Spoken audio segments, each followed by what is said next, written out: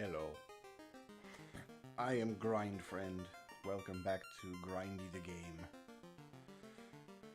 We gonna grind and grind and grind. Oh, I always do this. I always grab the wrong part of the window and then this nonsense happens. No, that's not what I wanted. I wanted to click inside the window. We've got one orb done.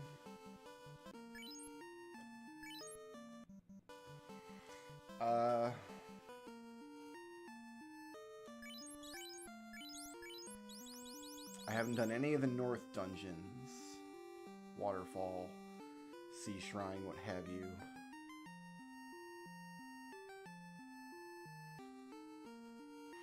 I think instead of grinding to 50, what I'm going to do... We're going to grind to 50 before Chaos. But we might as well do part of that grinding, like, on the way. Like, take what fights we can inside the waterfall and stuff, right? Turn everything up, but then you'll be able to hear my shame. I don't know why everything's so quiet. I literally can't turn my microphone volume up anymore in OBS. I can't. It's already maxed out. It's at 100%. So the only thing I could do is touch the gain button back here. When I touch this button, the universe explodes. Anytime I do anything with this, the gain button on the back of the microphone, the whole universe completely explodes. So...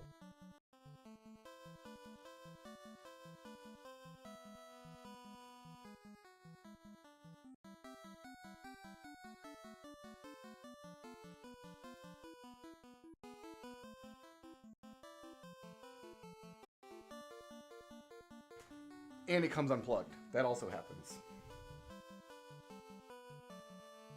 Phone cord back there. Okay.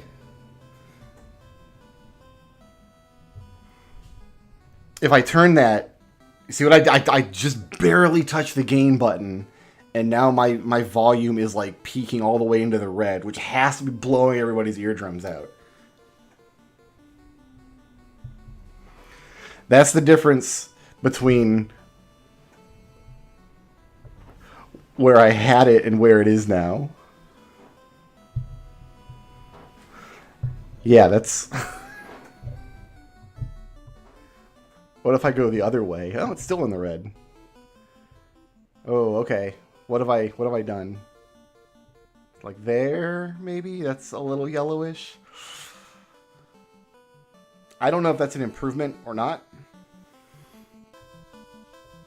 I know that this button on the back of the microphone is the devil's work, and anytime that I touch it, terrible, terrible things happen.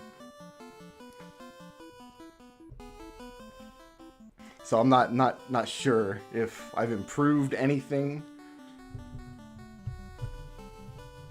It might just have been that this wire was about to fall out, and maybe it wasn't getting a good connection. And then when I tried to move the microphone to reach the gain button, the wire fell out, and when I plugged it back in, I got a better connection. Something back... So my setup is like, okay, I've got my TV in front of me. It's about, I don't know, 4 or 5 feet away, right? On top of the TV, I've got my webcam perched. That's where y'all are. Eye contact. Microphone is clipped to the front of the desk, so I can like move it back and forth. I've just now also noticed that I've got a Zelda shirt on, so I've got holes all over my chest. But the TV, the desk that the TV is sitting on in front of me, the TV is sitting at like the front of the desk. So it's a whole spot and a whole shelf behind it where I have like gaming consoles and things stacked up on, so I can just storage for gaming consoles that I don't use that often. It also means there's a lot of wires crisscrossing back there, and anytime I unplug and move stuff around, it puts stress on some of the other wires, and I think it might have been what happened with this microphone wire, and why it was being tugged out of the back of the microphone. Anyway, if it sounds better, then that makes me happy. So let's do some waterfall stuff. And we'll just take some experience as we go, I guess.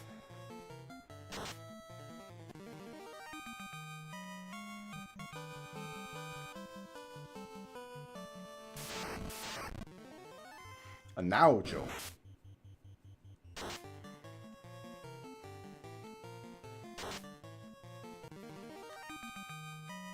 That's pretty good experience for a now show. I wasn't aware that they were good monsters.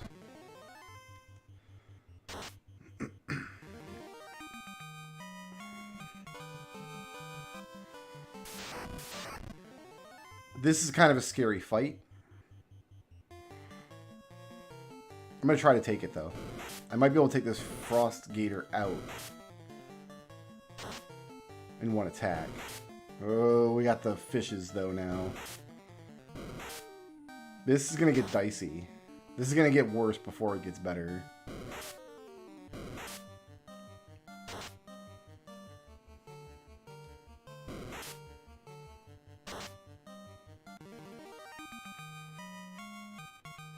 We took the level up.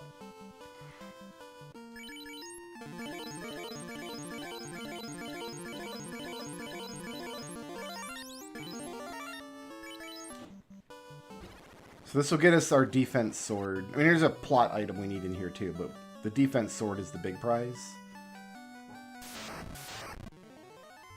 Take a mud goal.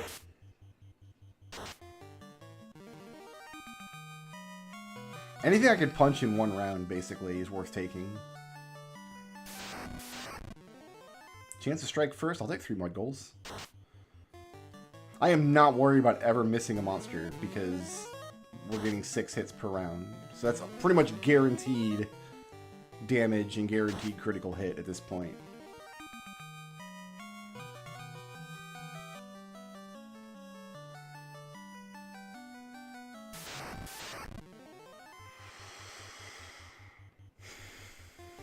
We're gonna die here, probably. If we start seeing squints.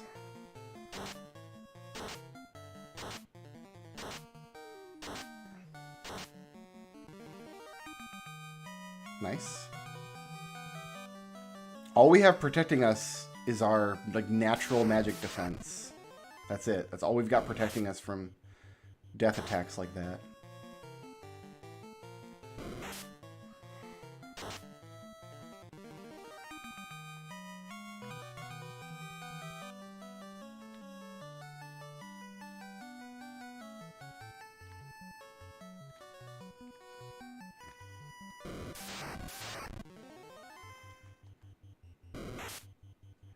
Don't cock-twist me, bro. I mean, our magic defense is good, though, because we're leveling up as a black belt. I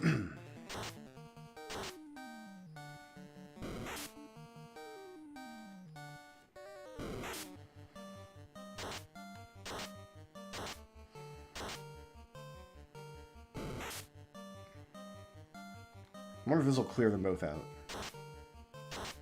Yeah.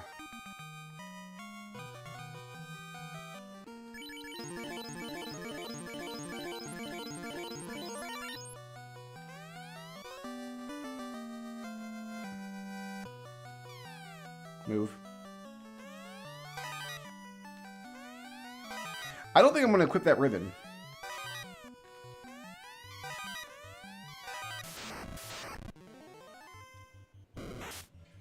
I think we'll just try to get by on our natural magic defense.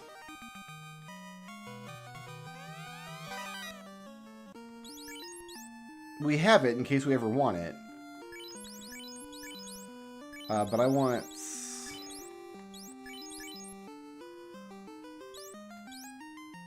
this. Up there.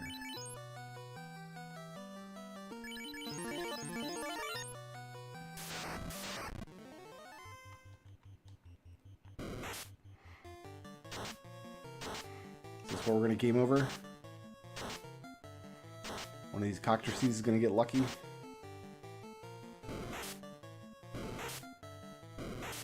Nope.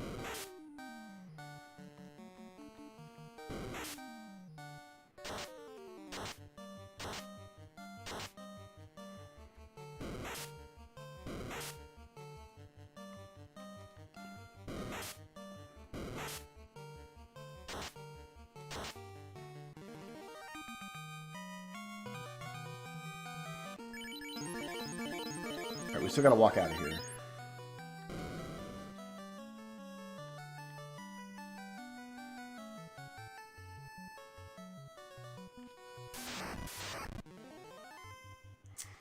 Yeah, we'll take this fight. Nice big rolls on the Zeus Gauntlet, my goodness.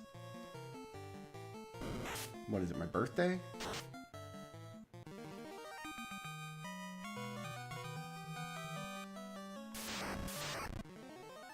Can't strike first, we take those.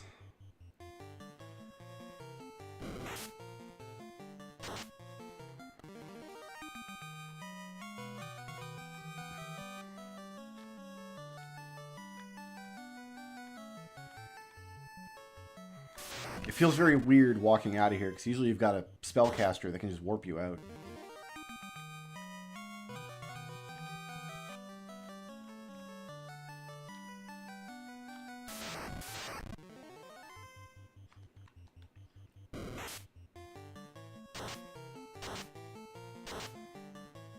I wish that had killed both mummies. That would have been nicer for my day.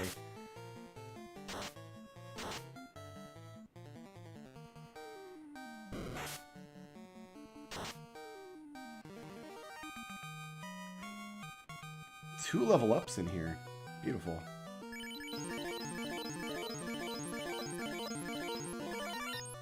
I don't know if we're going to get that spend less than 1,000 gold achievement on this run, because we've had to refill our potions a few times. That's actually a pretty tight ask.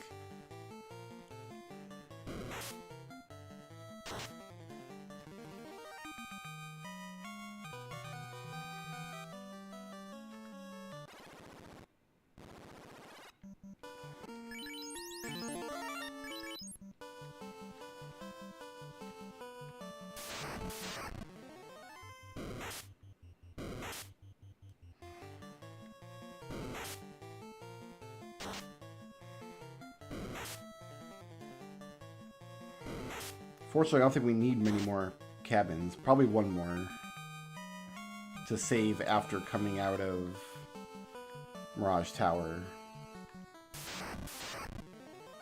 Can't strike first. I'll take it. These three trolls might take me apart, but...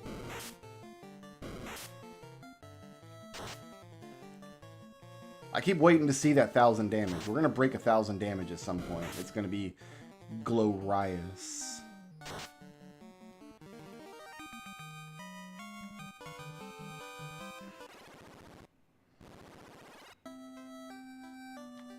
Here, in fact, I'm going to buy my cabin right now, just so I don't do it later.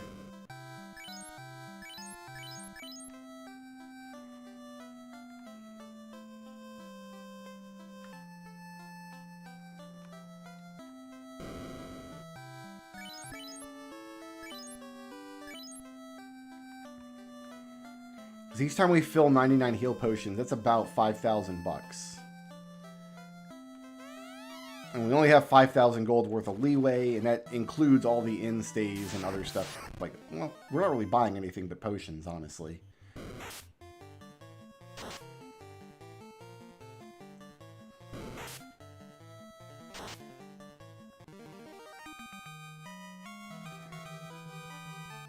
But now I've got a defense sword, so I can heal in battle without using potions if I need to.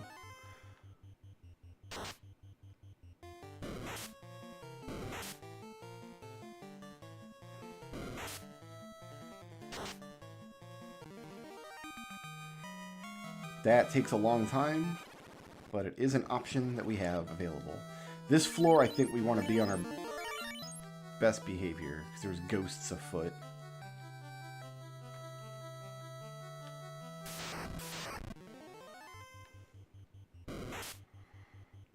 Shark, run away. Sad.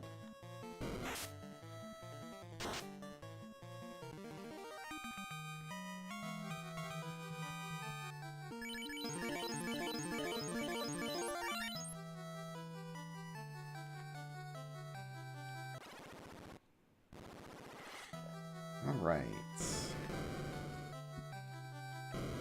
You would think as many times I've played this game I would know which boxes the treasure's in. So I don't think we're going to need that opal bracelet. I think we're just going to go naked. And depend on our normal absorb stat. But I wanted to pick up that opal bracelet in case I change my mind later.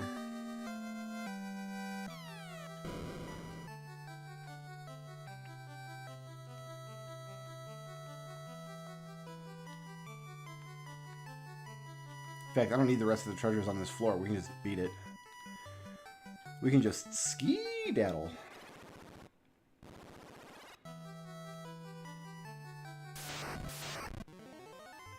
Water.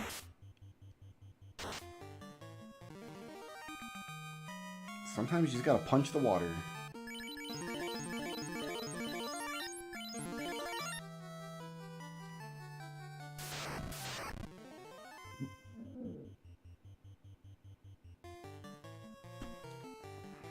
What's the play here? We load up on defense, I think. Because I think they can only hit once, but I actually need to have... It actually has to come out. Or else nothing good happens. But I think that was the play, is to try to get that to come out. Oh, we could try to go for the Giant's Glove, can't we? That's down there somewhere.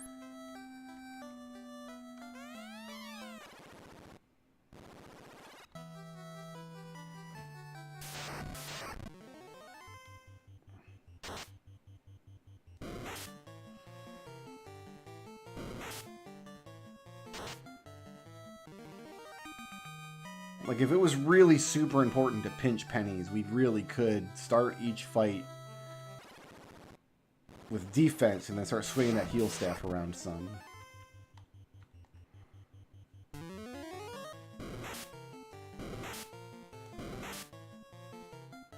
But if we put that up twice, they shouldn't be able to, like, hit us at all.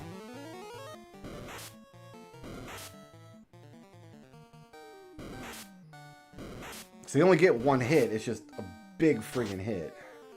Right?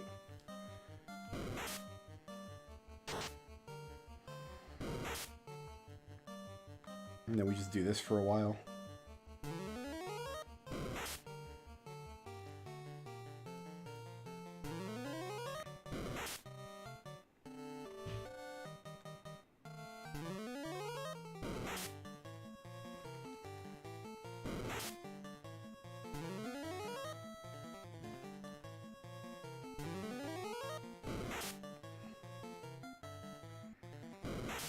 See if we just go all the way back up against this ghost.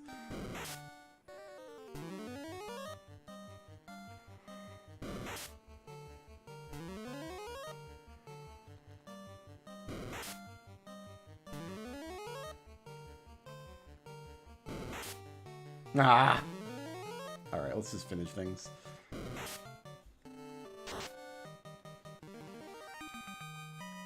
Aren't even that good experience for the danger they pose.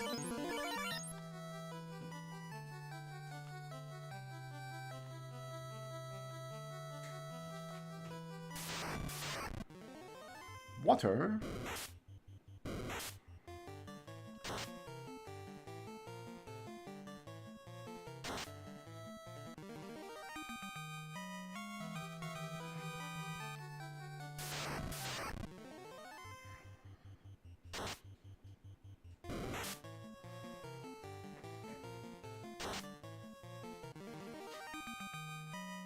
Still want to see that 1,000 damage. That's the dream, right?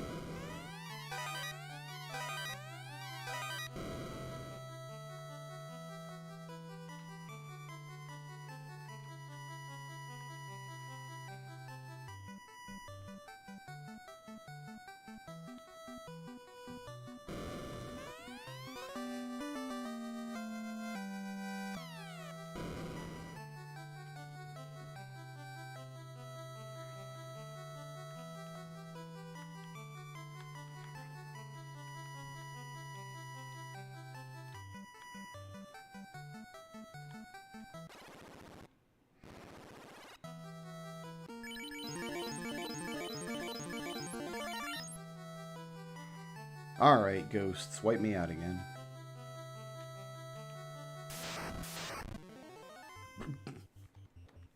I mean, I did literally ask for it. I literally said the thing. How can I be mad? How can I be upset?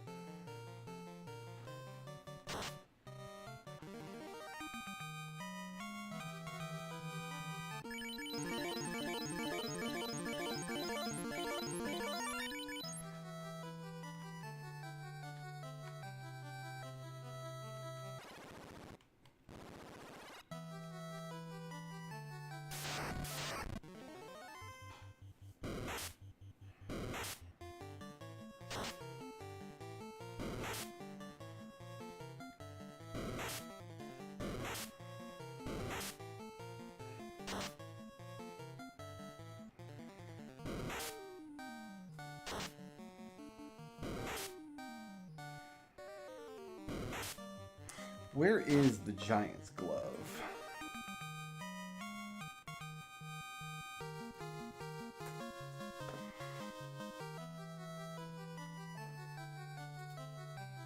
It's in one of these boxes in this dungeon.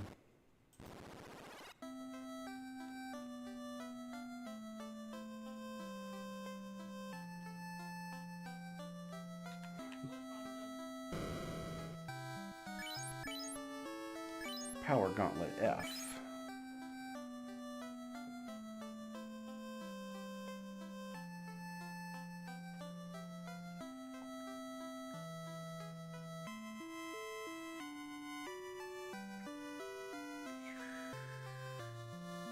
This is a confusing dungeon because it has a branching pathway. Most dungeons don't.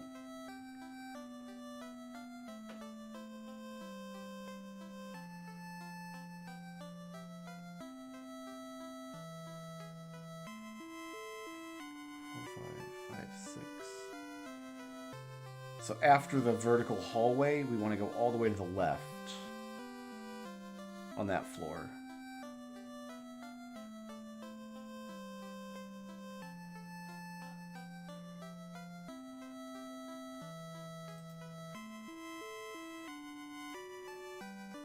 Alright, I know where we're going.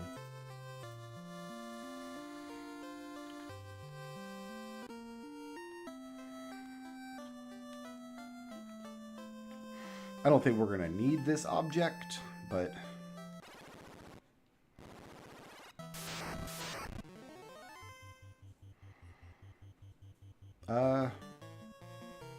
yeah, okay.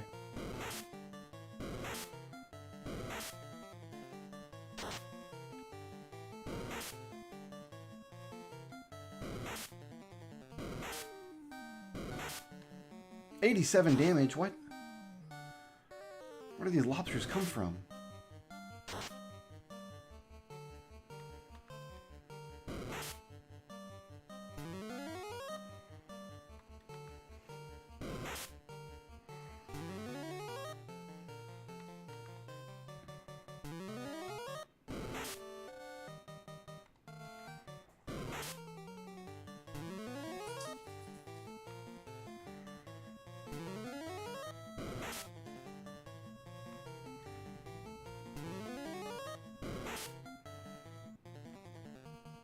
I wonder if I could have saved myself some damage in this fight if I'd have gone with the Zeus Gauntlet twice. Might have cleared out the lobsters instead of taking all those lobster hits every round.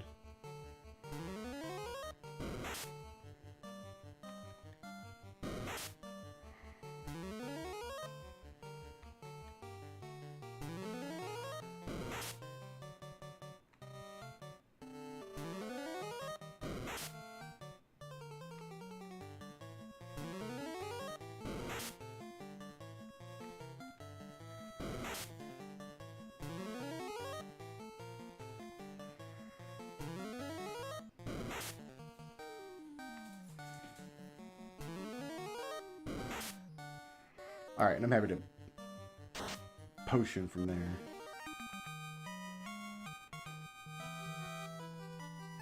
Actually, I'm tempted to just back out and save that level, honestly. The only reason I took that fight was to get the experience. The only reason to get experience is to level up. And that happened.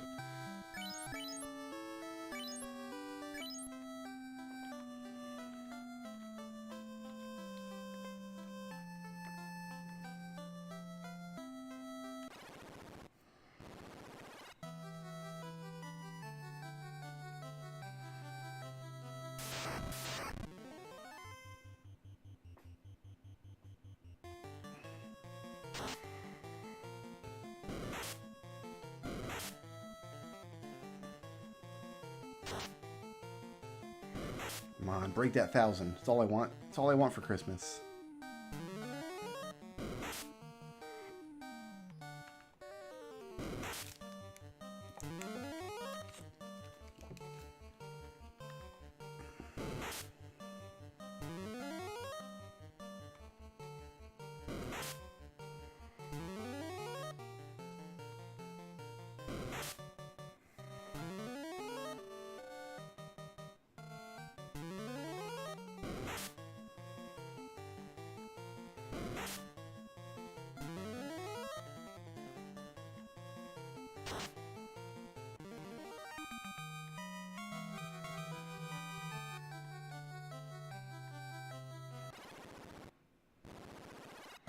Alright, so we skip this floor. We are maybe dead here? Oh yeah, we're big dead.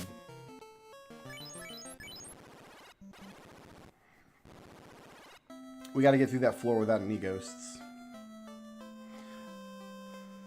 I think it's only that floor that has ghosts on it. The floor immediately above and below this starting floor, like in either direction.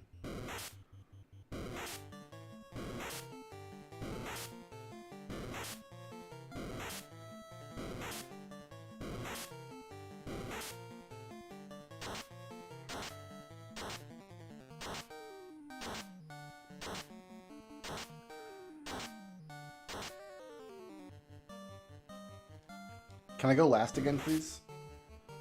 No, of course not. Why would I ever get what I want?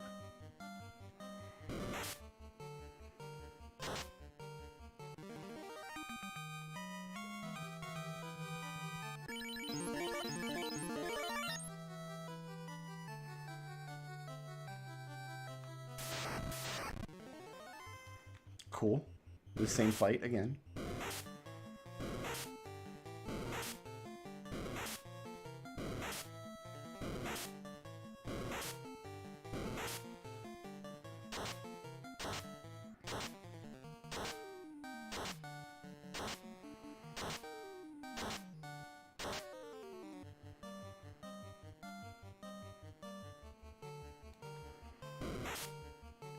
This is actually a pretty good opportunity for healing.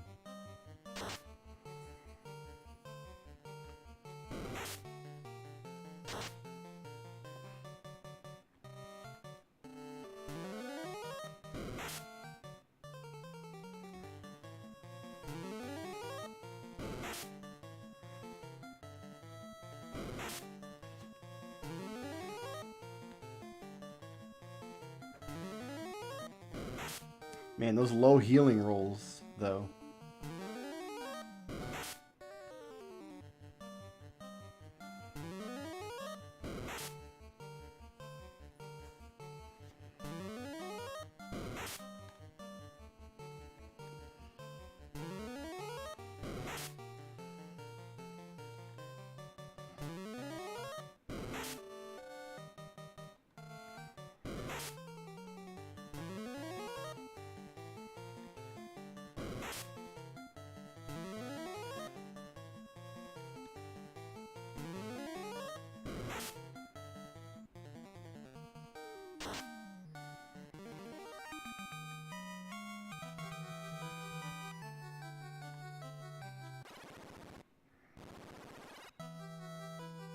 Alright, no ghosts. No ghosts. No ghosts. The same fight again. I mean, I'm not going to complain about the Sahags, because they're not ghosts. They could have been ghosts. Who did it? Was that S31 Jonas? Thanks very much for re-upping your channel membership and making Prompto sing. He does so love to sing.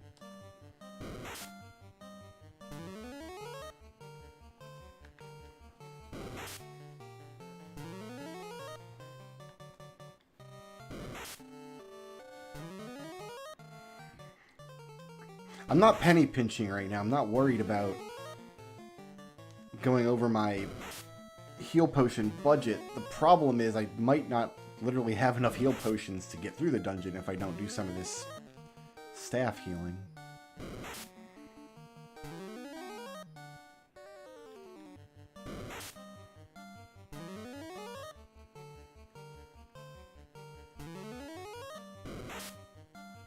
Do one more round. Don't want to end on 404. It's an inauspicious number.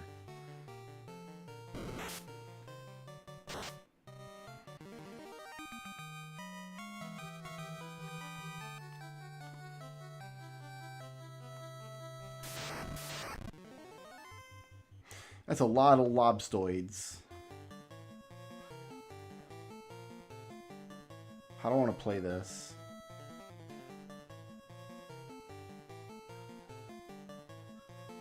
If I just gun it, each of them is going to do about 40 damage to me, and I don't think this will clear in one round. That's going to leave me at like 200 health or so. I think we have the defense up to start with here. Oh, 3 hits. Awesome. They were only doing 2 hits before. Every single one of those nerds did 3 hits. All of them.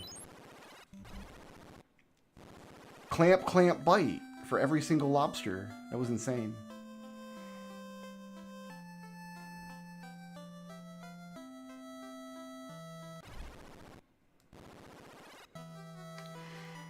I love playing Final Fantasy 1. This is such a zen game, right? Like, I just don't mind the game's foibles at all most of the time.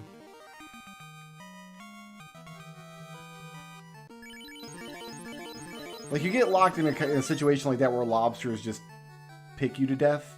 That's just going to happen in this game. And part of why it doesn't bother me with this game specifically is I'm not looking for feedback from Final Fantasy 1. I know everything about this game. I know this game inside and out.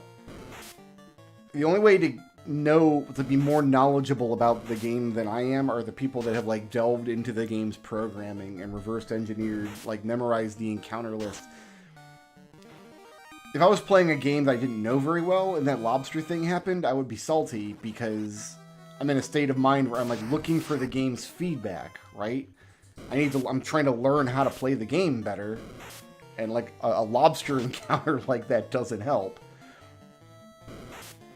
But I'm not looking for feedback in Final Fantasy 1. I know what the haps is in Final Fantasy 1. I know what the game's gonna do, and like right now I just gotta suck down 20 potions. That's just what it is.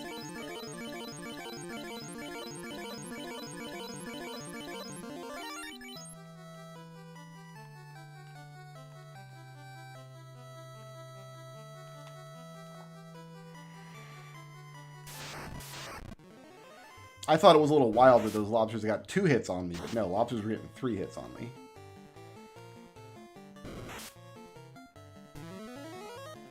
I have like 25 potions left, and I'm going to assume I need most of them for the boss fight at the end.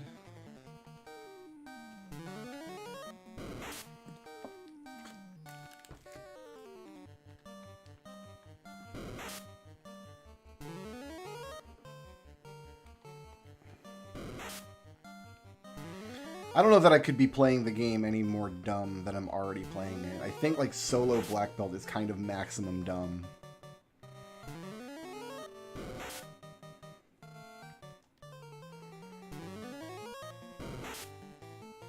I think we go all the way here, right?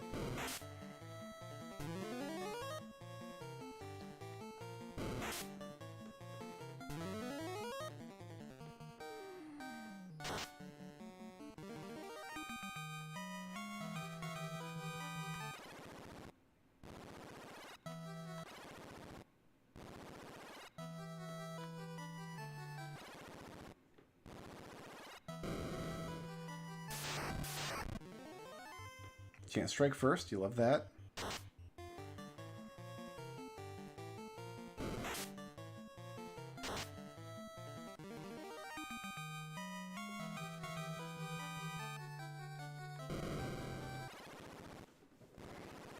Alright, so we need to go this way.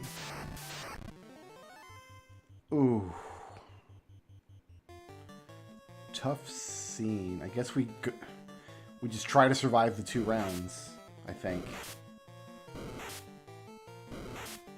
Or we hope for really high rolls on this to take out some lobsters.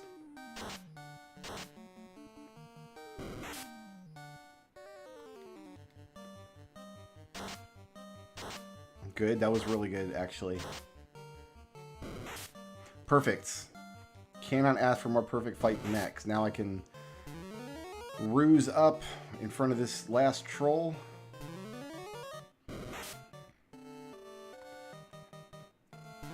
Heal back to full.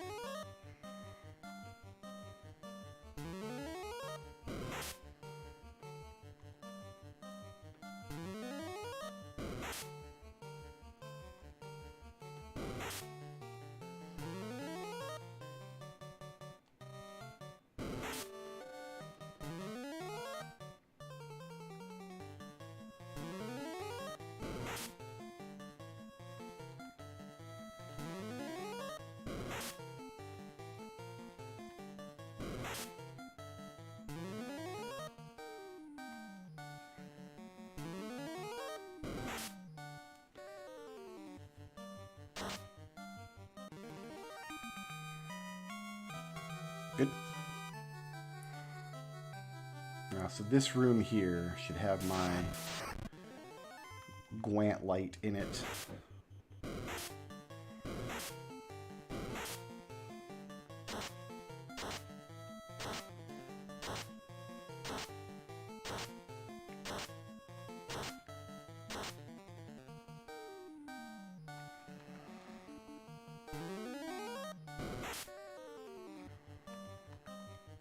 That was the hammer, wasn't it? Nothing happens. Who would have guessed? Alright, D-pad, let's calm down. I keep flubbing my D-pad inputs for whatever reason. Push the button slower.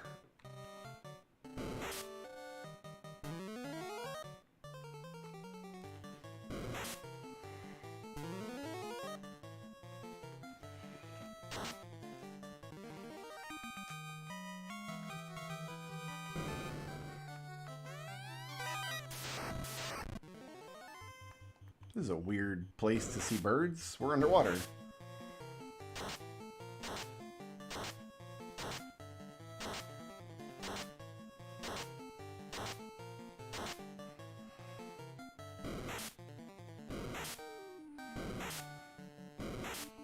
Alright, did not get squinted.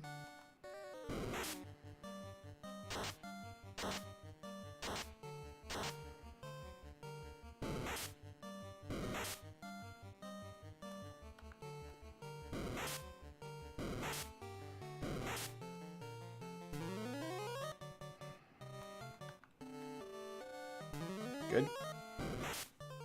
They're still getting through 2 ruses, huh?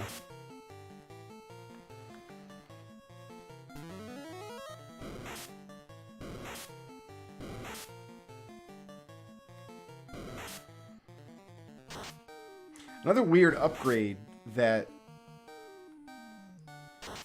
they put in Renaissance mode that they took out of standard mode. We're in classic mode now. In classic mode is... In Renaissance mode, the monster that attacks you flashes for a second, so you can see which of the monsters is acting at that moment. That's not a feature in the original Final Fantasy, which is why they've removed from classic mode, but like, they've left some quality of life stuff in classic mode, stuff that doesn't actually affect the game mechanics at all, stuff that just makes playing the game a little easier. And I'm not sure what metric they use to determine this is the quality of life stuff we should leave in versus this is the quality of life stuff that we're going to roll back out. Like, why let me have a dash button but not show me the enemy flashes? Right? Why not let me buy more than one potion at a time?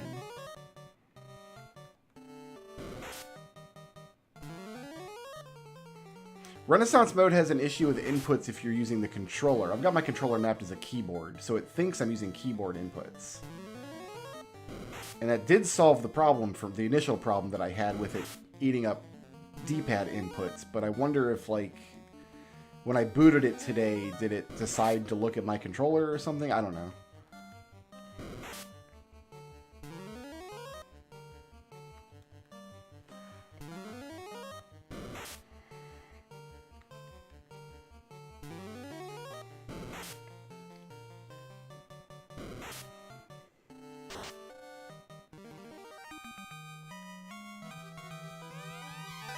Okay, that's what we came here for.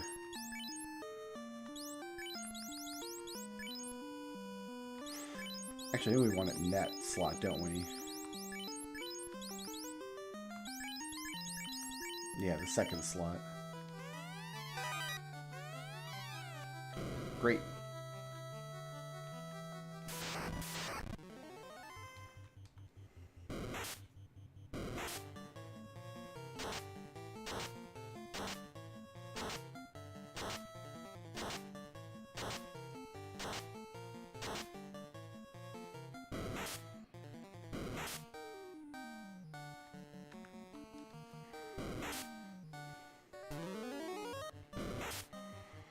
Do 2 layers against these guys.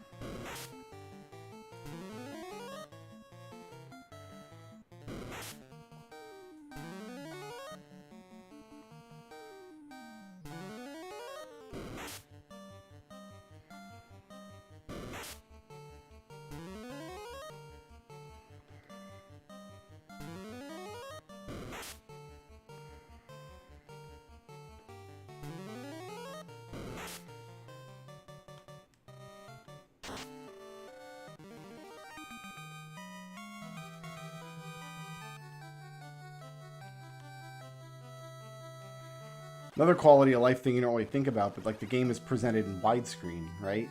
That's a quality of life thing. You could see more of the dungeon floor at once. Ooh, this is a tricky fight. That's good. That's good to see. I'm gonna do one more layer, I think.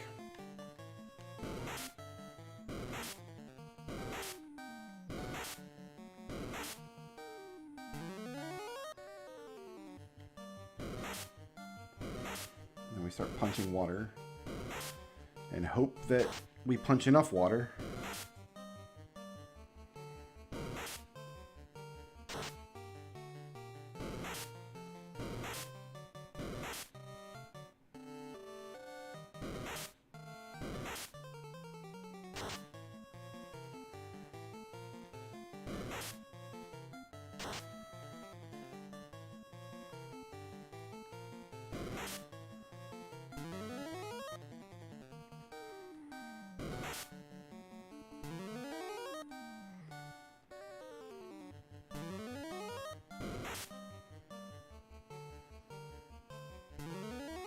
Trying to think if there's any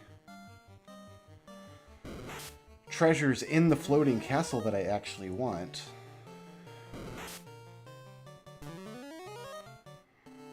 And I honestly can't think of anything in there that I want. Maybe if I need to equip the opal bracelet, which I don't think I will, but if I needed to, I could also equip a pro cape.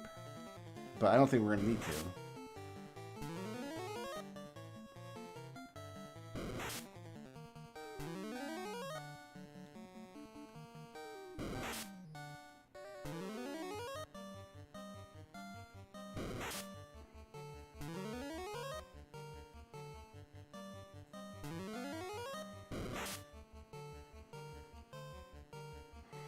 It's going to come down, a lot's going to come down to how much damage we take from magical attacks at the end of the game when we reach level 50. Is our natural magic defense going to be good enough to withstand stuff like Gas Dragons, Lich, some of Chaos's attacks, or are we going to need to equip... That's the wrong way. No, that's the wrong way. Or we're going to need to equip a ribbon. Oof. This is tricky again for the same reason. That was a big bite. Oh my god, that lobster, though. That was a hero lobster. Y'all saw that hero lobster?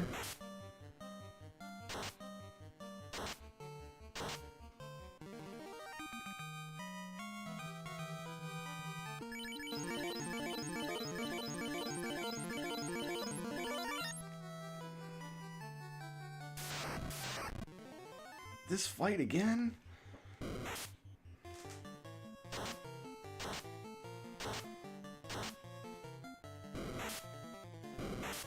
The sea trolls are nothing compared to the lobsters, dude. I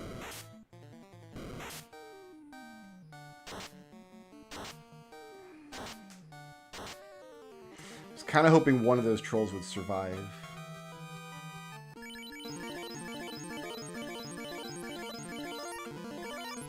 It's coming down to the wire on potions.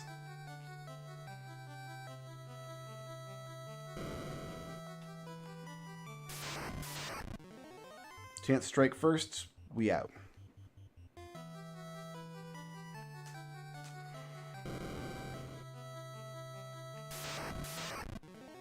Ah!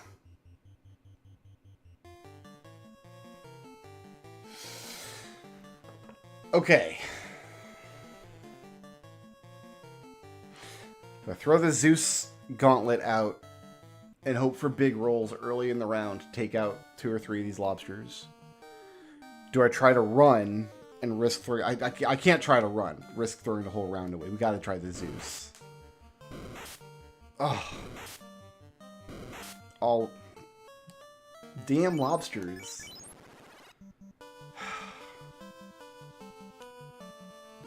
Alright.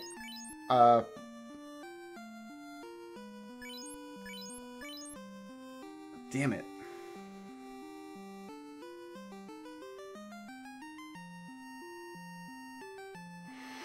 It's a long time in between attempts to keep rolling this dungeon until we just get a run where the lobsters don't gangbang us.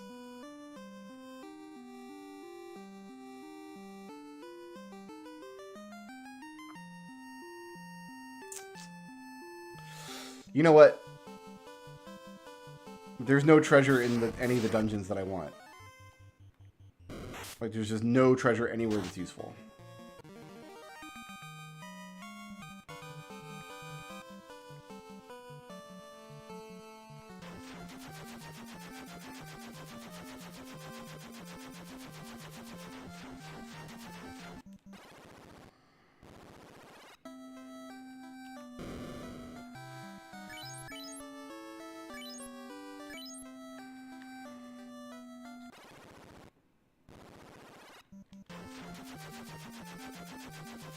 So I'm going to spend 30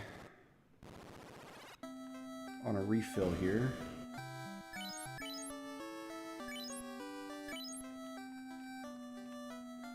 Yeah, the XP is very useful, but it's too dangerous a place to get XP. Like, those lobster fights are too much.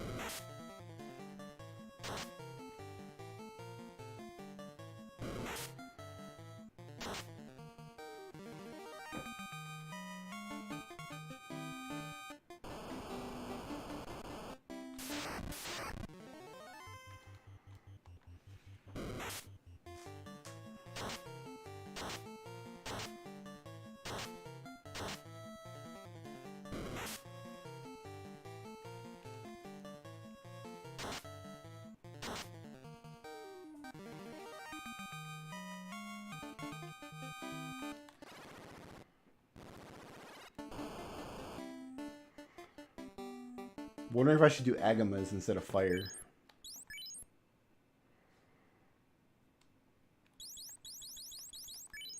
We get 1620 per fire and 1200 per agama. Max HP 296. They've got higher max HP than fire elementals do. Fire elementals are worth more. No, they're not. 2472. And we can get 2 per fight. They've also got the fire trait. I'm considering going for the agamas.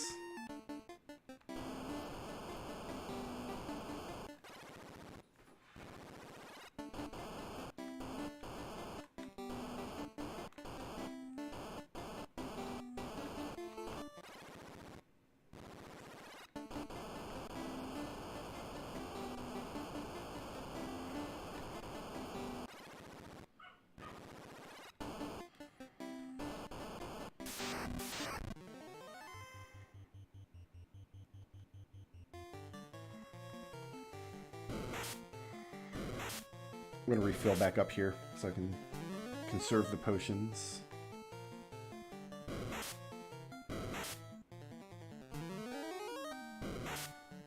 I don't know if iguanas will run from me or not. I think we take out the iguanas first because I'm pretty sure the giant will never run.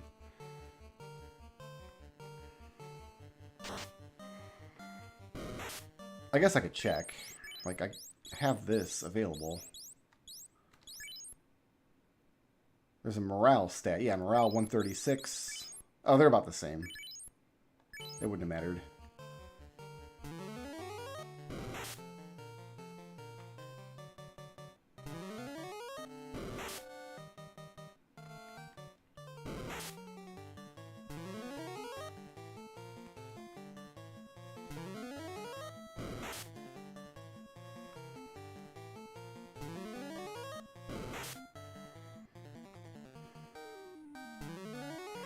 Yeah, there's a spot in this dungeon where there's 2 spiked squares of agamas right next to each other, so you never get any other encounters unless you want them. The problem is agamas have a heat ability. They've got an attack.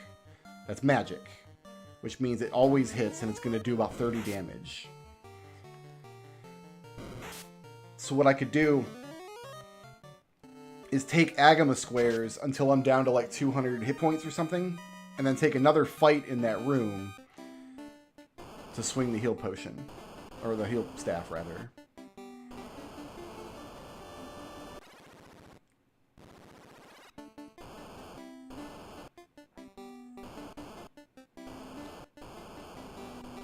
This room now.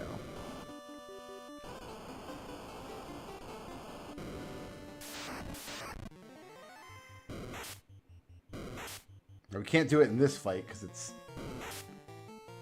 same problem as the agamas. Cerberus uses fire attack on us. 16 points, whatever.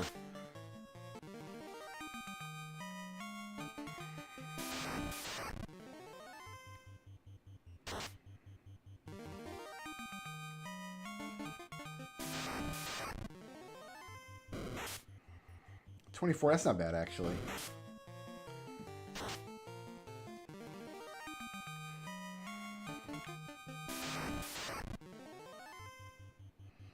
And half the time we'll just win the fight before they do anything.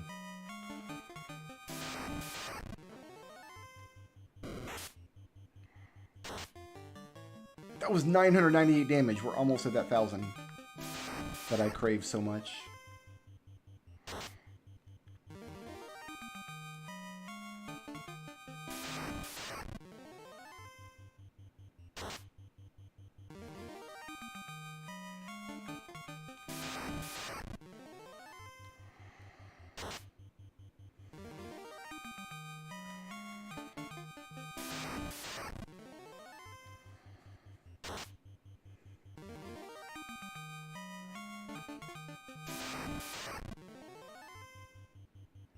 I thought there were 2 agama fights possible as well.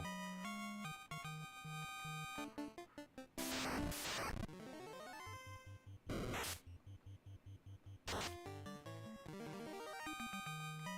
so now what I do is I go over here and take a fight. This is a good one.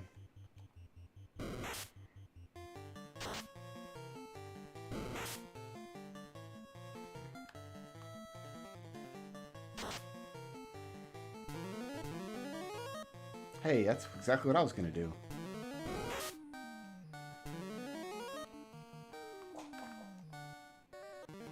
Ran away? I didn't know you could do that. My man evades, like, rused himself to evade up and then ran away.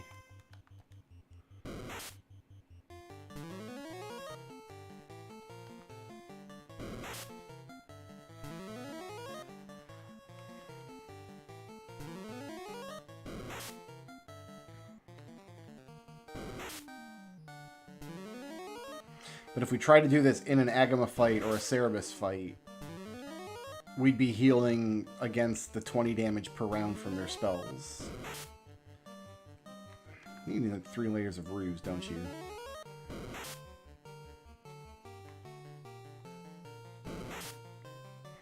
I've done that calculation before. How many Agamas does it take to get to level 50? But no, I don't remember the number offhand. It's quite a lot.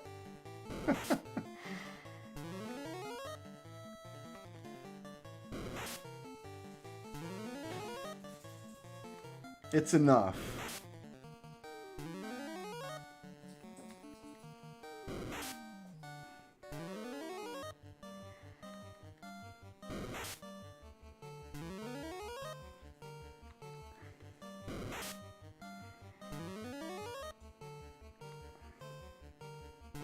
What we might try doing is going to like 35 or so on the Agamas, and then going to the ice cave with the eye.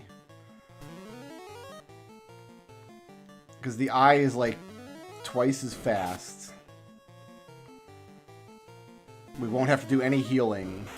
The danger there is there are some encounters that have a small chance of killing us down there and erasing progress. So what we might do is go to 35 or so on Agamas. We had to come in here anyway, right? And then do the rest of the leveling on the eye.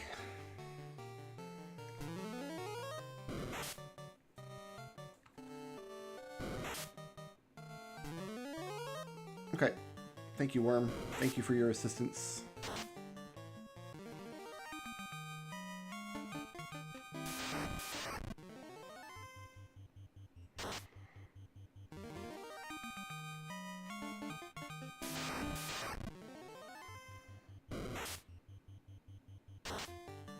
There is our 1,000 damage. Beautiful.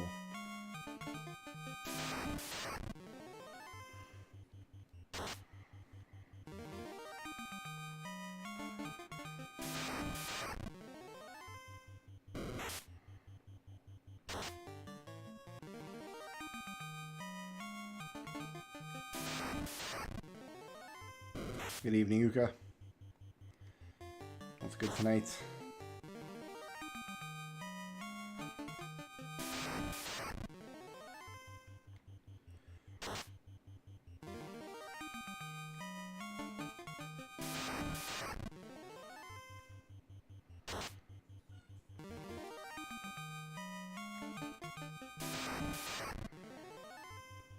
Love these chances to strike first.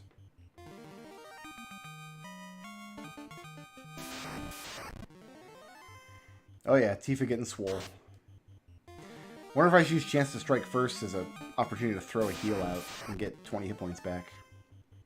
I guess it doesn't matter that much.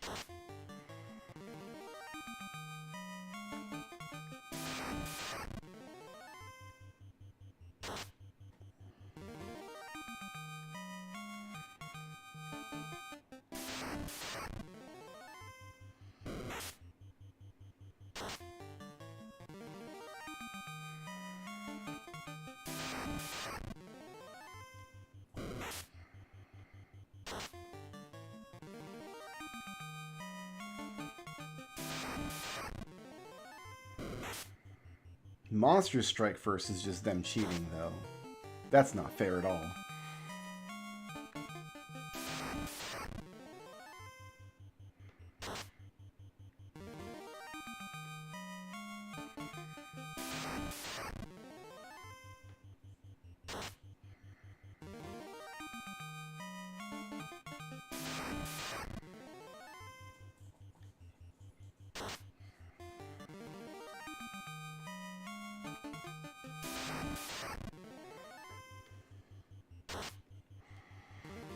Also, I don't know about as the kids say. I mean, we were saying swole back in high school. That was late 90s.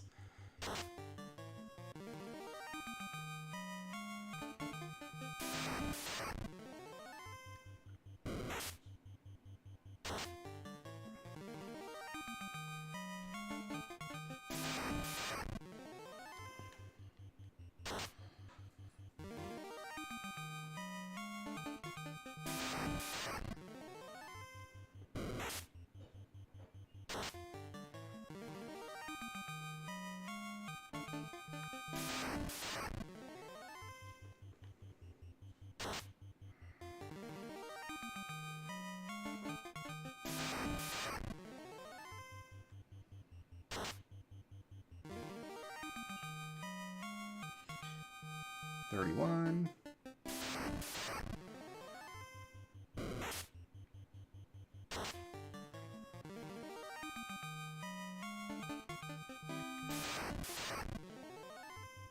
Chance to strike first. Good.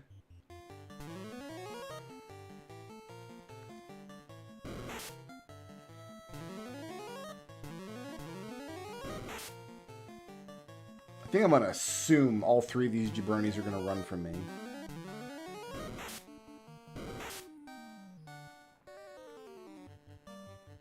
No, I don't want to sit through all their attacks if they don't.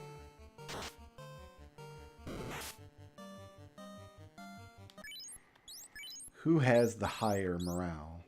The Groger at 126 or the Zoger at 134? The Zoger does.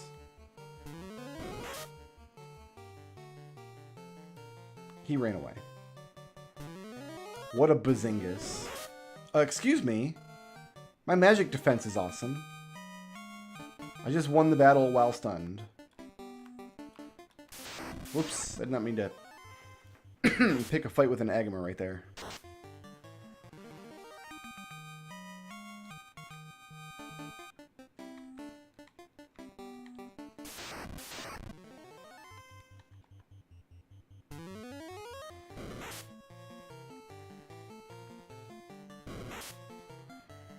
We did, what, 3 layers against the Grey Worm previously?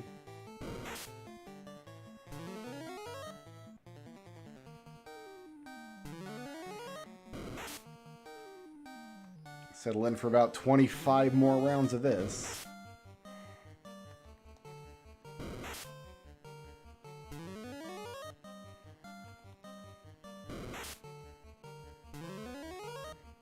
Okay, we're standing up now.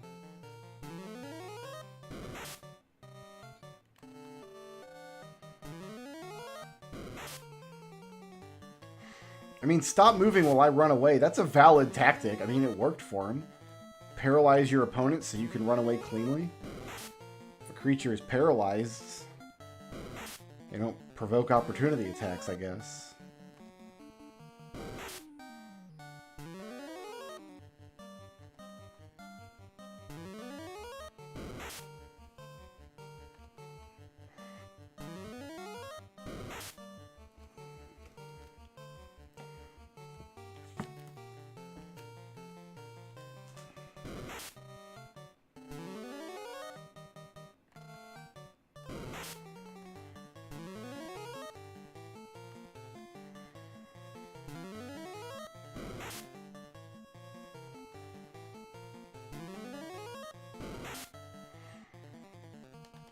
But wizard ogres are not murder hobos.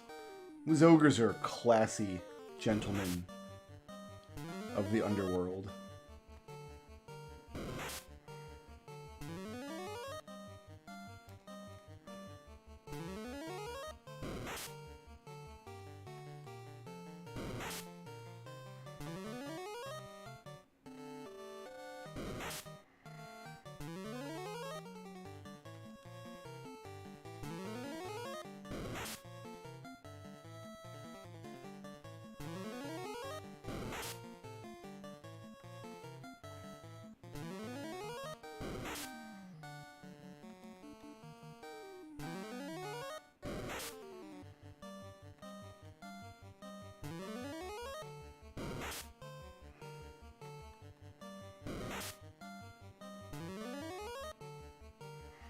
Alright, thank you, Grey Worm, for your contribution to our cause.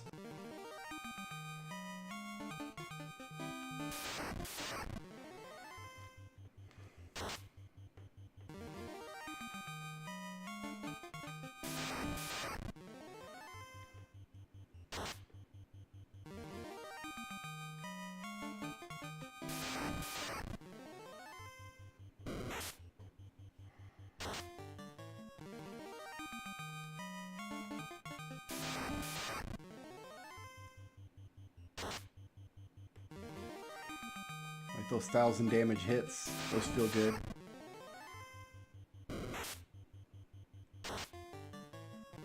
Ooh, they're getting more frequent too now.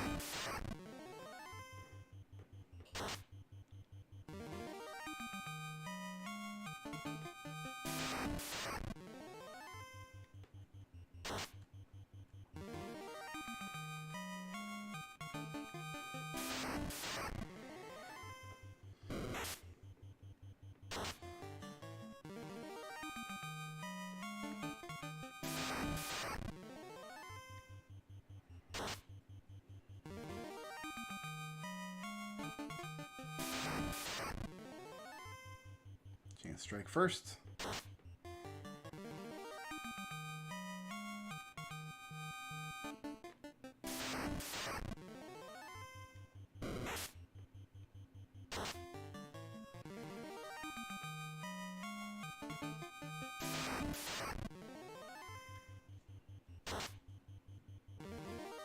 That was 1,200 damage. Thank you.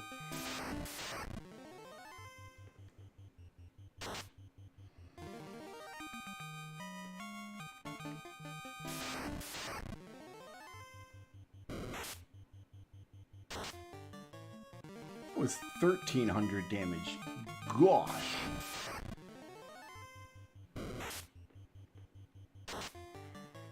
We still got like 24 level ups to go or something. We're only level like, I think we just hit 32 or 33, something like that. We didn't start clearing 8 hits, did we? We did. That's what happened.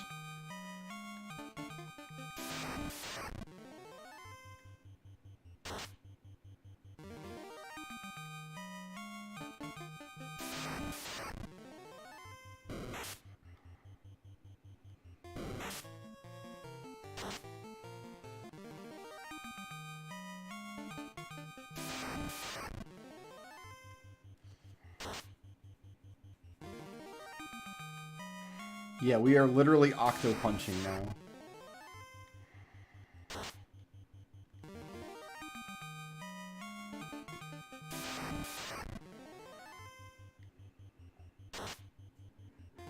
$1,400.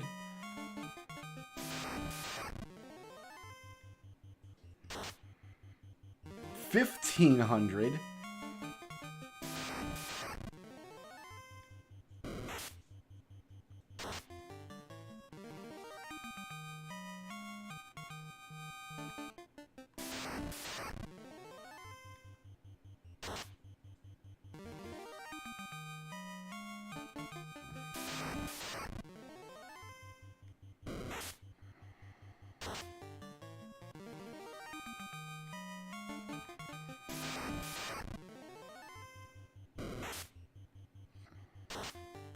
Yeah, you know what? I think I want to call it here and see about finishing up on the eye.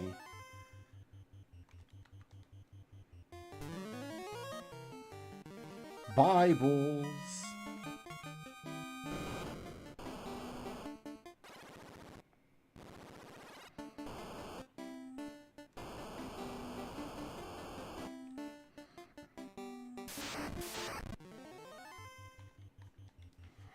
I don't know what, if anything, they did damage calculation. I know that one of the stated design goals, particularly for Classic Mode, I have to imagine, is sticking as like close to the spirit of Final Fantasy 1 as possible. Like fixing the bugs and things, but like trying to follow the design intent. That's the stated reason for why even in Renaissance Mode there's not stuff like or life potions, right? You can't buy Phoenix Downs.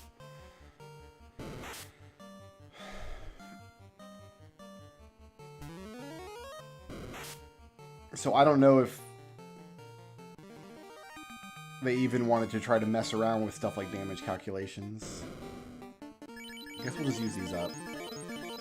I don't think Carrie's gonna punk us, but...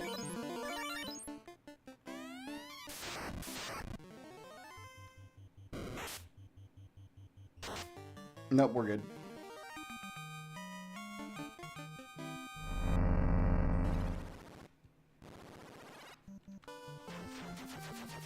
Okay, let's...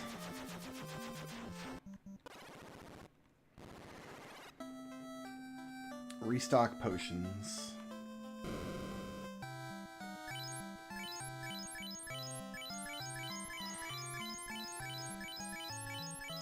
I think Time Mage and the stuff like the new classes can do, and even some of like the Renaissance mode features, I think those were viewed in the sense of like adding new game content. Whereas like a Phoenix Down would actually be like outside of the spirit of Final Fantasy 1, where death is supposed to be like semi-dangerous in dungeons, and reversing it is supposed to be like a feature localized to a particular character class. I'm not sharing my opinion on it. I'm just telling you what I've gleaned like from reading the guy's documents and reading his website and reading some of the comments on his Discord, where he's got a channel devoted to like feedback and like game content suggestions, and then like he sometimes explains why he won't add certain things.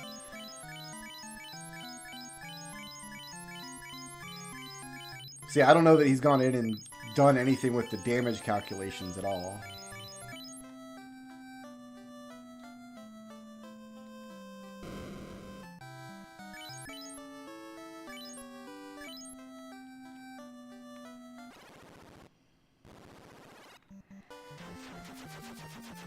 Did I talk to Dr. Hugh and turn in the slib? I forget if I've done this.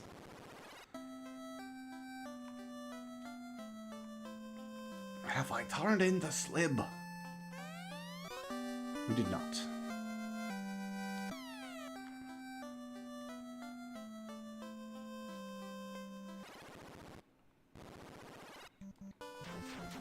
Alright, let's do the walk to Leafin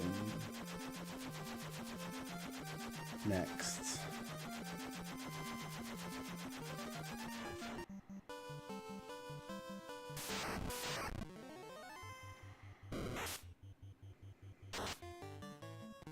Sometimes you just gotta punch a dinosaur, right?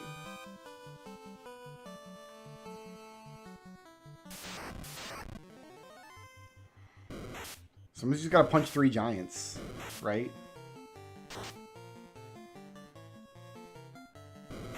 But yeah, that does seem excessive amounts of damage. Like, something's doesn't feel right about that. Like, I've been to level 50 with Black Belt before. That feels like a lot of damage. Like, consistently breaking 1,1300. I feel like that's, I would remember. I feel like you kind of cap her out around like the 700-800 mark, typically. Giants do run away. Go figure. I didn't think they would.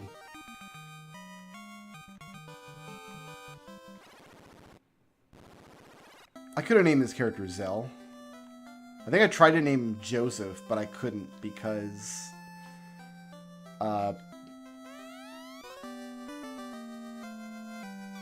it wants the J key, because you have to type in the name, right? You can't use the controller to input the name. And it wanted the J key to be some game function.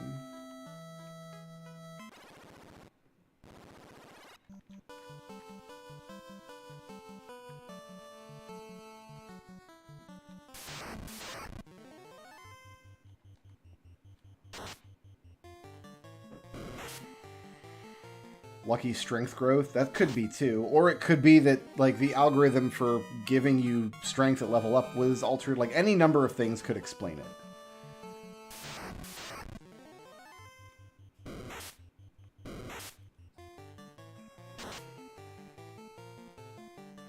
Dude, your strength doesn't matter as a black belt though. I thought your damage stat was just a function of your level. I didn't think your actual strength mattered at all.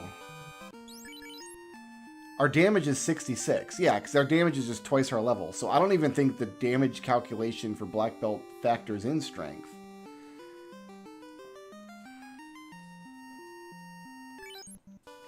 It could be any number of things. I really don't know.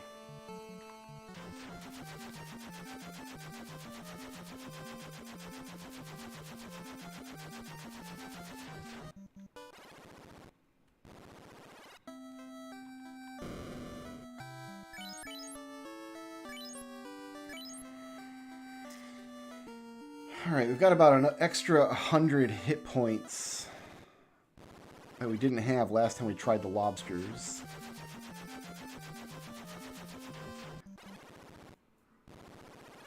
I think we go willingly back into the ice cave.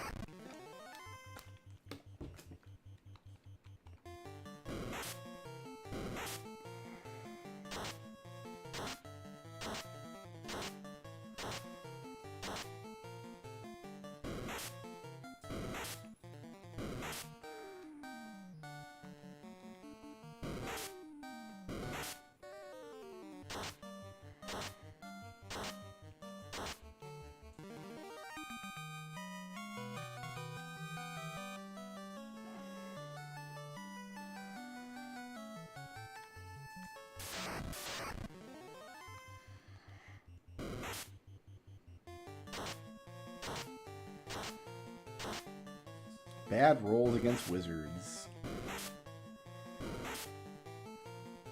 Thou dost hate to see it.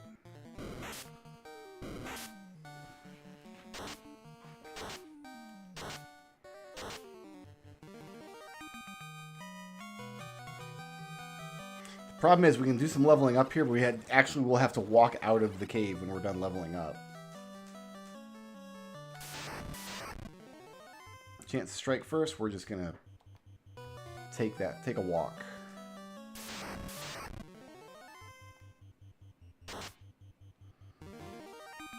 Octo punch a sorcerer, why not?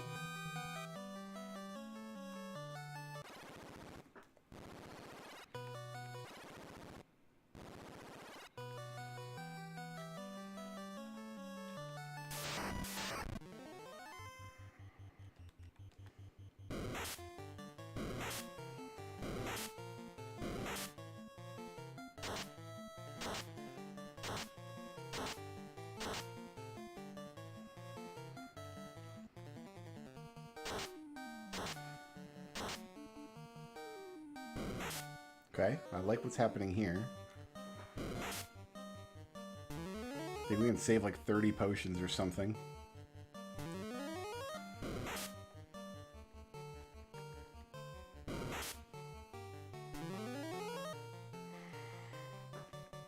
Yeah, it feels good to KO a sorcerer on hit for once. That was nice.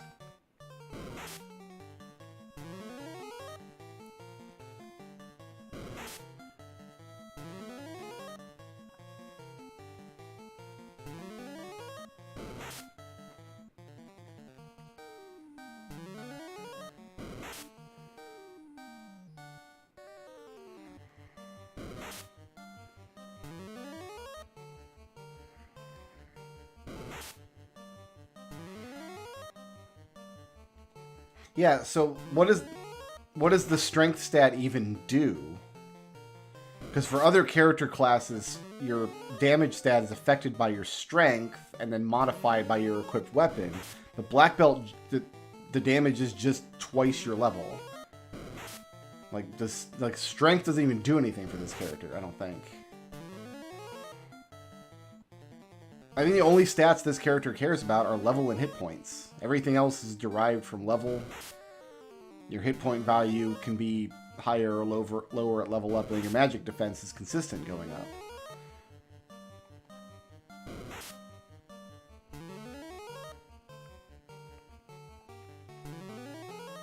I guess my intelligence stat is helping with... Maybe not in classic mode, but in Renaissance mode, intelligence stat will scale your spellcasting items. I don't know if that's a feature that they added to classic mode or not, considering intelligence didn't do anything in standard FF1.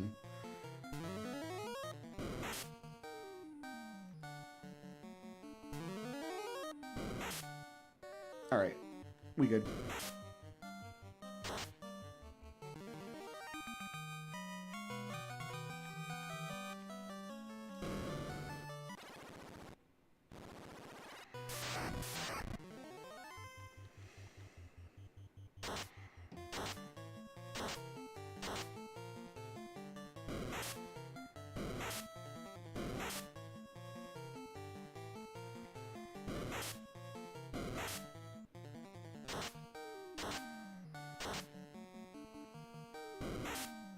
Ooh, a chance to top off. Wasn't expecting that.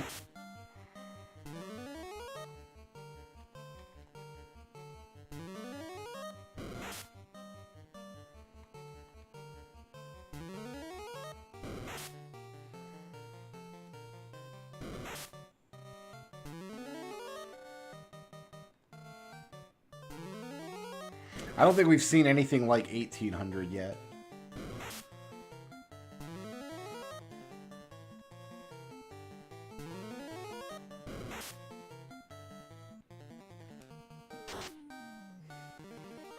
I've seen 1500 a few times, and 1500 is insane.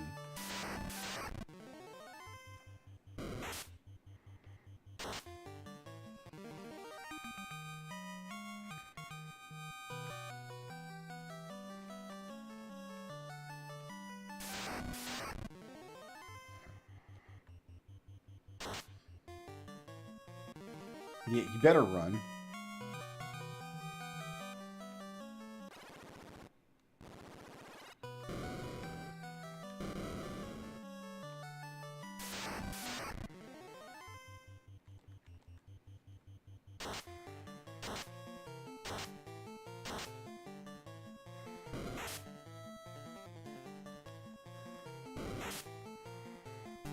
I might have made it all the way to the eye without using a single potion, which is pretty hilarious.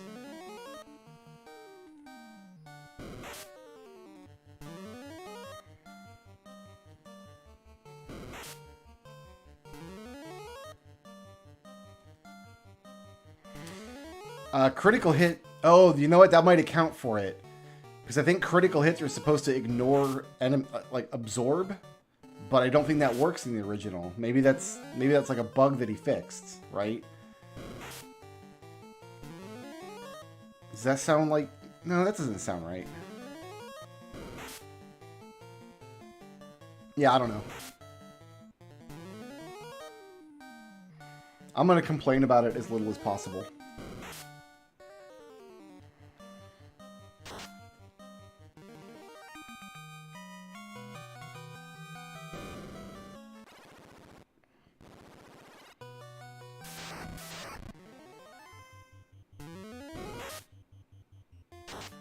So XXX can never hit me because it can only kill you if you have less than 300 health, which we are never going to have. So the eye's opening attack can never kill me, and there's no way it can like punch me for that much health. So this is perfectly safe. What's not safe is this step onto the non-spiked square. Because that could give me any number of scary things. Mages or sorcerers. Actually, just those two things are scary. And the reason those are scary is because mages and sorcerers can both KO you on the first round. And all we have to protect us is our M defense. Which is considerable.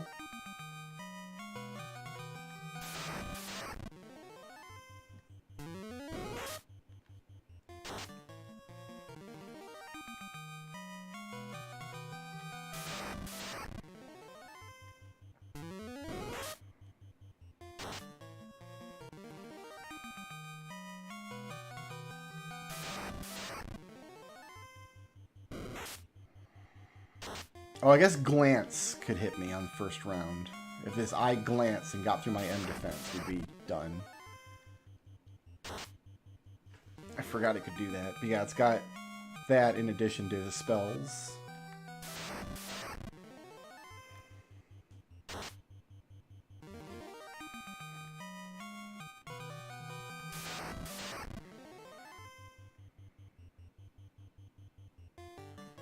Kind of an obnoxious fight. I'm just gonna try to run.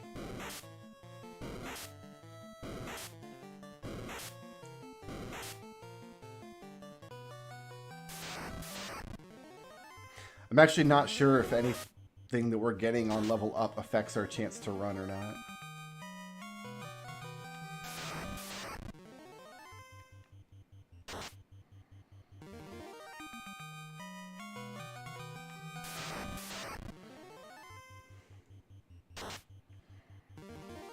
$600 damage. What was that weak sauce hit?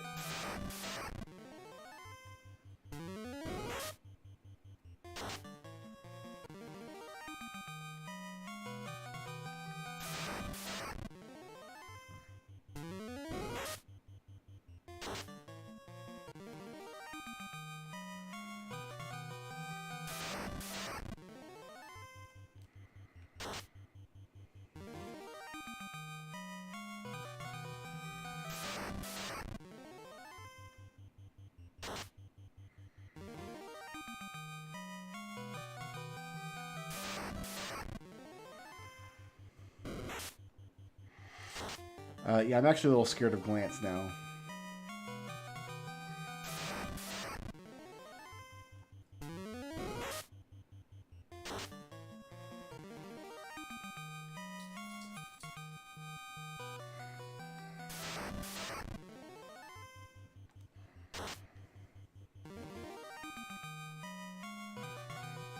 Level and luck affect chances to run. Okay, that sounds right.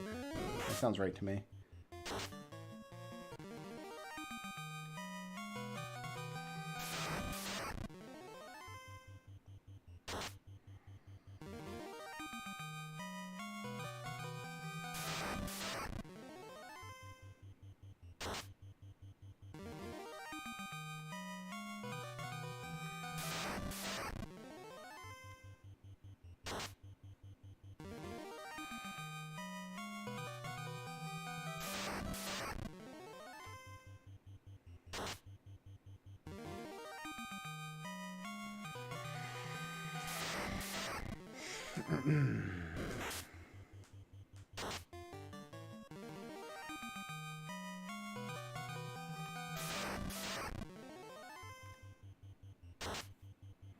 If we get glanced, I'm going to be very, very sad.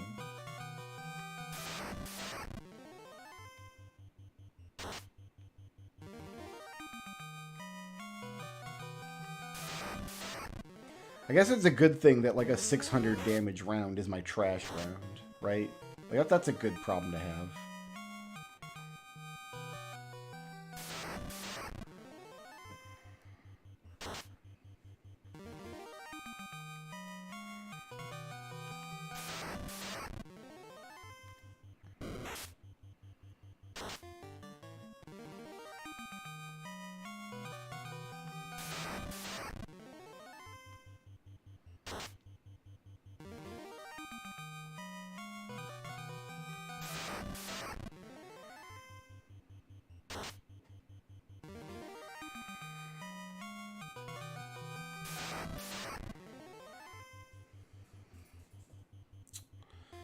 This fight again. We should probably... Yeah, let's take it. There is a small chance of us getting stun locked here.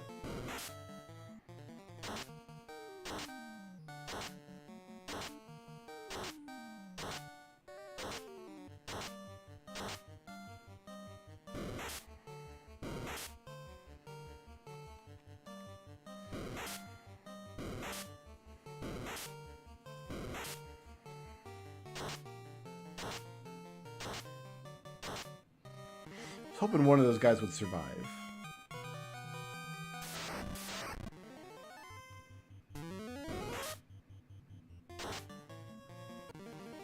That was 1640. I think it's the highest I've seen yet.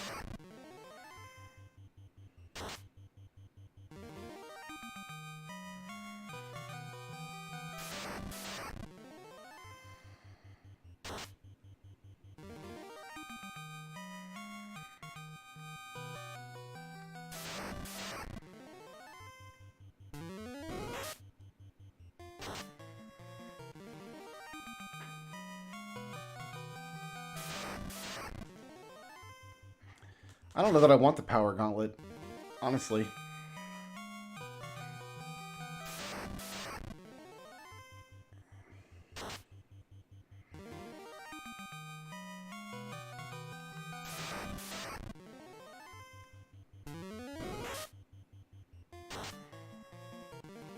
I'm hoping we see... I mean, we'll probably see 2,000 damage hits once we hit our next accuracy threshold, if nothing else. Power Gauntlet would really just be to see, like, where we can push the limit to, right?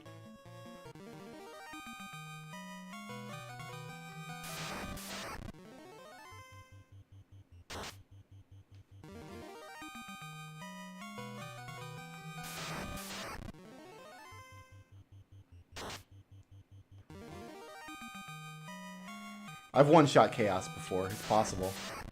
I've done it with Fast. A fasted master. 1730. That's the... No, we hit 1800. No, we didn't. That 1730, I think, that's the highest we've seen so far. We've seen 16, now 17. Haven't quite seen 18 yet.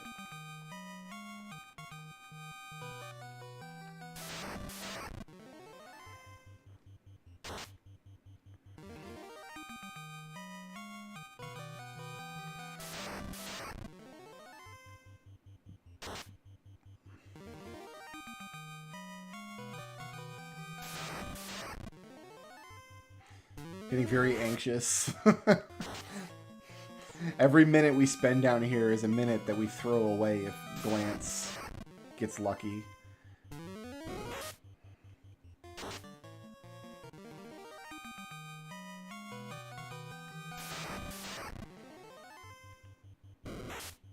Ugh. Every time I see Glance, it's like, oh, is that the time? I think 1786, that's the new record.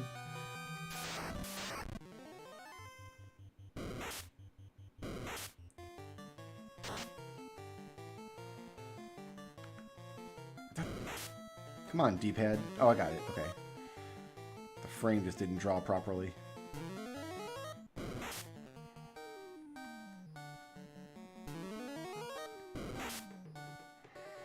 The walkout could go bad, but it's pretty low risk. The problem is not the level of risk I'm taking on right now. The problem is the amount of risk I'm taking on. The level of risk is very low. It's on the order of like 0.5% or something of something actually that can kill me getting through and doing the job. The problem is we're spreading ourselves over a lot of opportunities for that to happen in that eye fight, especially. Anytime that eye acts before me and rolls Glance, there's like a 1 in 256 chance of ending the run right there. And then we throw away all these experience levels. 1816, that's new. That's the new record.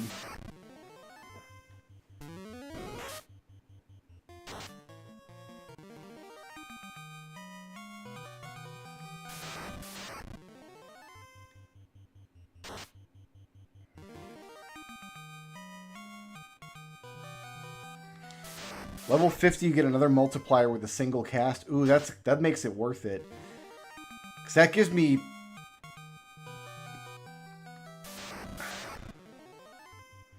That would give me 12 hits, wouldn't it?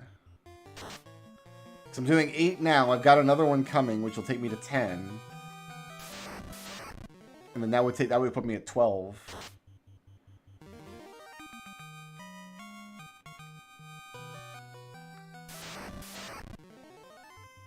And it stacks, I think.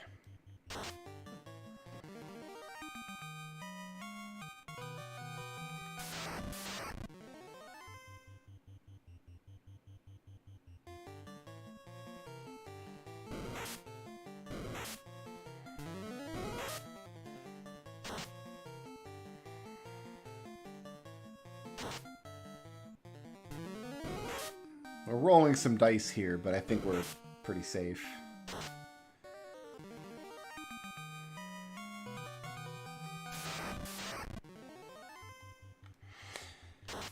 I feel like I've done 10k damage in Dawn of Souls.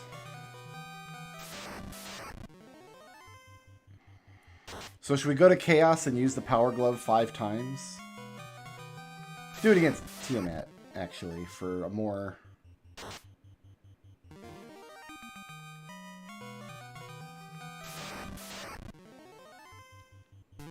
like a slightly safer playground.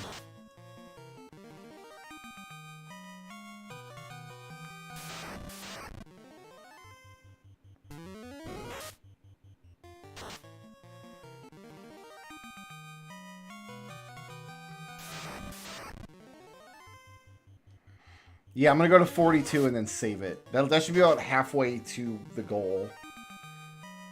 I might do 42 and then go clear out the remaining dungeons just to kind of break up the monotony a little bit. We have 300 more health now than I did when those lobsters took me apart earlier, so I'm not really scared of lobsters anymore. So 6 lobster fights, no problem now.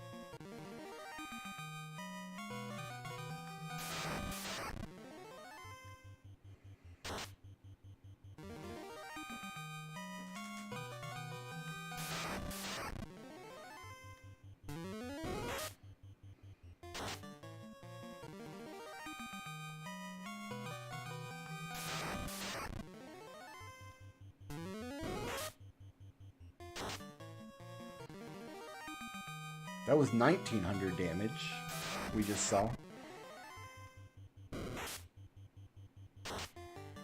Not gonna lie, I do poop myself a little in the split second after I see the word glance pop up. I do poop myself a little. Every time. Not ashamed to say.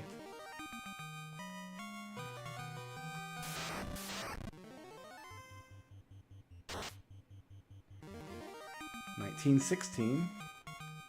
Yeah, let's go ahead and bank this.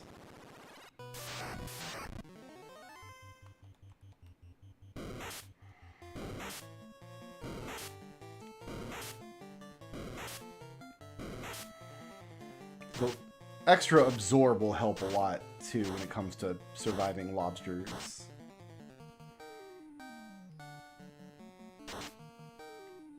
$2,188 damage is what I just saw with my human eyes. Nope, sorry for giant.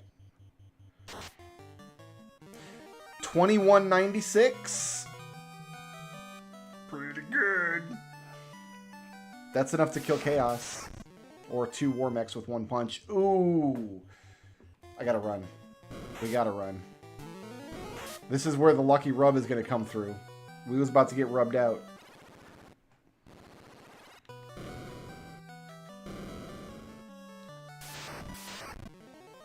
Chance strike firsts. Take that. Take those all day. Did I use a single potion? I did not. No potions.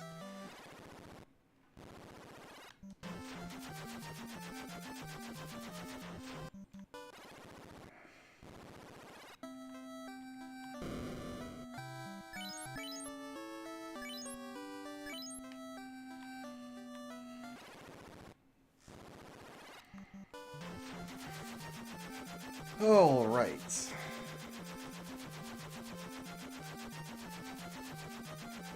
No, we want to do Kraken first. I guess it doesn't matter that much, but I do want to get that power gauntlet out of here.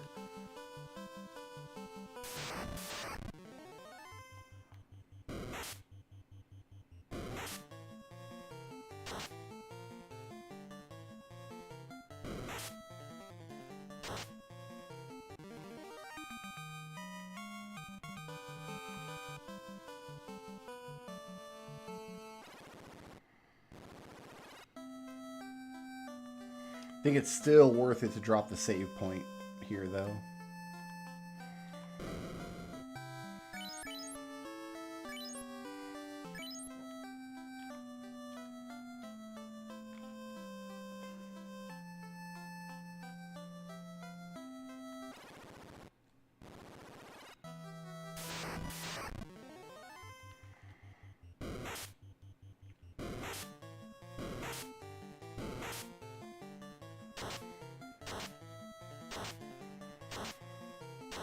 We're scaling up the damage on the gauntlet, too, it looks like.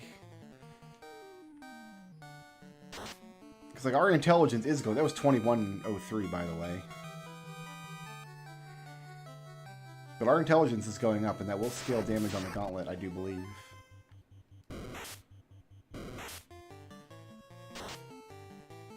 $2,300.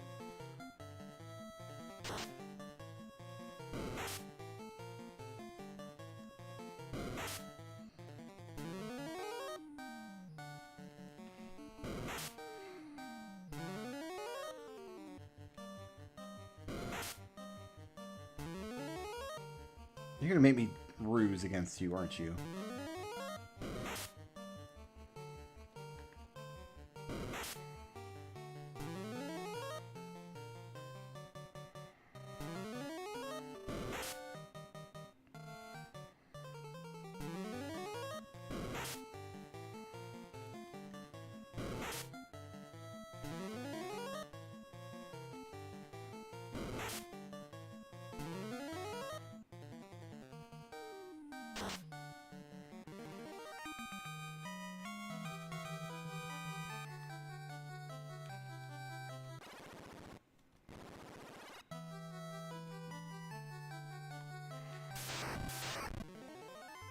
You guys again.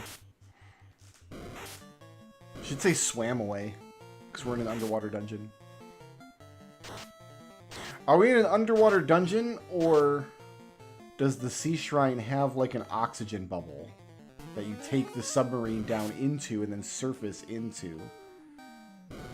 It must be the latter, because we get out of the submarine, don't we? We get out of the... I guess it's a barrel in later versions, but we get out of it, which means we must open the hatch. Although, we're drinking oxy ale, so we could resurface in the submarine even if it was filled with water. No, yeah, we must be underwater. Why else would we need oxy ale? If we're taking a submarine to a place with an air bubble, then we wouldn't have needed oxy ale. Oh, the lobsters, eh? I'm gonna run.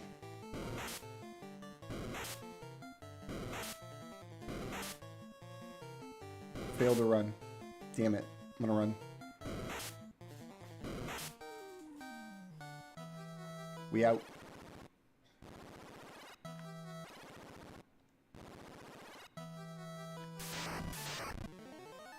Chance strike first. Sure.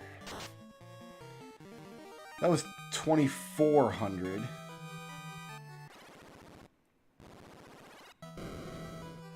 That's enough damage to kill anything in the game and still have enough left over for like a sub sandwich.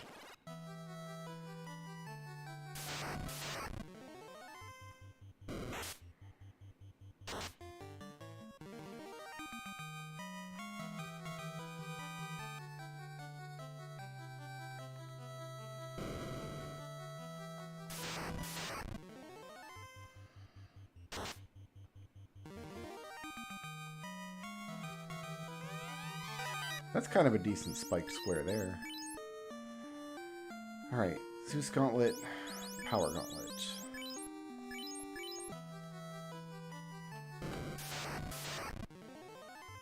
Lobsters. Alright, so yeah, the 3-hit lobster Bazinga is a lot less scary now that we've got like 15 extra points of absorb.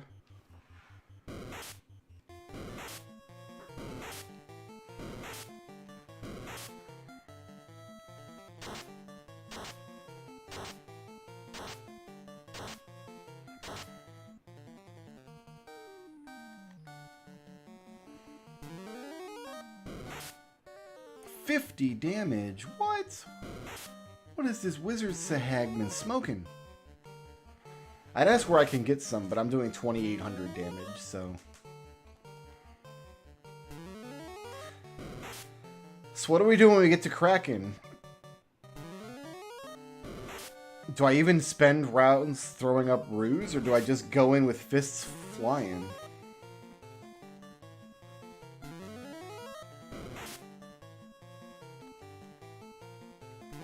Kraken can't do 800 damage. He can do 400 damage to me, maybe. And I might have to fight him 2 rounds. I think I go in with the defense.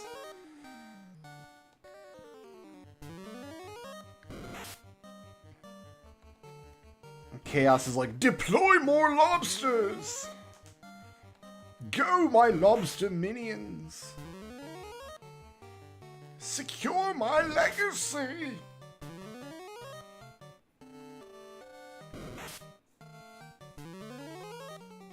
Isn't the Strangers in Chaos... Is that what it's called? No, Strangers in Paradise. Isn't the guy's name Jack? Like, the main character's name is just Jack? Like, it's Jack, Bob, and... then there's, like, a girl.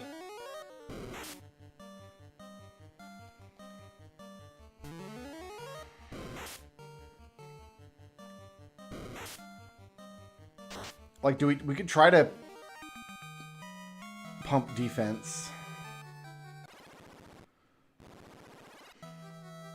And then see if we can get in there with the power gauntlet. A single lobster, huh? I've taken my revenge on all of lobster kind.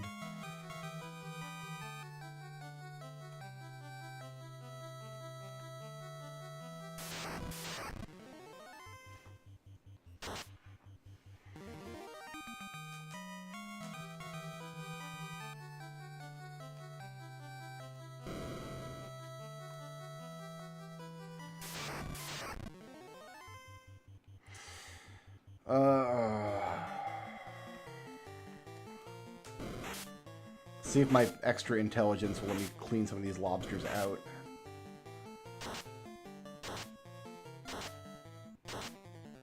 Oh yeah.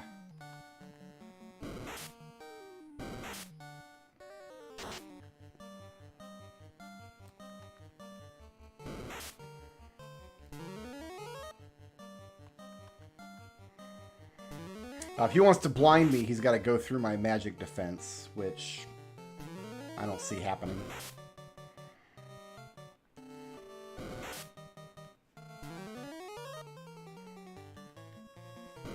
Remember years and years and years ago, like I was back in high school, this is way back in the 1940s or something, reading somebody's walkthrough of Final Fantasy 1. Not like a GameFAQs or something, it was like their Final Fantasy 1 homepage, like their GeoCities or something. And like had strategies for fighting all the bosses, and the entry for Kraken was like, this is the easiest boss in the game, because all he can do is blind you, and like blind doesn't work. And I'm like, well, yeah, but he can also hit you for like 700 damage. He can one-shot basically any of the character classes.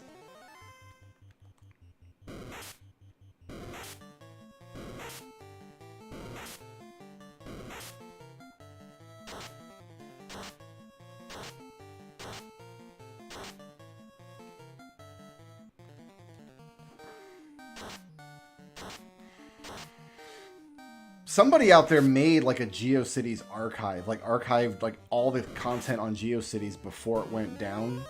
Is that still a thing? Or am I making that up in my head? Like, I think somebody preserved as much of GeoCities as possible. I remember like going and trying to find my old stuff on there, like my old account, and I couldn't remember how to get to it. And I couldn't find it.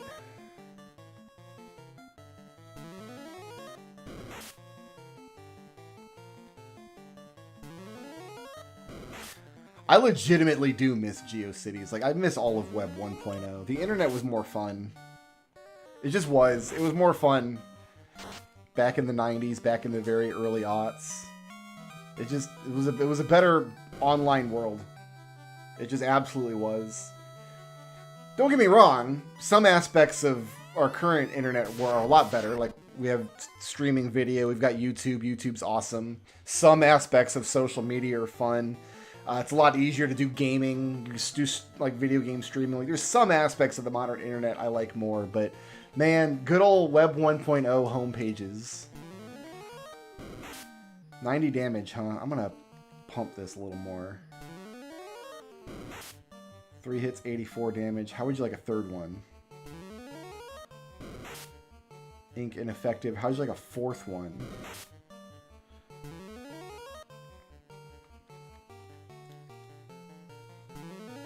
Ineffective?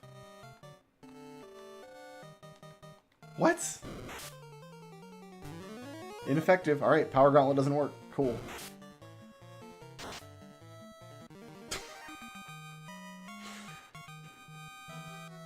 I don't know what that was about. Power Gauntlet ineffective. That's garbage. Why? I know why, because it doesn't work in vanilla FF1. It's a broken item. The spell that it casts doesn't do anything. So to preserve that, he made the item ineffective in this game mode, I'll bet. In Classic. I'll bet it works in Renaissance mode. It's strange what stuff he decided, like, I'm going to stick to my guns on this and make it exactly like vanilla. And then other stuff he's like, I'm going to allow the bug fix or the quality of life or whatever to go through.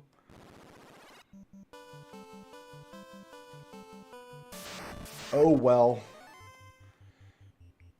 No Power Gauntlet shenanigans for us.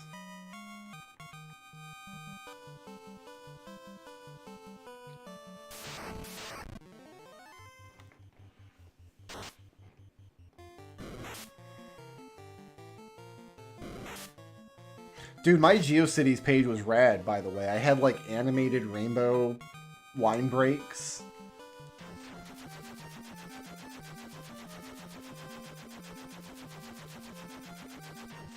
It was awesome. I'm gonna punch a dinosaur.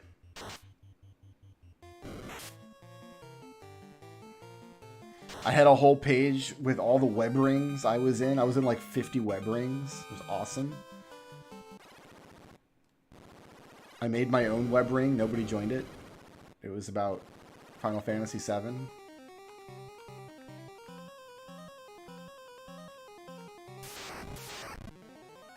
Chance strike first. We're out of here.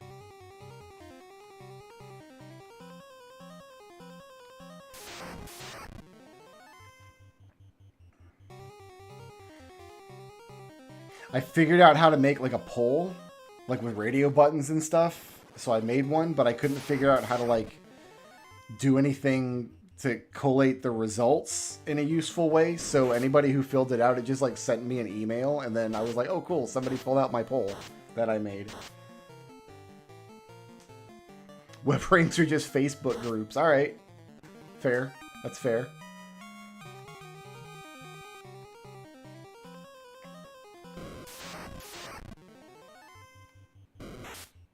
I actually am not sure what stuff, like, the Blue Dragon's Thunder attack and stuff like that. I'm actually not sure what it can do to me. I feel like we haven't seen an attack like that for a minute.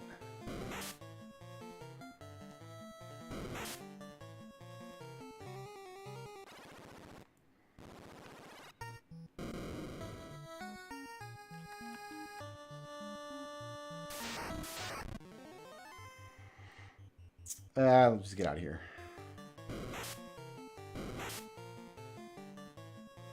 You know what? This is actually a decent fight to heal in, so... Worst... Oh, never mind, I'm gonna run away.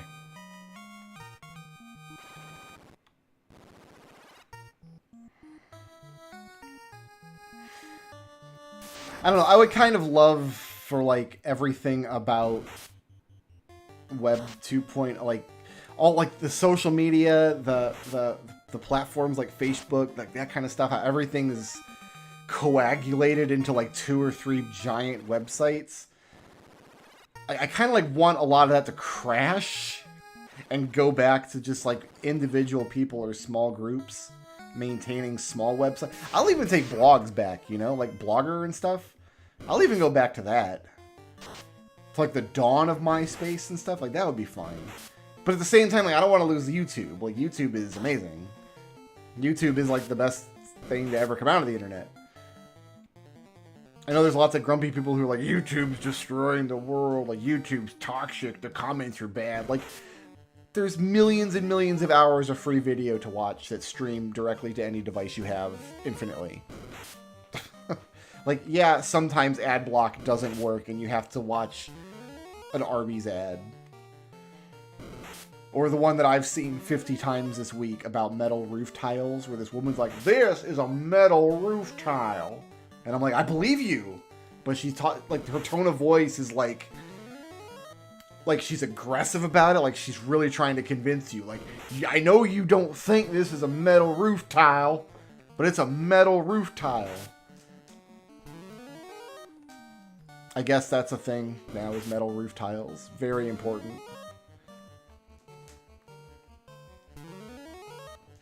I guess what I'm saying is, like, I just want YouTube in its current state, or something like its current state, available in an internet circa, like, let's say 2001, 2002. That would be, like, ideal. I want the technology for streaming internet and, like, no load times or anything. I want to still be able to run, like, Steam can stay. We can keep Steam. I still want to be able to run Tabletop Simulator and stuff, right? You still want to be able to play online with your friends.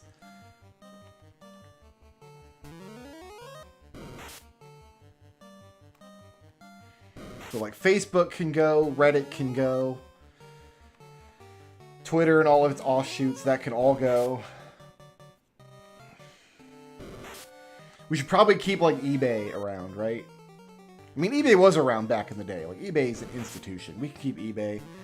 I want to keep Amazon. I don't care that Amazon is evil. Amazon has improved my quality of life tremendously, so it can stay and be as evil as it wants.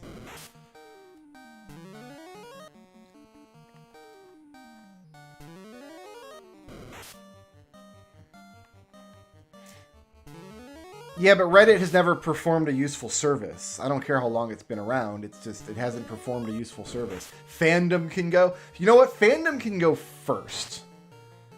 I think the institution that would most benefit the internet if it just vanished forever is fandom.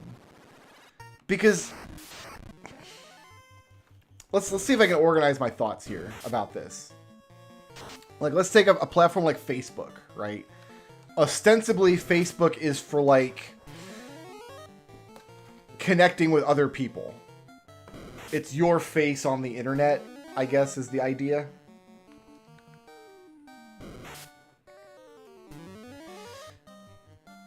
So for, like, connecting people to other people with like interests, like, Facebook has that going for it, and it's ostensibly not always people who know things about the internet. It's like families sharing photos, and like grandma can get on Facebook. Like, so I don't like Facebook and I can't use it, but I see the purpose of it, and the purpose of it is to make a useful internet for people who otherwise wouldn't be on the internet. Fine.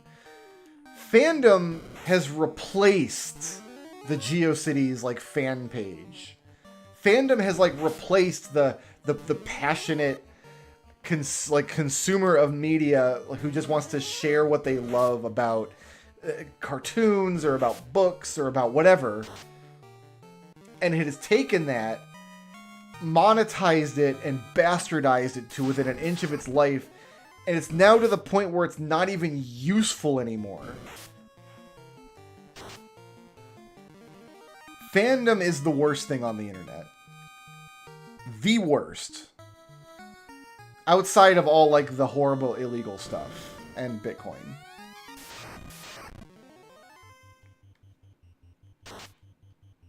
We just one-shot Tiamat, you know, as you do.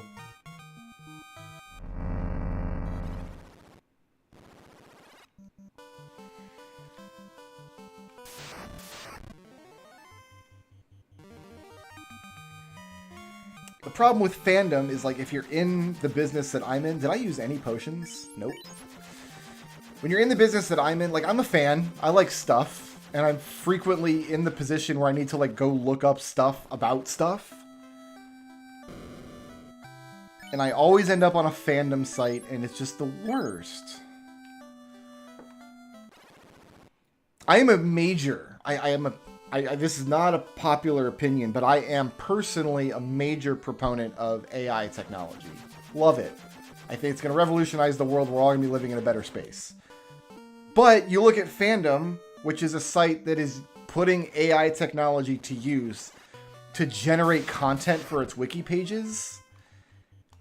And it makes my job as an AI proponent a lot harder because now I have to, like, apologize for Fandom. Like, all right, I'm sorry that Fandom has so much inaccurate information on the site because they're using, like, AI garbage to generate content instead of relying on the fans to update the wikis. Apparently that was a big problem on the Hollow Knight wiki, I want to say. I watched a YouTube video about, like, the Hollow Knight wiki is migrating to this new site, because this is why. It's because Fandom was replacing a lot of the accurate fan-written stuff on the Hollow Knight wiki with inaccurate crap that was just generated by AI.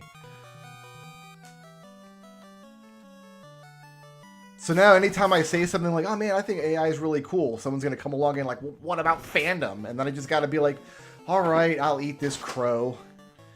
You went through the trouble of putting this crow out in front of me. I'm going to go ahead and chomp it down. Thanks.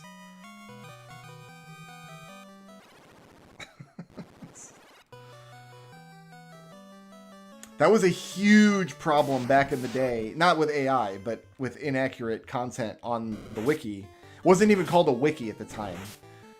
Because this was the Final Fantasy XI, whatever the site was, I forget what it was called. But it was basically, it wasn't like a mod, like we think of as a modern wiki. Like you couldn't go on there and anybody could edit it, I don't think.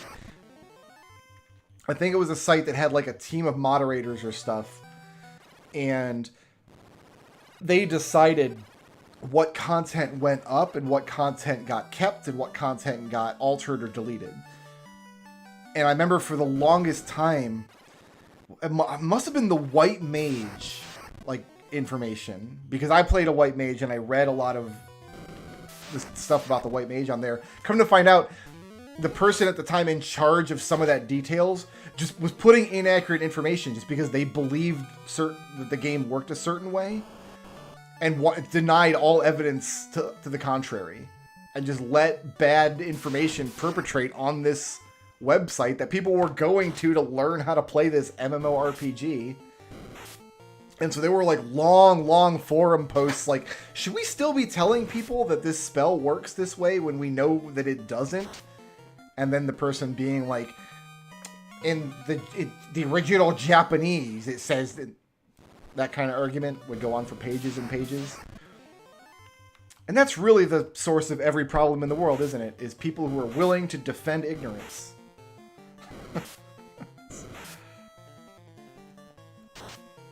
See, I disagree. I think AI's ability to do either create things, like creative works, like if it's generative text or artwork or whatever, or its ability to help people create things cannot be...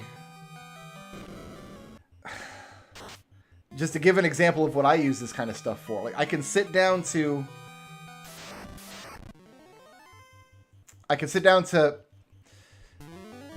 design a D&D encounter with a new villain character. I can have a basic idea of who the villain character is. I can go to an AI website and tell it to generate a picture for me. And then I have a clear idea in my head of what that character looks like. I don't actually need to share this information with my players, but it helps me run the villain in the game. It makes me a more confident DM. I would not have been able to write 2 novels without ChatGPT. That's just the fact. That's just the God's honest.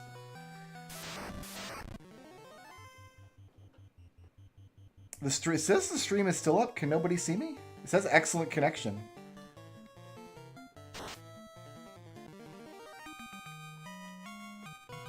I didn't use ChatGPT to generate even one sentence of prose for the 450 pages of text that I wrote for my novels.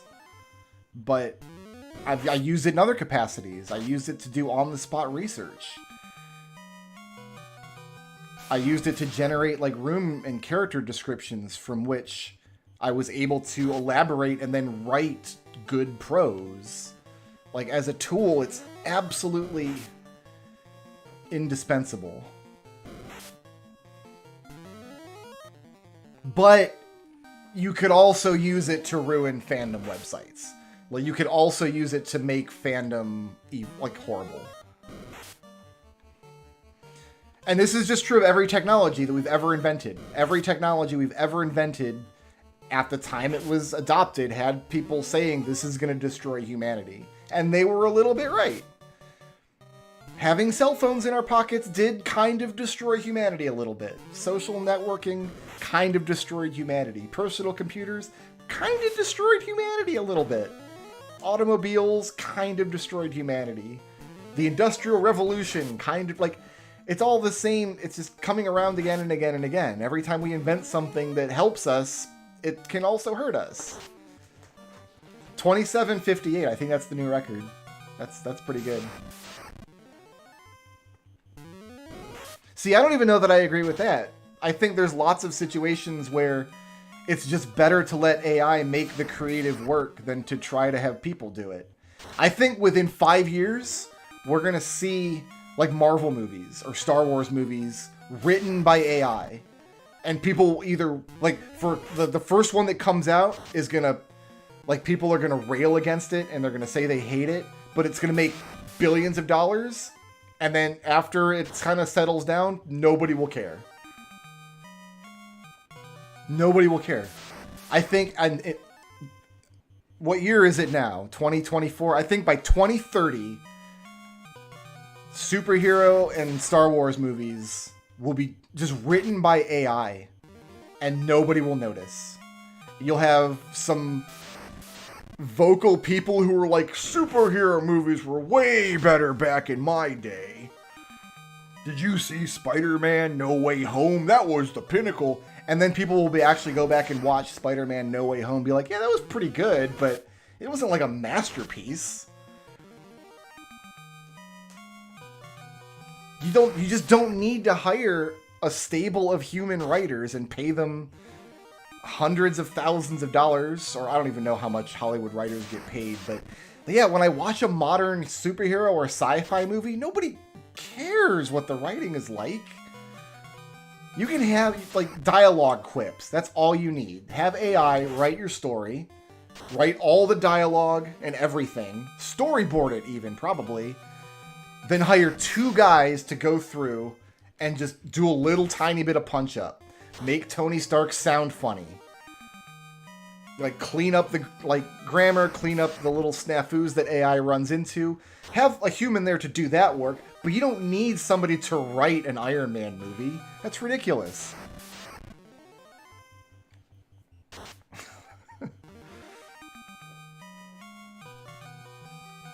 If superhero movies and Star Wars movies and like other like mainstream, like if that stuff was a masterpiece, I would not be saying this, but I just know the level of media that people will settle for.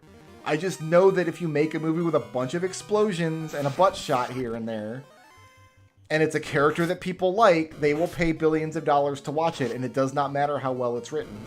Nobody cares how good a Spider-Man movie is in terms of its writing. It's just not, like, who cares?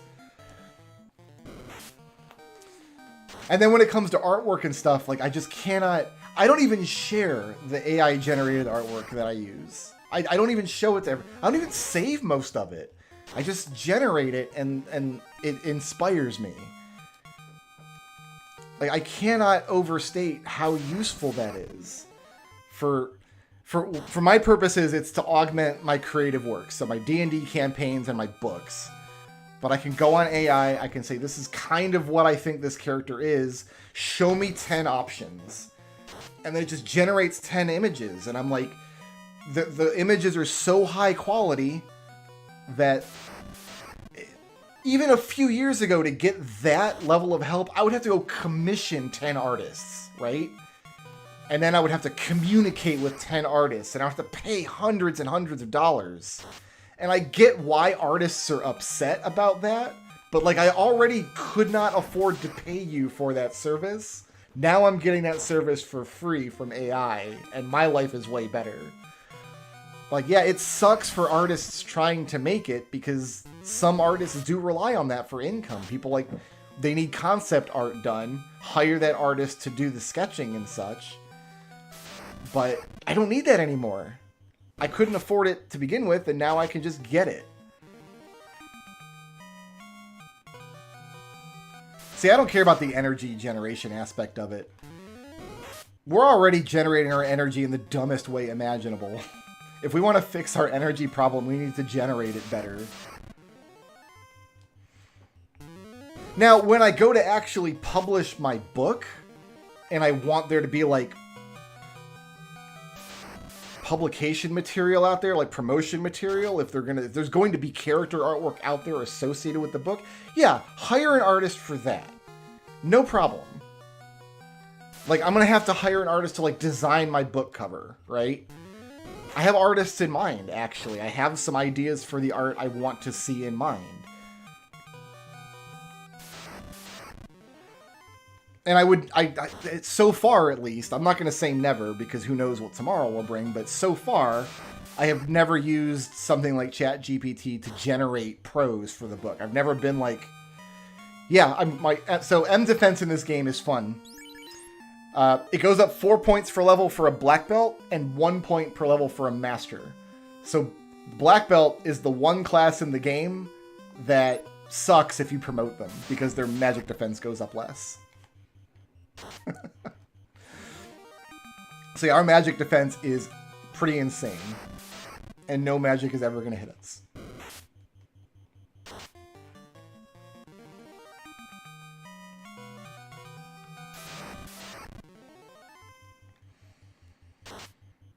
Yeah, I do that for D&D quite a lot. I'll have, like, here's a new character idea for D&D. Go to and just generate some pictures, because just getting the feedback, like, I type in kind of what I'm thinking of. I'm avoiding using the word envisioning or, like, imagining, because I actually have a really hard time with imagining things visually. It's actually very, very difficult for me to think in terms of, like, images. So that I can use these websites, I can go there and be like, this is kind of what I have in mind for this character. Just show me 4 or 6 examples of it. And, like, now I suddenly know what the character looks like. And then I can type in my notes, like, this is what this character is like. And then when D&D comes around, I can just describe what the character is like. And it's amazing. I've never had that tool before a couple years ago.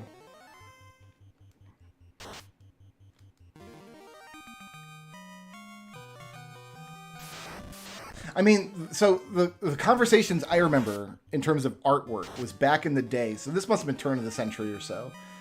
But like when stuff like drawing tablets first started becoming ubiquitous, like Wacom tablets and stuff, a lot of artists came out hard against digital art. It's not real art. It doesn't take any skill. You should buy real artwork from real artists who paint on canvas or like on their drafting table. If you're doing it digitally, it doesn't count. I heard that argument over and over and over again. I heard that argument from an art teacher in my school when that technology was still kind of like pretty new. Nobody thinks that way anymore. Nobody. I don't know a single artist now who thinks digital art doesn't count. My stepfather, musician, he grew up in the 60s and 70s. Learned guitar. He's a songwriter. He's published albums.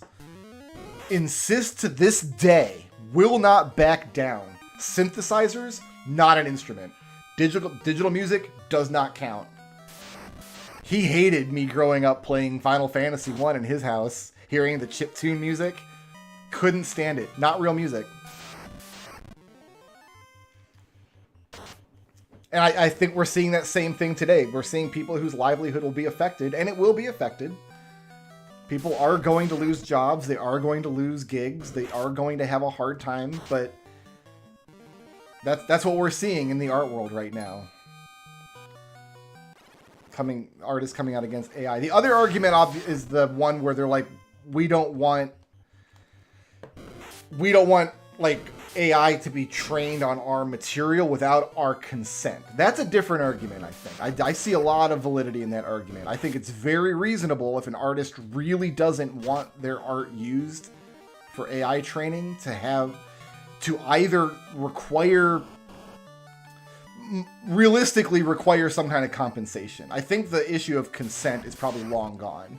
If your art is published in any capacity anywhere, like you're not going to be able to keep it out of AI libraries. That's just not feasible.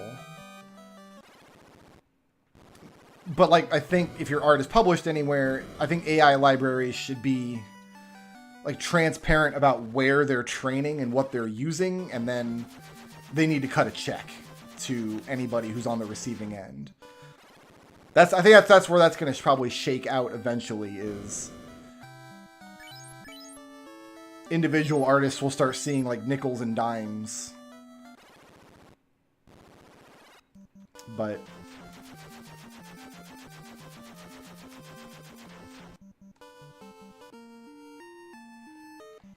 I think imagination is overrated.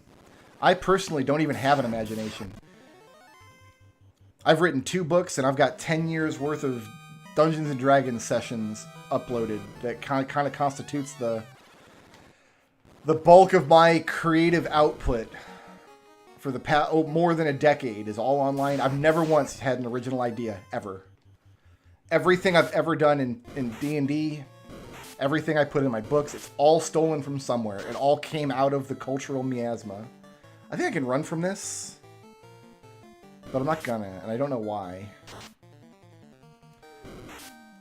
So, if you have a machine that's plugged into the cultural miasma, it's going to give you, eventually it's going to be able to give you comparable stuff to what I can do.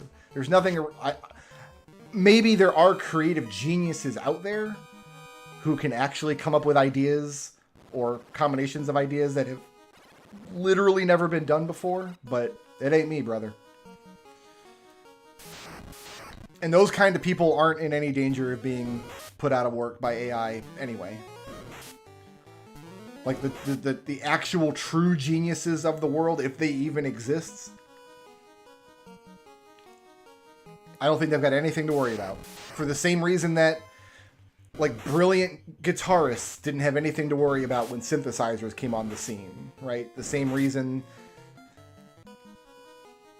that like brilliant programmers didn't have anything to worry about when people started shifting to actual like maintained platforms instead of needing them to build their websites.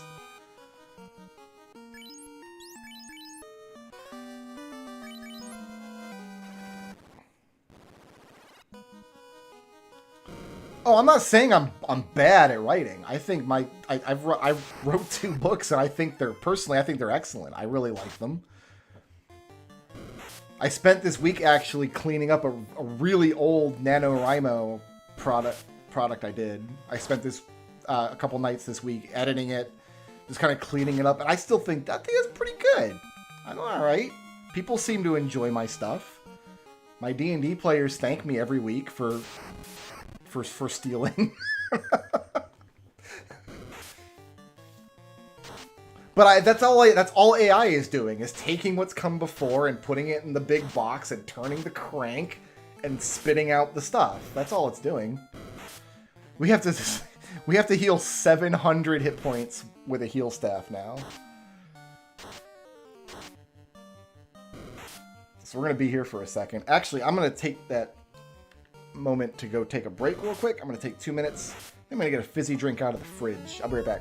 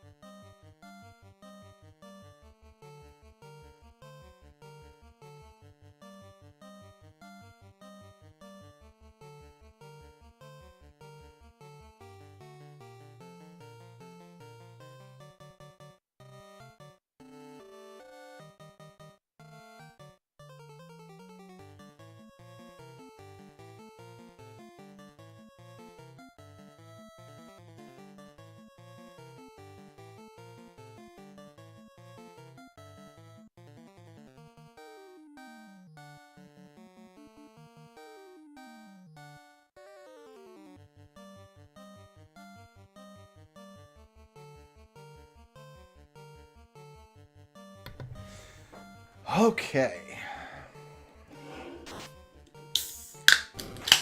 I just saw 2,700 damage.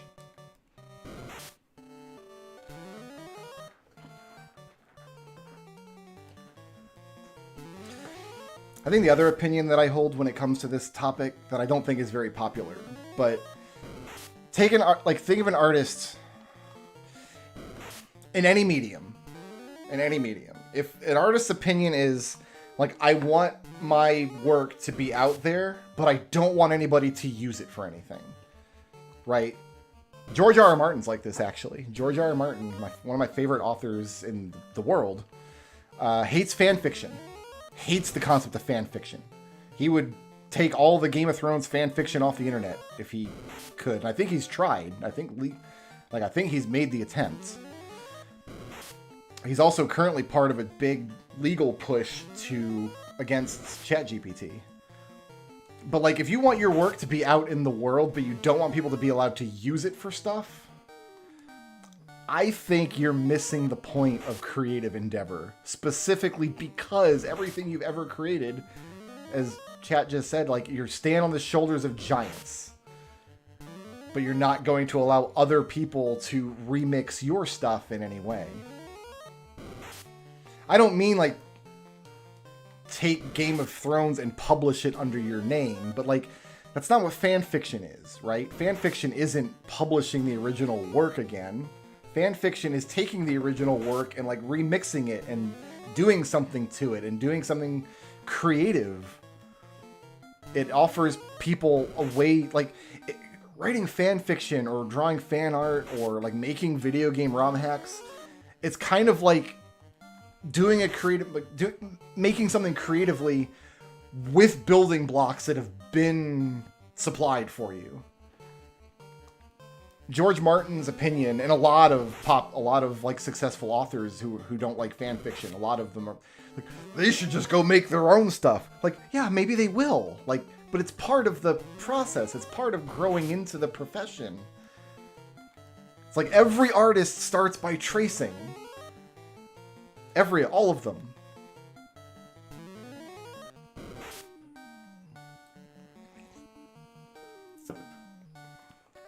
So a lot of times when I see the opinion like, well, I don't want any AI trained on my artwork, what I'm hearing is like, I don't want my artwork to influence culture. Like, I want to own it forever. Mine. And people can only experience what I've created on my terms. And I just... every version of that argument rubs me the wrong way. That said, I do think that like George Martin should be compensated in some capacity by these AI companies if they're using his work to train their robots. I think like probably George's publisher should get a big check, and then that publisher should ferret out that check. So realistically, every individual creator would only be getting like pennies or whatever, but like it should be some kind of compensation.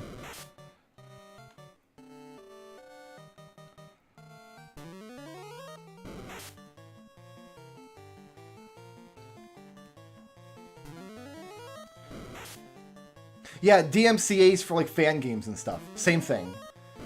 When Nintendo DMCAs somebody who's like trying to make a Zelda fan game, it's like, come on, man. You guys, I need another defense level. Some of that is understandable. Like take this game, take Renaissance.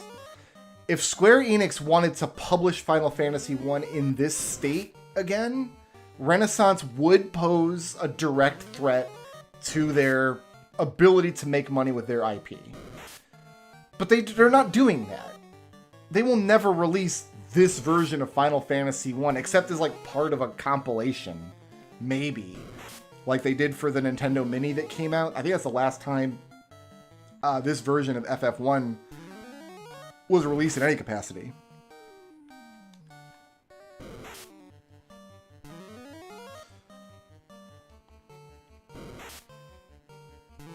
But like imagine, like just look on Discord. Look how much fun we have on Discord.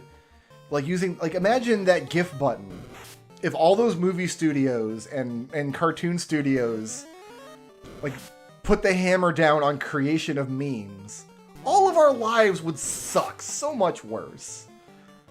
I have never in my life watched an episode of SpongeBob SquarePants, but goddamn, I love the GIFs.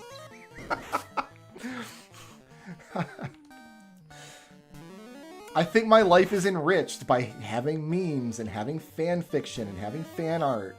I love going to the Final Fantasy Reddit and looking at the people's fan art.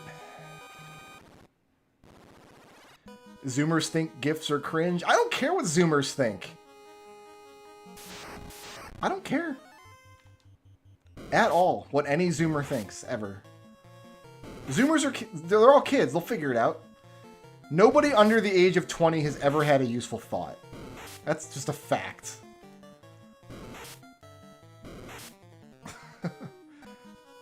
Besides, I love cringe. Who doesn't love to cringe once in a while? A little bit of cringe never hurt nobody. That's probably not true.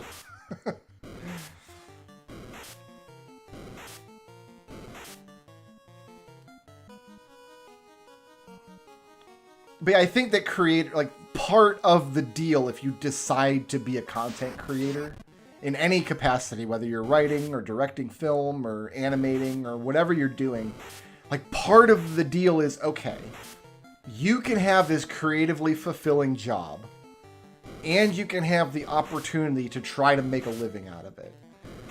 In exchange, though, your work becomes part of the culture. In exchange for allowing you to pursue this, like you're putting material into the bank that other people can look at and draw from. And if you don't like that, if you're against that... Okay, we just schooled Lich. Like, if you don't want that, then you should probably get a different job. I remember back in the RPG makering days, back on like, even before RMN. RMN as a website is pretty cringe, but it's the least cringe RPG Maker website. There were way worse websites before RMN.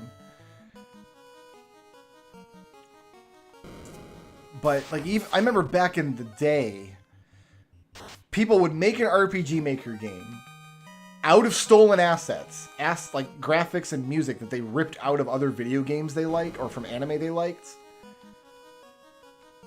and then get upset when they like lost their creative control over it. Because once they release the game to the website, then everybody else has it and can comment on it and can critique it and can... This is a bitch of a fight. We have to take this.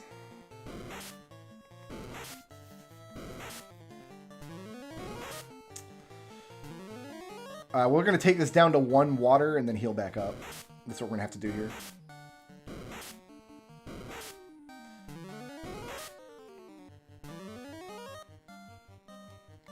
Let's see if 2 defenses get me there. Nope, not quite. 3,100 damage. Y'all saw it? 3,100? I'm not crazy?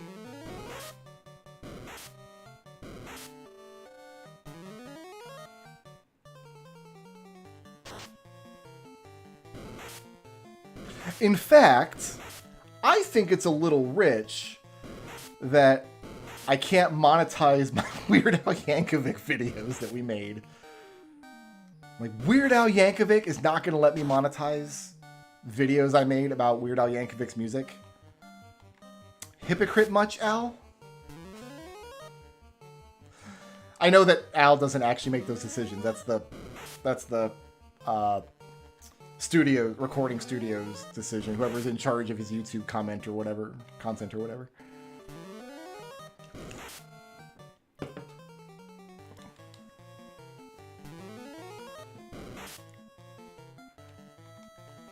I tried to contact Al over Twitter, and then I tried to like contact him through his label, just to like ask official permission to make the videos that I made. I never heard back, so I just put them up anyway.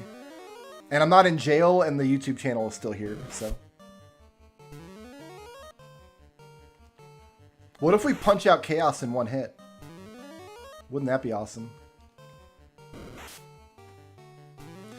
Well, so the nonsense we said in those podcasts doesn't matter. Like, nobody cares about how much nonsense we said. But I put about an 8 to 10 second clip of each song in the videos, and that triggers YouTube's automated music copyright systems. If it came down to it and we got like a copyright strike, I say we, it's my channel, I would be able to refute it stating fair use, because I'm literally providing a small section of the media for the purpose of critique, which is like boilerplate fair use. So I'm not actually in any danger of losing the channel or anything, and I don't think any record label's actually gonna care. But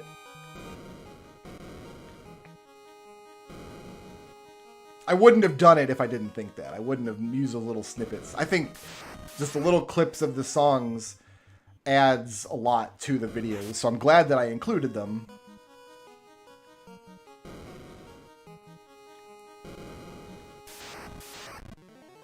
Chance strike first? I'm gonna just haul out of here.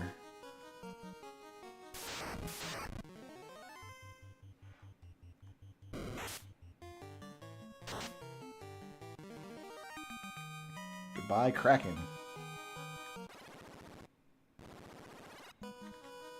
Yeah, see, that you could fight all the way, because that's your original work. That's your thing, right? Well, you could, if you wanted to fight that all the way and get that monetized, you absolutely could.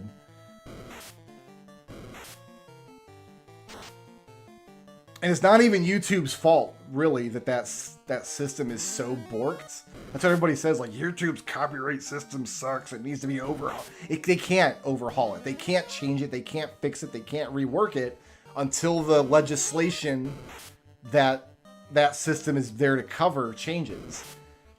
If you want YouTube's copyright system to be better, you have to change the legislation on it. And that's just not going to happen. YouTube's options are let the site get sued into non-existence or have a really overbearing automated copyright system filled with false positives. Because 10,000 false positives do not affect YouTube, but one actual positive could be a lawsuit they can't get out from underneath. So I usually don't have that fight in me either.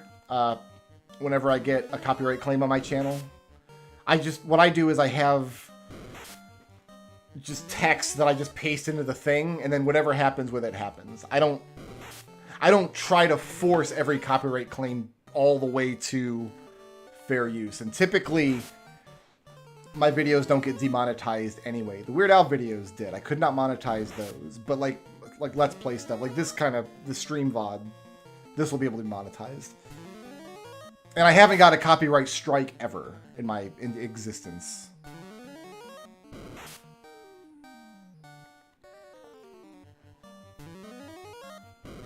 A 100 people would not be enough to review anything on YouTube.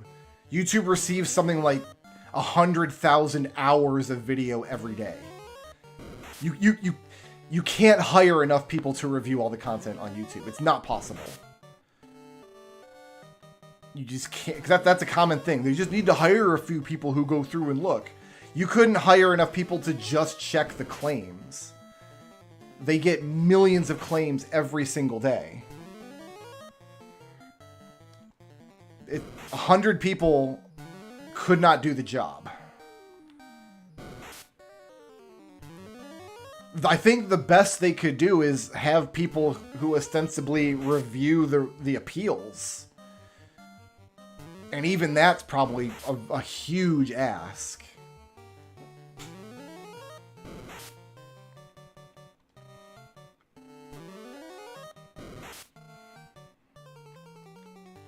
I'm not even convinced they can do much about the abusers of the claiming system, because, like, legally they have to intervene if somebody's copyright is being infringed, right? So, like, yeah, you've got these DMCA abusers and like say one of these abusers files 600 false claims, but then the 601st claim is actually legit. Well, now what? Well, what do? You can't tell that guy, sorry, you cried wolf too many times, so we're not going to enforce your copyright on our platform. You just legally can't do that. You just can't say... We didn't use a single potion, by the way. I'm standing in front of... Oh, we did. We used a few. Standing in front of chaos. At full health. If they tried to tell them that, I think they would lose in court big time.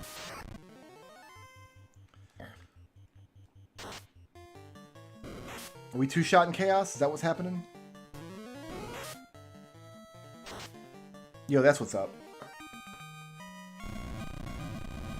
So, yeah, I hate YouTube's copyright system as much as anybody does. I absolutely hate getting copyright claims, especially on stuff like Nintendo games that I put like Nintendo or Capcom, or companies that have legitimately stated people are allowed to. Ooh, look at all that. What do we get? Penny Pincher, Masochist, You Basic, Classically Insane. Classic. Okay, so I'm going to look up what all those were. That was a victory under the black belt.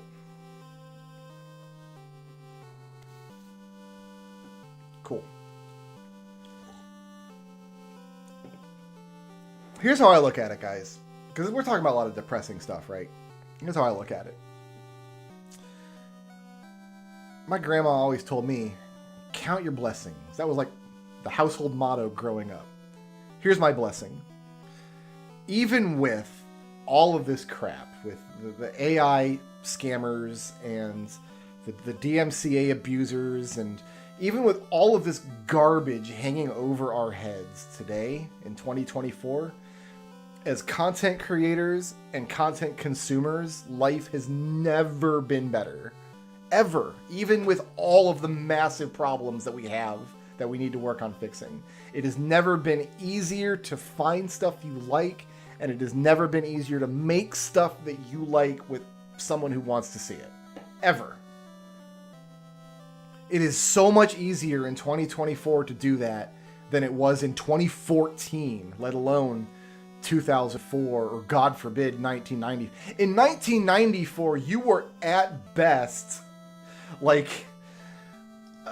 you had like an email list and a BBS server that you were sending like magazines that you stapled together yourselves. Like that's what you were doing in 1994. No, I didn't promote to master because we had an achievement for not promoting, and there's no point to promoting the black belt. All it does is make your magic defense doesn't go down, but your gains at level up are less.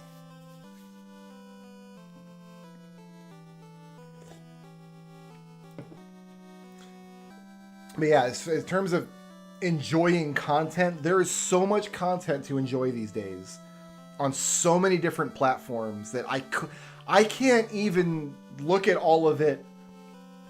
I can't even look at all the stuff that I love. I can't. I get so much enjoyment just out of watching YouTube that I can't even get to like the Netflix shows that I want.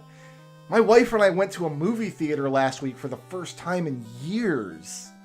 Like, why bother? There's infinite things to watch. Why go to the theater? We went and saw Dune, by the way. I was a big fan of Dune and really wanted to see the sequel, and we made a date night out of it.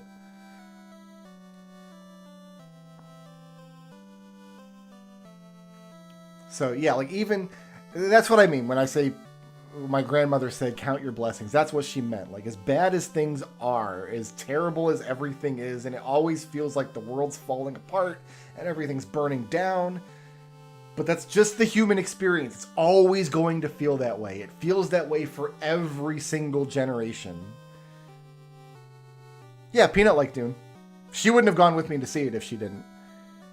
We don't go to the movies often, and part of the reason is, like, we have to find a movie that we're both excited to see.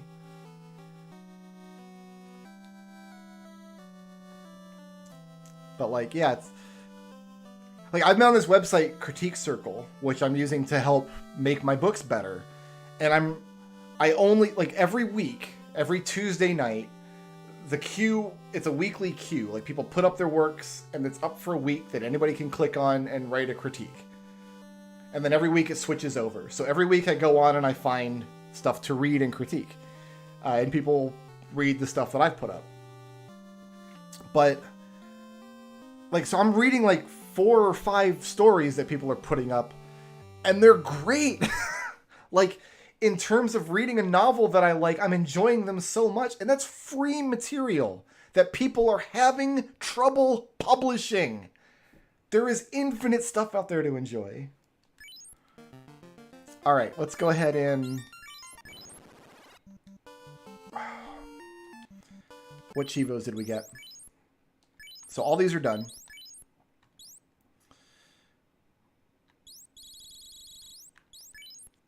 $10 million gold we need.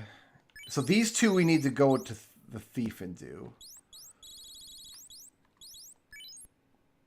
That one I just need to load up my Beastmaster stave real quick. That one we can't do until a new game. I have no idea what this means, and I don't want to know. I have no idea what this means, and I do not want to know. I want to try to figure it out. All right. Make chaos flee from battle. I think we're going to do it with Geomancer. Didn't promote, so we got you basic. Don't use potions. Don't use enchanted items. Don't use an inn. That's going to be interesting. We did get Penny Pincher. Nice.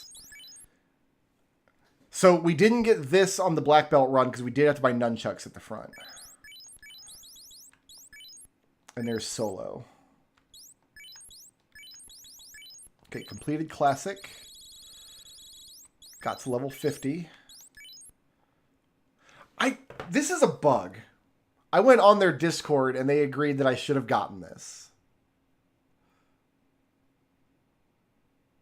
So I don't know why we didn't get this.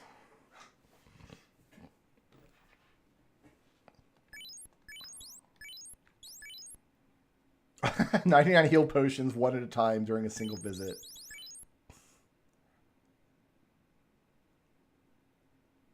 Wait, that's not that bad though. This is okay. Anybody keep like the solo run. Anybody capable of doing any solo run can get this achievement. This is fine. All right.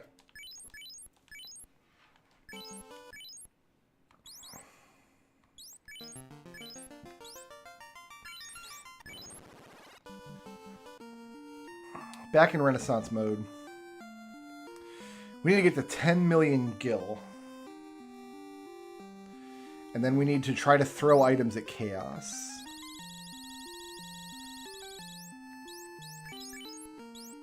What do you got? Exit? Exit.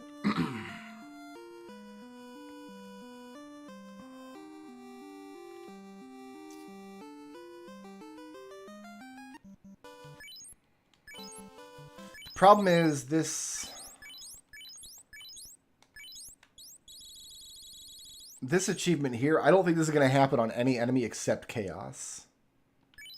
I just don't see it happening anywhere else. So let's do a run to chaos. Weird, forgot where I was.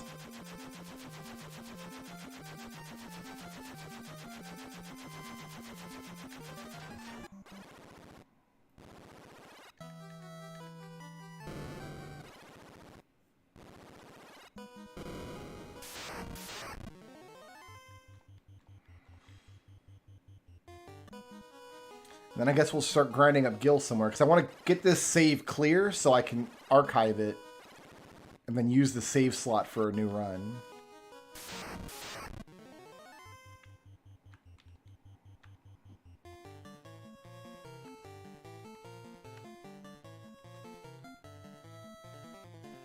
Actually, I could use Vaughn to...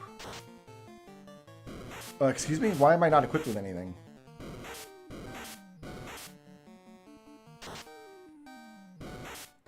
I'm very confused. I've got all my stuff.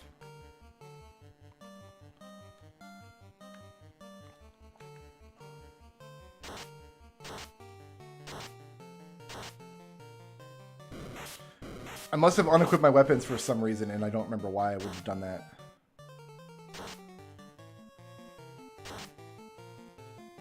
Weird.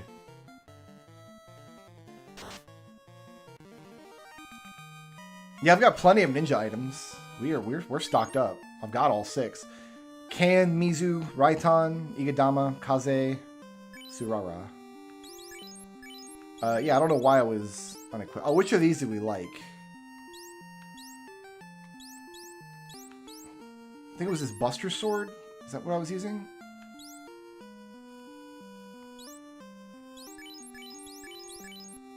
I think so. Must have been.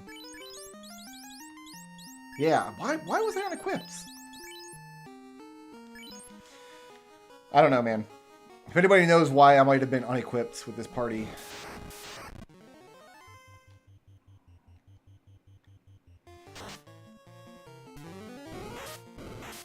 Keep it to yourself.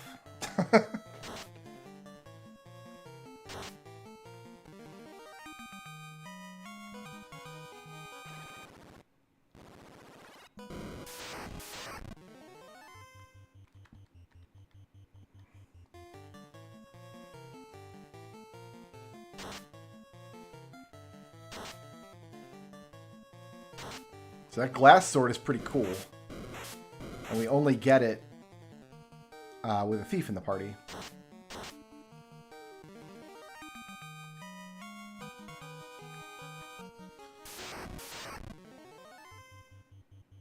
I'm going to take this, actually. Because I can heal up a little bit.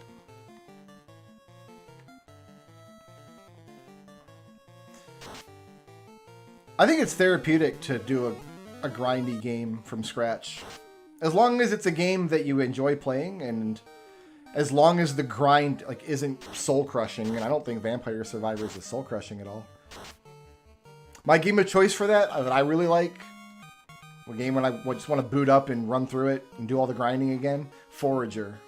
I think I've streamed Forager a couple times.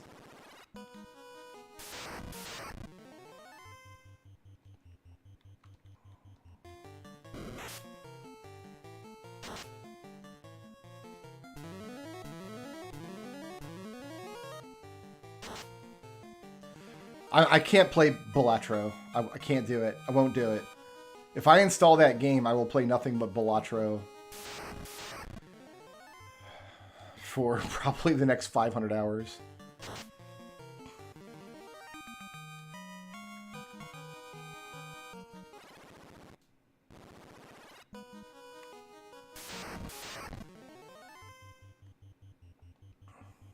Here, let's make sure we kill all you.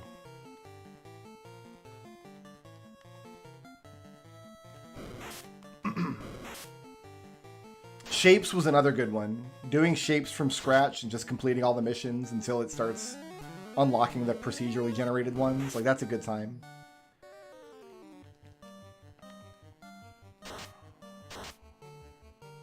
Ah, Shapes 2, it's coming.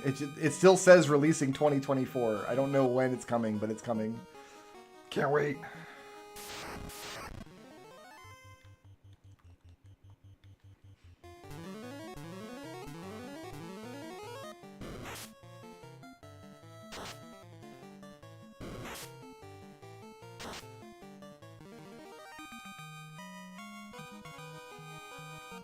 See, through the main sequence of Forager, you can basically always find something to do so that you're not just waiting around for, like, the factories to produce stuff. Like, there's always something for you to do, unless you're doing, like, a weird challenge run or something. Which is not something I could say for, like, Factorio. I've never been able to play Factorio without being like, alright, I just need to idle for an hour now.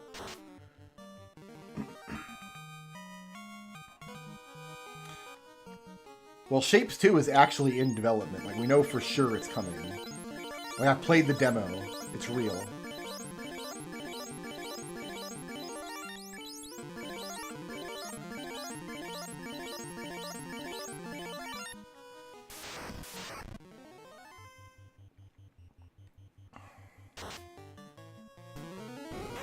Cool.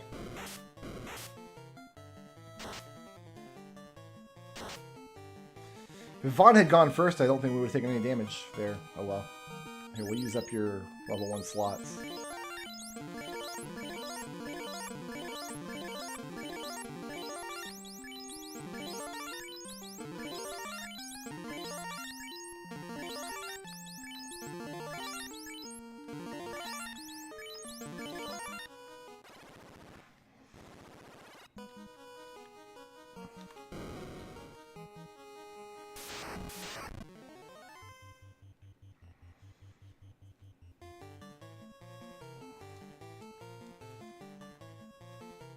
I left Final Fantasy VII Rebirth very upset. Like I'm invested enough to play the third one when it comes out, but I hated it.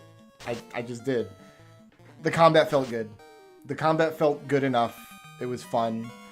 The exploration was an Ubisoft game. It was running around the map, doing the things, filling your checklist.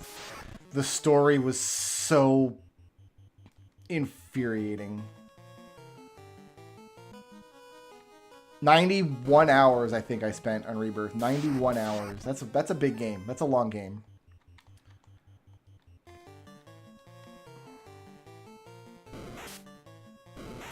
I'm not going to get into spoilers, and I don't want... Because I know it's still a brand new game, and I know a lot of people are not going to be able to play it until it comes out on Steam.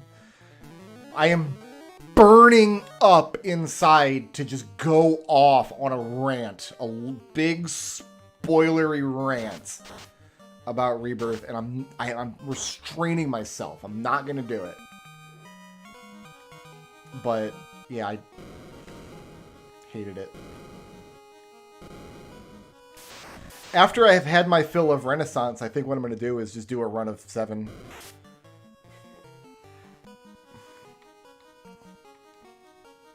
Infinite Wealth was awesome. A lot of fun. That was also like 100 hours, but it was 100 good hours.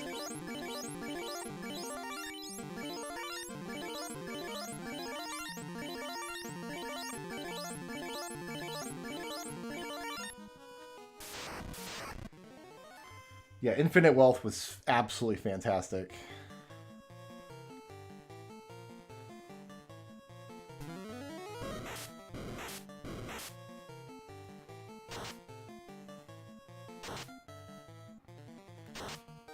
Here's what I'll say about Rebirth. Here's what I'll say.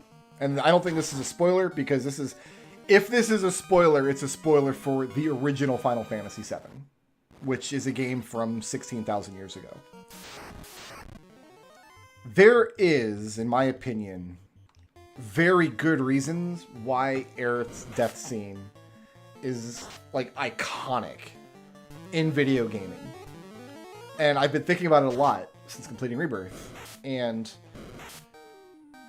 so I've been comparing it to other death scenes in Final Fantasy, right? That's the obvious comparison.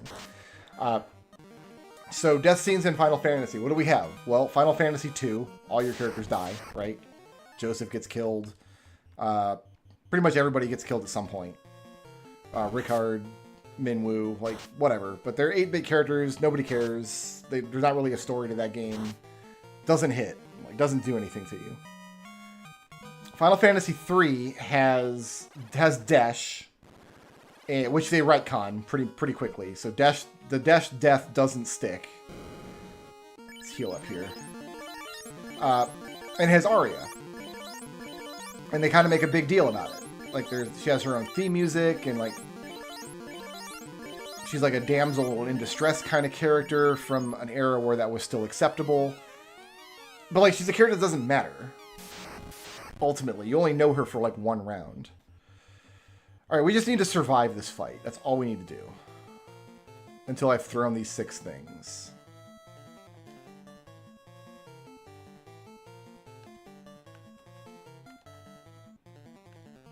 Yeah, 6 things. Okay.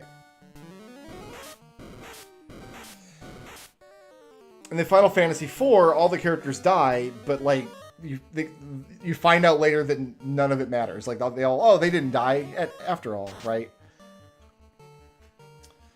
So, I think in Final Fantasy V, and Galuf's death is big. Galuf's death is a big moment. But it, like, they immediately, in that game, cheapen the death scene. The very, very first thing in 5 that happens after Galuf dies is Kryl runs forward and falls onto the ground in the space where he died. And she's like freaking out.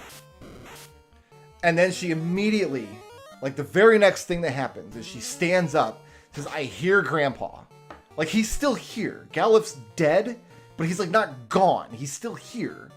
We literally see him a couple scenes later when we're breaking into Exdeath Castle.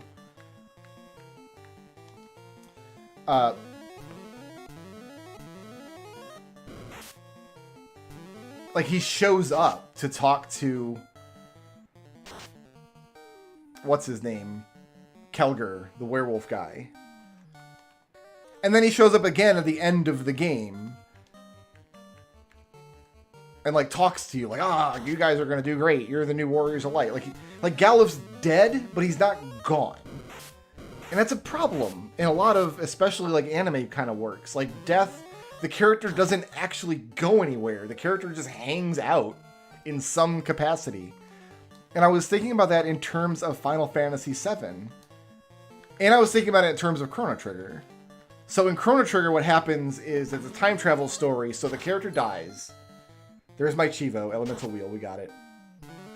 So Chrono's dead. And he's like for real dead. He's gone. He disintegrated. But then you have like a thing you do where you go through and... Yeah, let's do immediate super jump. I forget what these guys even do. I'm just gonna attack. Just fight. Just fight. So you get this time travel plot where you get to go back in time and you save Chrono. And then you do... Like, it's earned it. First of all, it's a time travel game, and you know that you can change history. So it doesn't really cheapen the death, but the game still makes you go through a lot of work to do that. You've got to, like, process... First, you've got to, like, process the emotion of him dying and, like, not being in the party anymore. Then you got to do a whole dungeon without him. Like a stealth dungeon, and he's, like, your strongest character, so you, like, feel the hole in the game that he left. Then you got to like put together what adventure to do and like in what order. You got to do like a little mini game where you like make the Chrono Doll dance. And then you got to go through that ice dungeon. So it's a really good experience to bring the character back to life. So it works really well. Final Fantasy VII, Aeris dies and then she's gone. She's not in the party anymore. Her ghost is not following you around, talking to you about stuff. Like, you're not constantly reminded of her existence. People aren't hearing her in their head.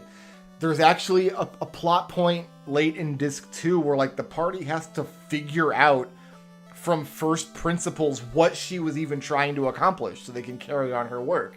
Like, it's a major element. You don't just go pray in the church and, like, hear her...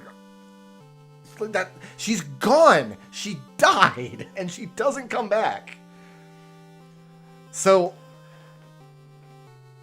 some interpretations of the game's ending have her coming back to life. At least they did before, like, the official sequels came out.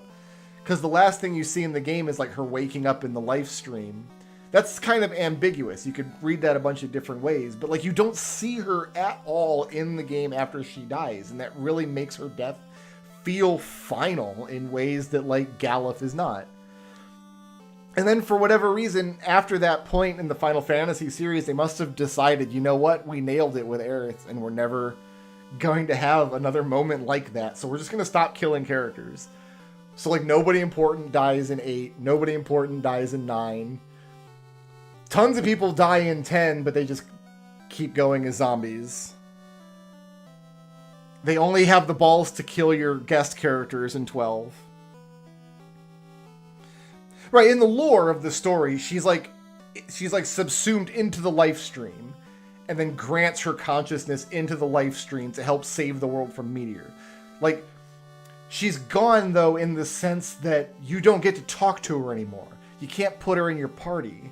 She's not still with you in any capacity. She's gone. Squall does not die at the end of 8. Anybody who interprets it that way is just wrong. They're just wrong. Sorry. So yeah, she dies in a way that like Galuf and Tella don't. Because even Tella at the end of the game comes back. Hey, Good job fighting the space alien. I'm here with you in spirit.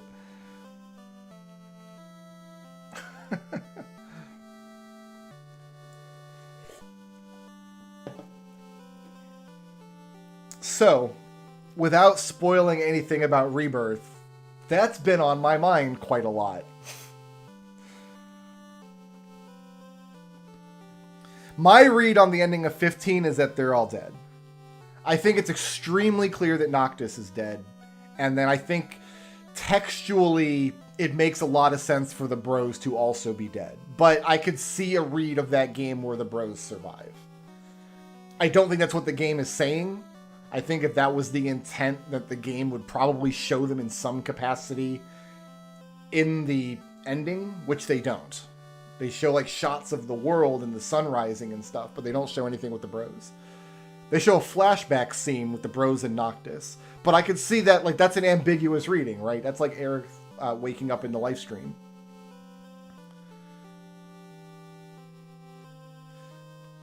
Yeah, that's a good point. Like, so for Galuf, the first thing that happens is Kryl immediately says, "Hey, I hear Grandpa." Then the second thing that happens is she gets all Galuf's powers. So he's narratively dead, but mechanically he's still there. All the jobs, all the time that you put into him are still available to you. And then the third thing that happens is you go to break into Exet's castle and Galuf's ghost shows up. I love Galuf's death scene. It's my favorite scene in Final Fantasy V. I think it's awesome. But he's still around. Like, he's still around.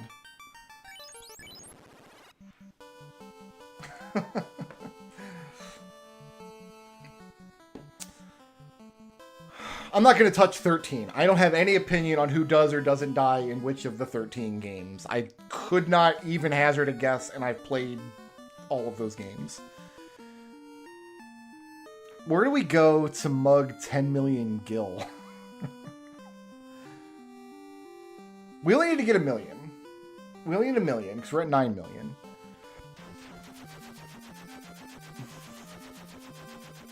Do we do it on the eye? 3,000 per battle?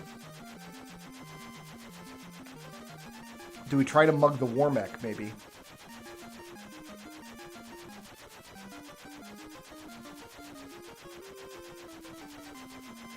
I think I mugged a Warmech and I decided it wasn't worth it. I think we just grind down the eye.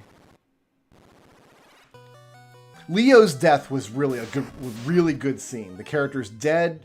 The death is final. It makes a lot of sense. The problem there's not really a problem. It's the wrong word. But Leo's not a major character. Like, yeah, some people really like him. I really like Leo. Leo's a cool dude. He's not afraid of anything. But I didn't equip my weapons. So we're going to do that. I forgot I had to equip my weapons. But Leo's like a side character. He's a minor character. But I do think they do the character a lot of justice. Like, his death scene makes sense. It's very visceral. The pointlessness of it, like, hurts to watch. And then they give him a gravesite, and characters, like, remember him. They don't need his ghost hanging around. Like, oh, Leo's still with us in spirit. No, he's friggin' dead. He got murdered. Tella's death is pretty good. I mean, narratively, it's good. Emotionally, it's like he knew he was committing suicide. Like, he knew what was happening and let it happen. Which, again, is fine for the narrative, but it's not like... People weren't crying over Tella's death. My little brother back in the day was destroyed when Palom and Porom turned each other to stone. Because we didn't know at the time that they were going to come back to life, right? We didn't know at the time that that was going to get reversed. Destroyed him.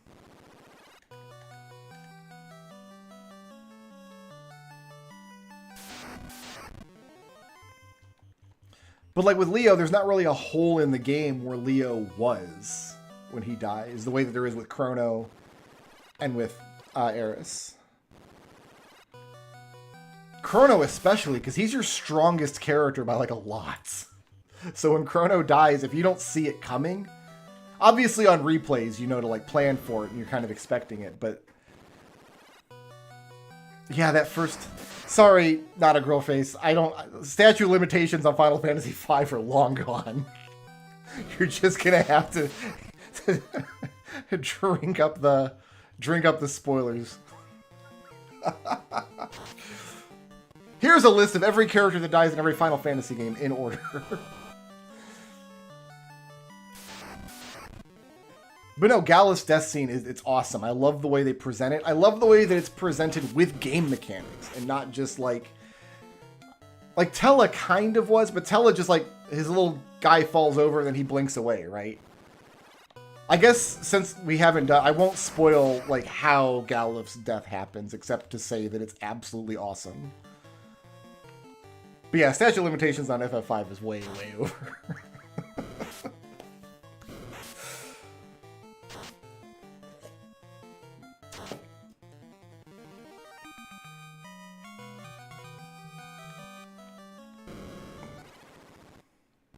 Alright, we can mug this eye a whole bunch.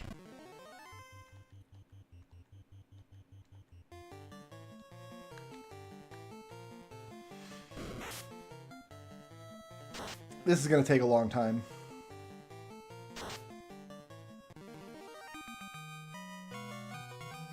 Ah, damn it. I should have switched to somebody who's not the thief. Thief runs too fast and I ran down a hole.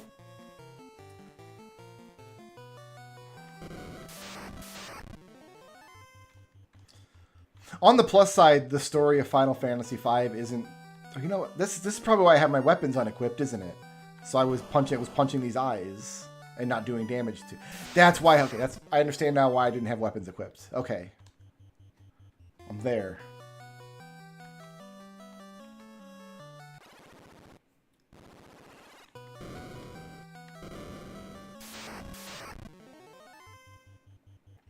Gotta fight these guys, though.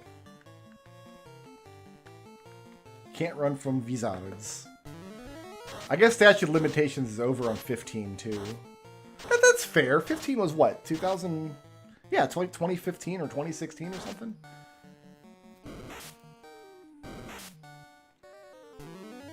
Greg's Bridge Bash. It's a good song.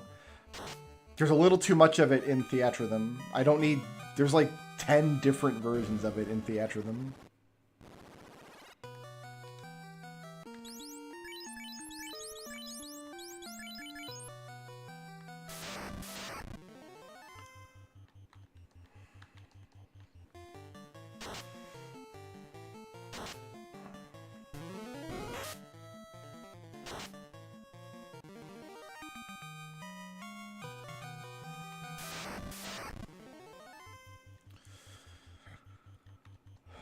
I mean, there's not been any better time ever to play this series.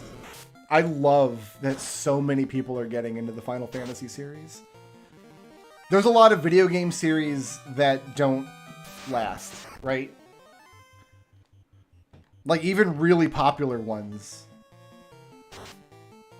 Like, Metal Gear Solid got a nice little boost recently with that collection that came out, but, like, Metal Gear isn't finding new players every year. Metal Gear is not staying in the public, like, consciousness the way that Final Fantasy does. And I love watching new people come to the series and play the old games and play the remakes of the old games. And I think these games are timeless. I think they've proven that. That's not just an opinion. They've literally proven to be timeless because they never go away. People that own the IP clearly believe in it and keep putting it out there for us. So, like, even the really old Mario games, like, you easily find people who talk, like Mario 1 and Mario 64 especially, like, yeah, I guess I could see how they might have been fun at the time, but objectively they're not good.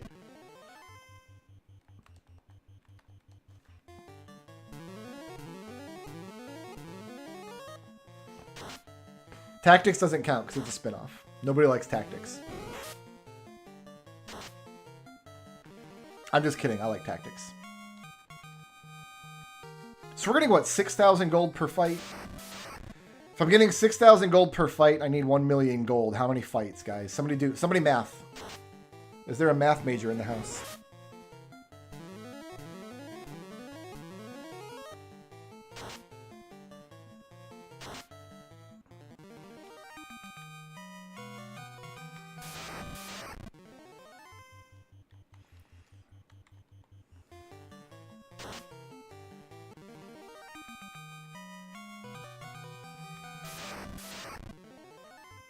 166 fights. Did y'all not see enough of this eye when Tifa was down here killing it?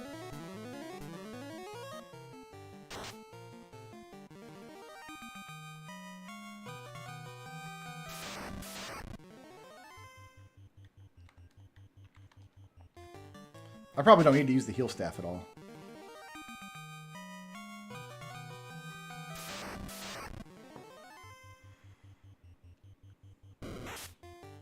What terrible opinion. All my opinions are great.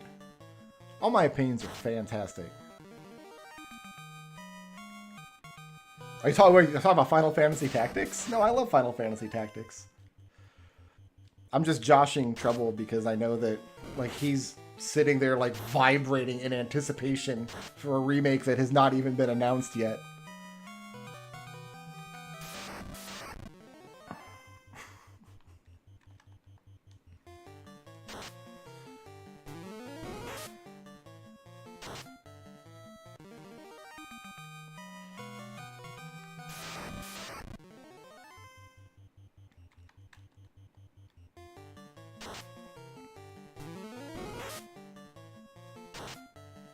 I could make a grilled cheese sandwich. My wife brought home a whole loaf of marbled rye. And I've still got, I think, 3 slices of pepper jack cheese left. I could make a grilled cheese happen if I wanted to.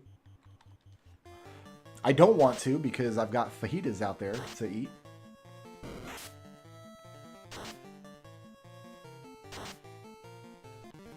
I think we'll see Castlevania HD again. I really do. I think we'll see it again.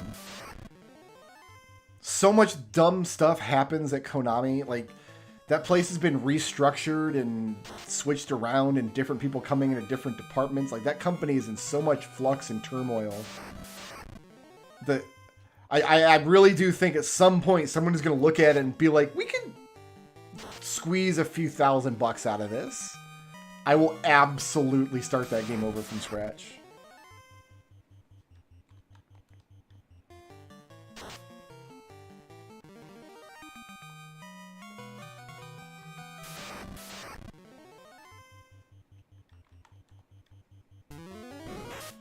Buttface, we really enjoyed your heckling last night when you came to watch us play Baldur's Gate. I hope you were not put off by all of the rampant nudity in that game.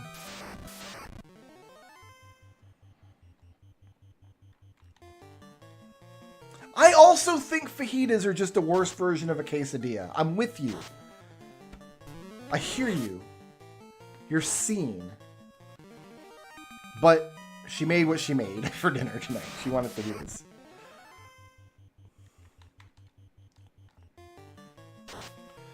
I also really enjoyed watching you get eaten by dogs in a cave for like an hour.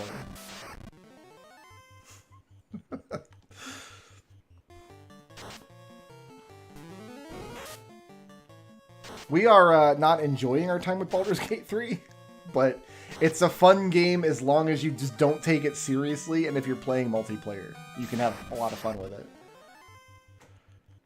If it was like, if I was trying to play through it myself and like actually engage with it and take it seriously, I would just be mad constantly.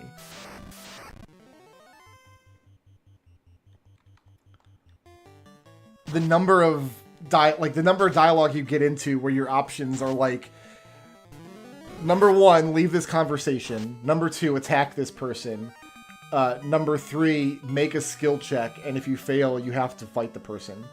Like, that's every NPC dialogue tree. And so the only efficient way to play it is to just save scum every single conversation, which is, I just know from experience, is miserable. Ugh. The combat is so unintuitive. Nothing, like, and it's so punishing too. Like, if you click the wrong thing or push the wrong button, you lose your turn, basically. Like, I don't know what the solution to that is, but it's so punishing to, like, click a spot and think you know that where your character is going to go because it traces a little line on the ground showing you how they're going to get to where they're going to go, but then they don't go that way. They go some other way and run through a trap or... Ugh. Also, there's just so many bugs. Like, the game is so glitchy. Last night, my friend was... Well, playing with two friends, and, like, one of the guys, like, our tour guide, right? He's got 350 hours in the game. And is, like, kind of taking the other two of us through the story. So he's kind of being the one that's like, all right, so we're at the point in the game, we kind of have, like, these are our options. We can do, like, one of these, like, three things. And if we want to do this thing, we'll go this way. And if we want to do this... So we've got somebody who's, like, our tour guide. And then there's me and my other friend, and we've both tried to play the game and bounced off of it hard. So last night, our tour guide friend, like, his computer just blew up. Just exploded in the middle of the session. So we're like, okay, I guess we'll just try to soldier on.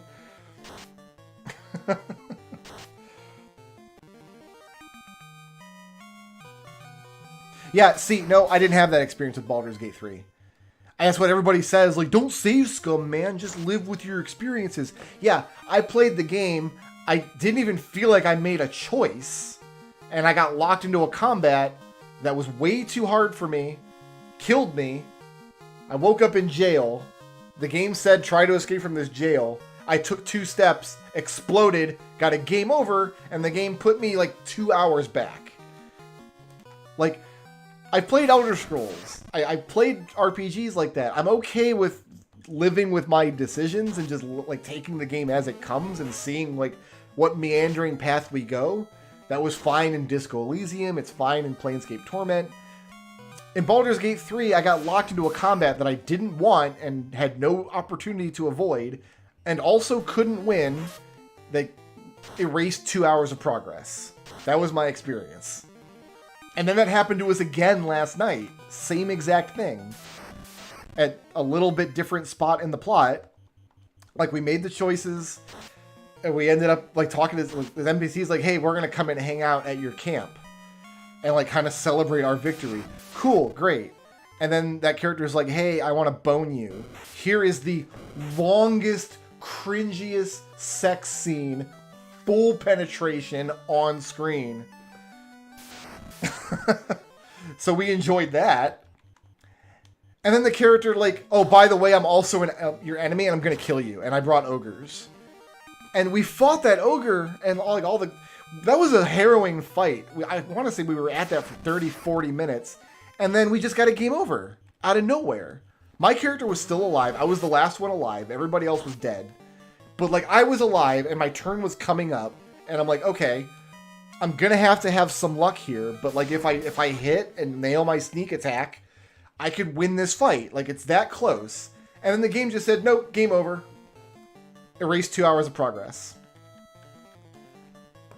I have no idea why that happened.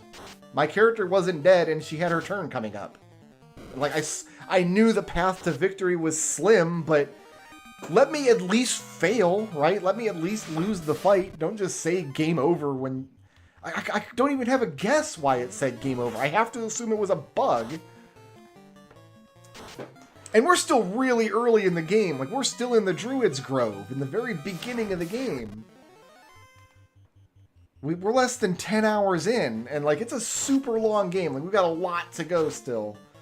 So, yeah, this is...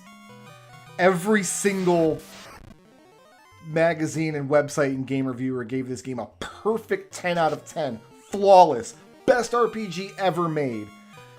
Shining example for all RPGs game like to come forever. Like, don't play any other RPGs this year. Play Baldur's Gate 3. People like, don't even play D&D. You don't need to play D&D. D&D sucks. Baldur's Gate 3 is the best way to experience D&D. I don't know where any of these opinions from, and my friends and I who don't like this game are the last sane people on the planet. That's been my experience.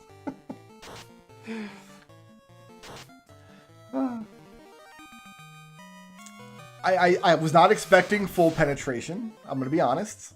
I don't know that I wanted it. I'm not like a prude. I'm not like against sex scenes. Like, I'm fine with sex scenes, but like when your sex scene is being rendered in engine with character models that like can't actually touch each other, real cringe.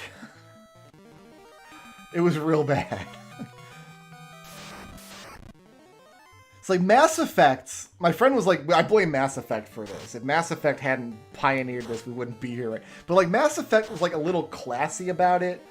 Like Shepard and Garrus or whoever, like, were in the bedroom. They were on the bed, like, they kind of like suggested the sexy times. This was just full on hardcore with ugly rendered characters that can't actually touch each other with no emotional weight whatsoever because we barely know who this character is. We talked to her once. She said, I want you to kill all these druids. We said, okay.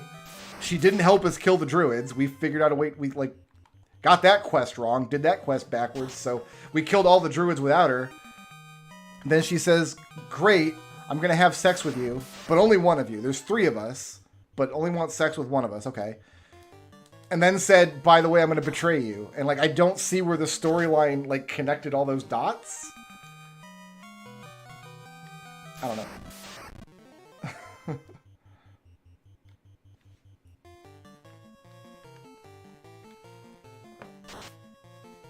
After a knoll fight, we almost suffered a TPK in a knoll fight in a cave. And I got to the point where like I'm the last one alive, which seems to be a theme. This seems to be happening a lot. It's just because I'm playing a rogue and I'm always pretty far away from combat. But the game just took away my actions. Forever. I still have my movement on every turn. I had 2 bonus actions because I'm a special kind of rogue that gets 2 bonus actions. So on my turn, I got to move. And then I got to dash twice because a rogue can bonus action dash. But I could not use my regular action to dash. Because I didn't have a regular action. All my regular actions were just permanently turned off. And I had to escape. Good thing I was playing a rogue that could bonus action dash. Otherwise, I would not have got away. I wouldn't have had any way to dash.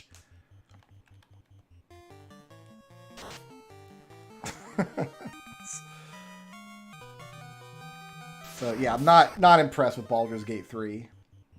I guess what they accomplished was impressive in terms of scope, but the game is so buggy and it's so poorly written, and I don't feel like the player's decisions actually matter at all.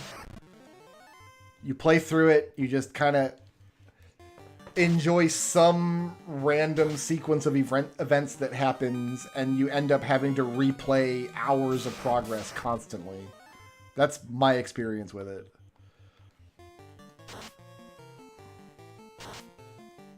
I am enjoying playing multiplayer with people like my friends that we're purposely not taking it very seriously, and it's turning out fun.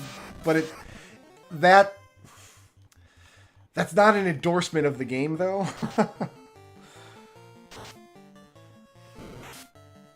Like, because the frustration is still there. Like, it wasn't fun losing a bunch of progress because we got locked into an encounter that we didn't know was coming, wouldn't have agreed to if we did know it was coming, and could not leave, couldn't escape from, and couldn't win. It wouldn't even let us win. It just gave us a game over when enough of the party had died.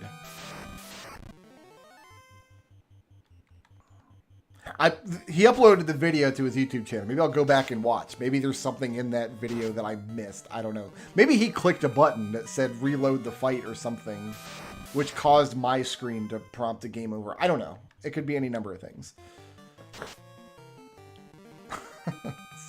I know that I'm enjoying playing the game more with mouse and keyboard than when I was playing it on Steam Deck, trying to play it with a controller. The controller support is just for garbage.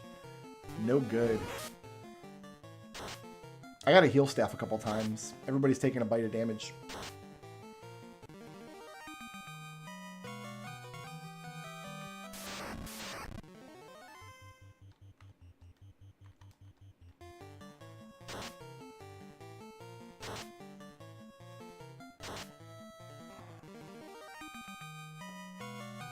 The game that I really want to pick up, like I'm really kind of itching to play, is it's time to get Street Fighter 6, I think.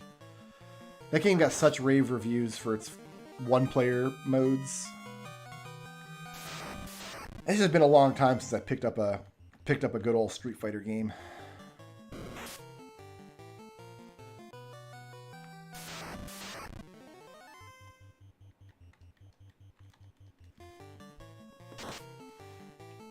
But I gotta get a 6-button pad before I could play any Street Fighter. I was looking into the... I guess some of the characters have modern control schemes, which make the characters work more like Smash Brothers. But I think that would just irritate me too much. I don't think that I could handle it. I don't want Street Fighter to feel like Smash Brothers. I think it would screw with my muscle memory too much. Like, I tried playing one of the Marvel vs. Capcom games. Must have been 3. A long, long time ago. And picking Ryu in that. And not being able to play Ryu because of the controls. The control scheme's different. Although I didn't have any trouble playing Ryu in Smash. I wonder why that is. Like, I adapted to Ryu in Smash pretty easily.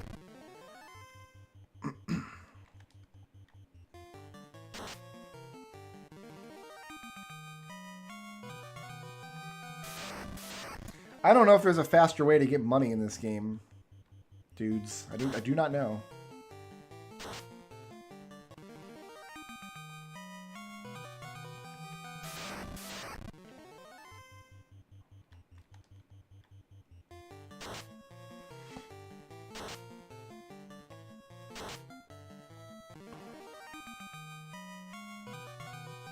I wonder if I should try to reload my Time Mage. I've already saved over it. I've already gotten rid of that Time Mage solo. Shoot. We need to do a New Game Plus run of Renaissance mode again. With some party to try to get that achievement that I got cheated out of. I'm going to hold off on that one, though, I think. Wait for like the next game update. Maybe it's a bug that they know about that they're going to fix.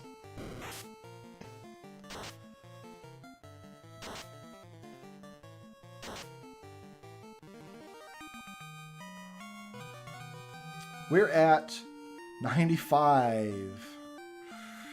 9.5 million.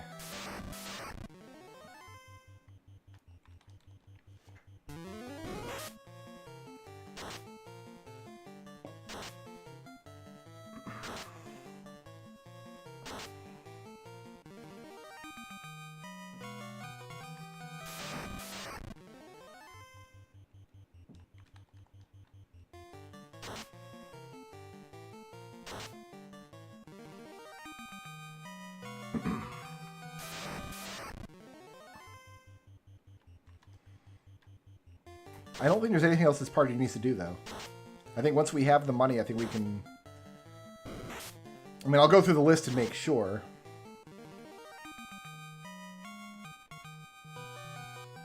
But I think once we have this cash, this party is done, and I can put it on the shelf.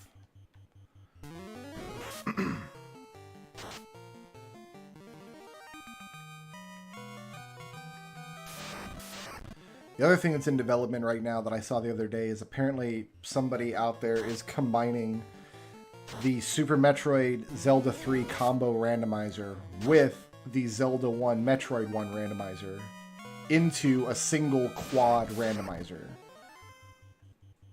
How's that sound? That sounds great, right?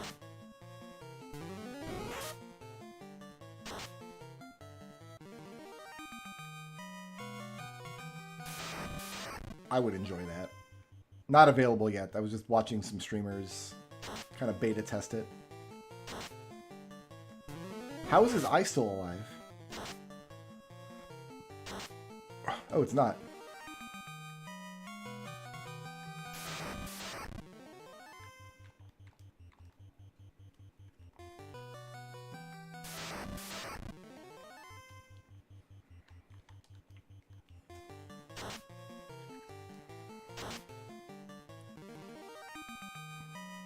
Honestly, what I think I would like to do with the quad randomizer once it's out is just combine Zelda 1 and 3 and leave Metroid out of it.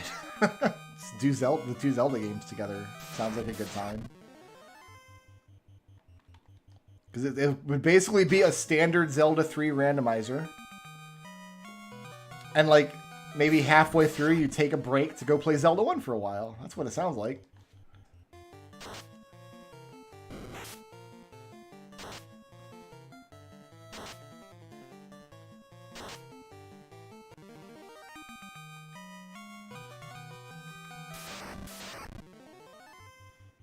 We could do some good old SMZ3 multi-world again at some point. It's maybe about that time.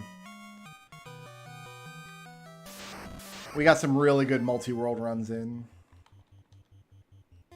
I like doing the nobody runs where we tell the server that we have a character named Nobody that immediately forfeits, so we get a bunch of starting items. And then the rest of them, we get trolled because we keep finding items for Nobody. But it's like fun anyway. It's good.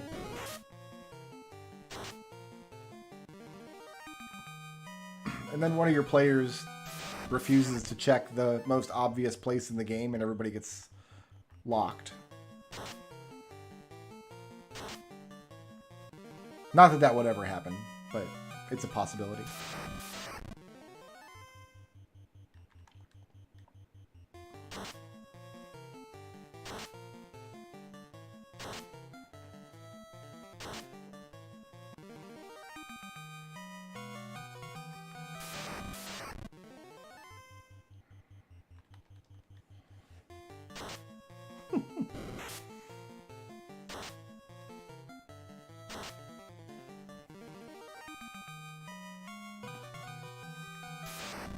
I'm trying to like resist the temptation to open my menu and check my money every few minutes. Like I know I'm nowhere close, and checking how far away I still am is not going to speed the process up.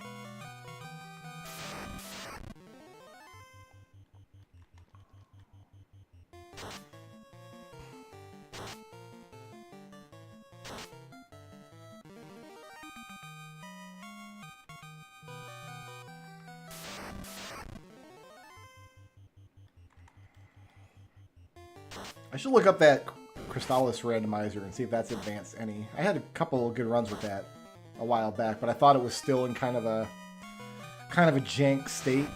But I was going to look into it and see if it improved. I wonder if it's still in development. Maybe I just want to play Crystallis again. Enjoy lurk mode, my friend.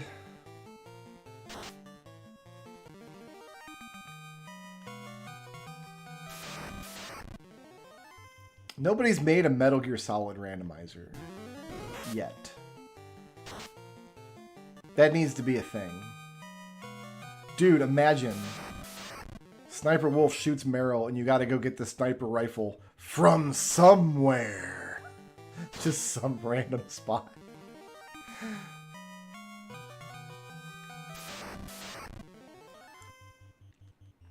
But Face, did you ever figure out how to fast travel in Metal Gear Solid?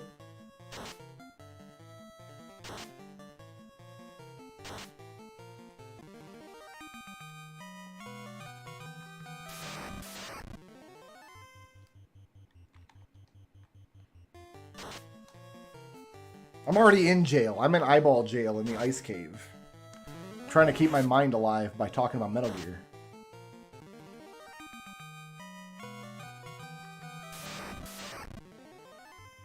Wait and see.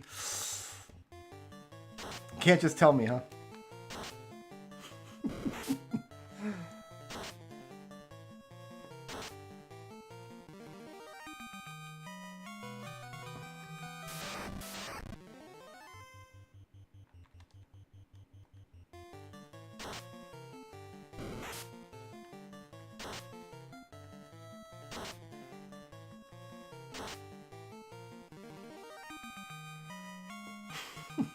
Oh, I've been watching you learn painfully.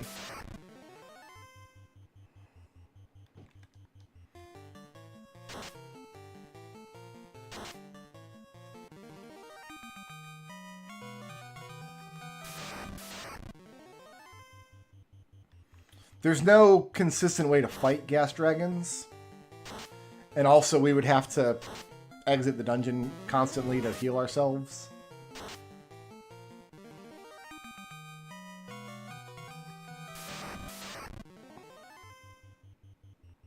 the water, like a spiked water square in the Sea Shrine, I think we could get like probably 4 times as much money as this, but they would also take 4 times as long. So we have to mug 4 individual waters.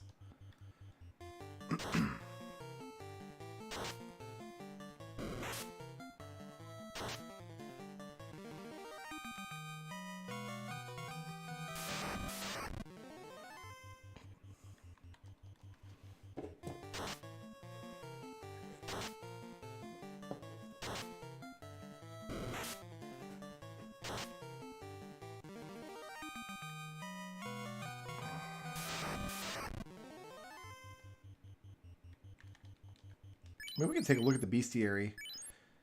Like, it's 1,200 per agama. That's not... Like, 3,225. That's quite a lot. Big eyes. That's pretty good. But there's no spike square with a big eye. Can't guarantee fighter encounters. Gas dragons are great, but they murder you, and you can't... There's not a spiky with them anywhere. So you'd be running around looking for gas dragons, basically. Hades is down there. Iron goals are worth less than the eye. I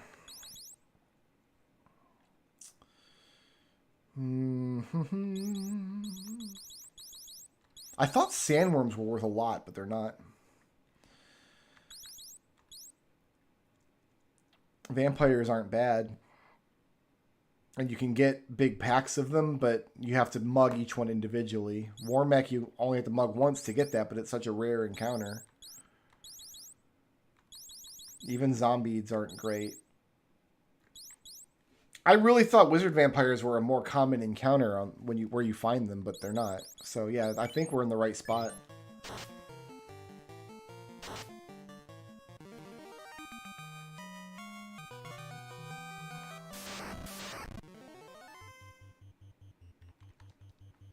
Red dragon. 4,000 per fight. I don't think we'd be killing it in one hit though. I think I think it's a 2-round fight. Or we'd have to hope that we rolled enough damage on our characters with no weapons. Not a terrible idea though.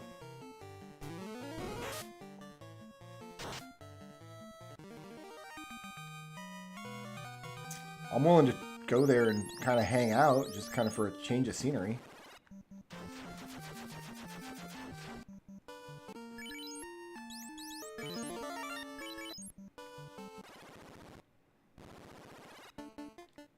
I can heal all I want. I've got heal staff. I think I is most efficient, but let's try the red dragon out. Why not? It was a good idea. We'll go see a red dragon.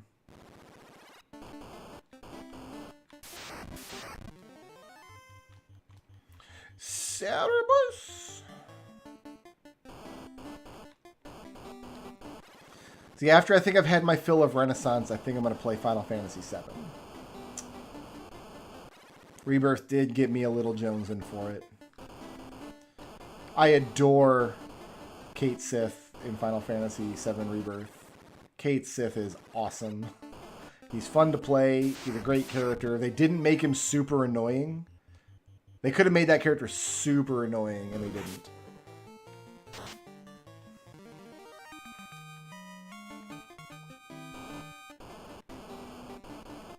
What about Blue Dragon, actually? Only 2,000. Yeah, Blue Dragon sucks. Then the Fiend refights aren't worth anything.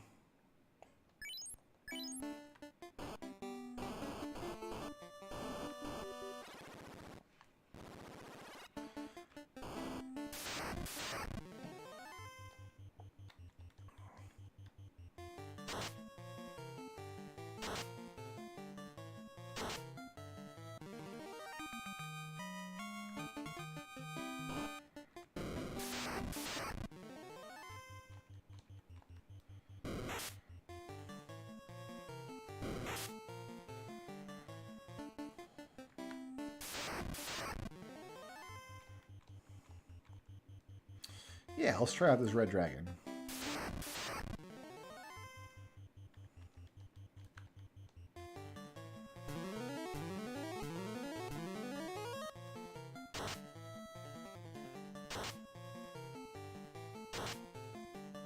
Oh, you know what?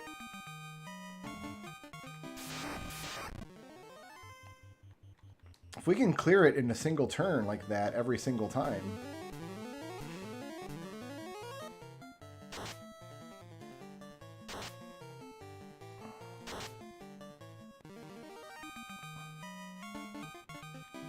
That's 1,600 more gold per fight.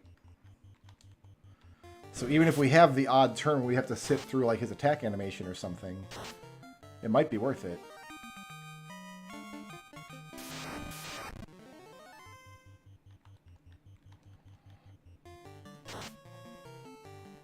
Well, yeah, it's not going to be a 2-turn fight, because even without a weapon, Leon is a monster.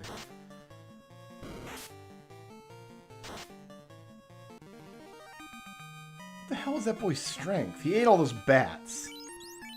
63.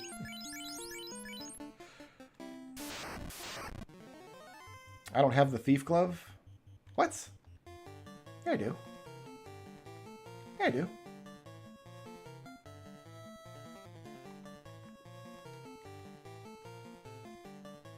You got the thief glove.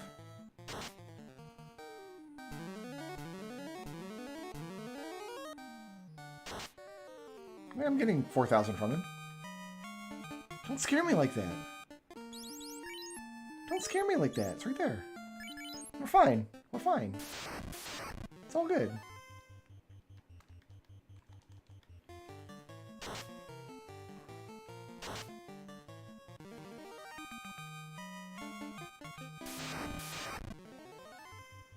The messages go by real fast, so it's easy to miss stuff like that. There's been a million times during these runs where like, oh man, what did that say? How much did I get? What did that do?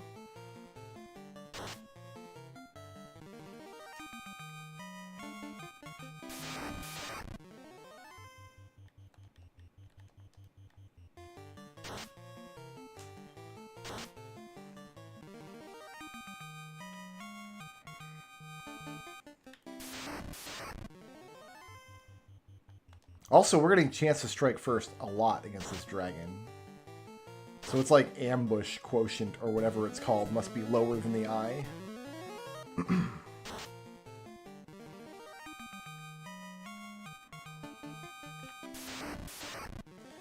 Nowhere near enough experience though. Like you would never grind this monster for any reason but this.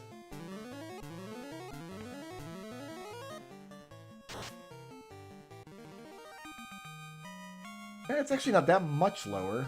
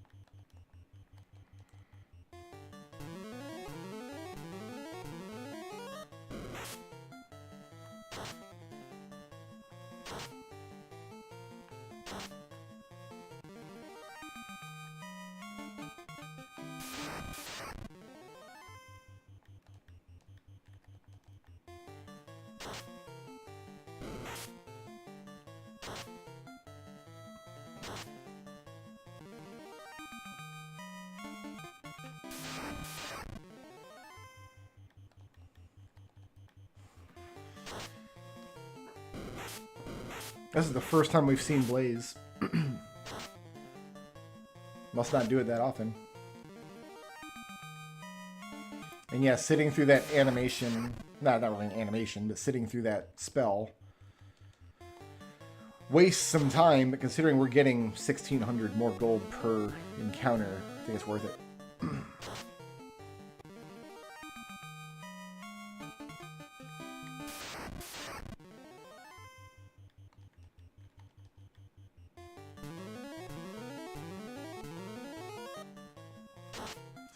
I've never found a use case for the giant hallway in Earth Cave.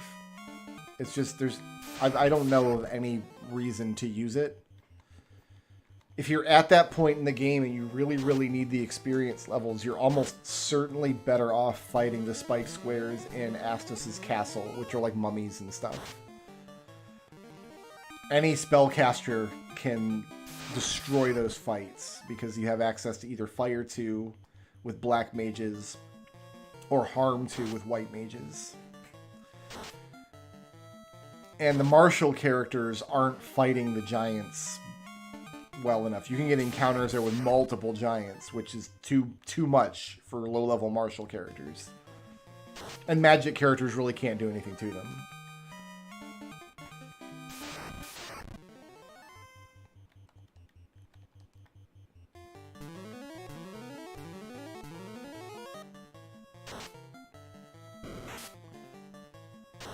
Whereas the spiked squares in Astus's castle are basically free. And it's really rare that you need any kind of grinding in that part of the game anyway.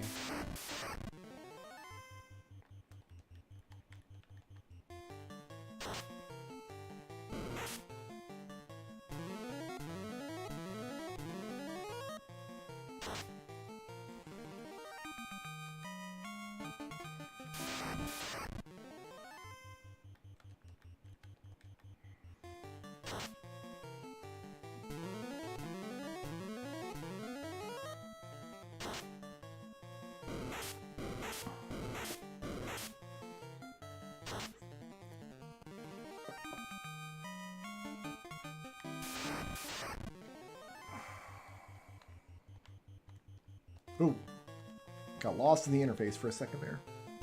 Almost did not mug this dragon.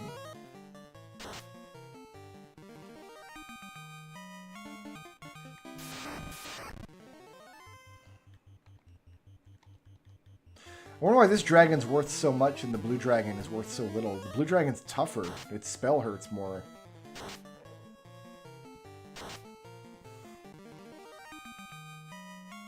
And you find it so much later in the game.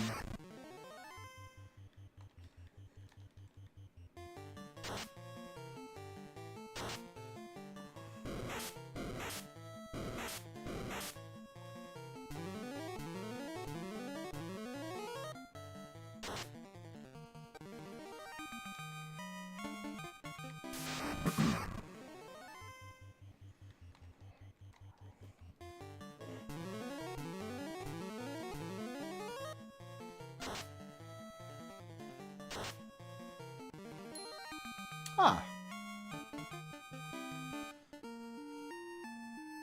Yep, that is 10 million gil. So most of that came from a secret treasure on the very last floor of the game. Was just like a secret treasure with 7-something million gil for no reason.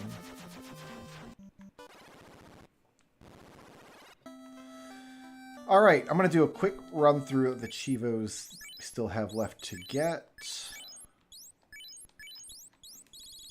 So there's Moneybags, there's Elemental Wheel. We're nowhere near Genocide. All you can eat.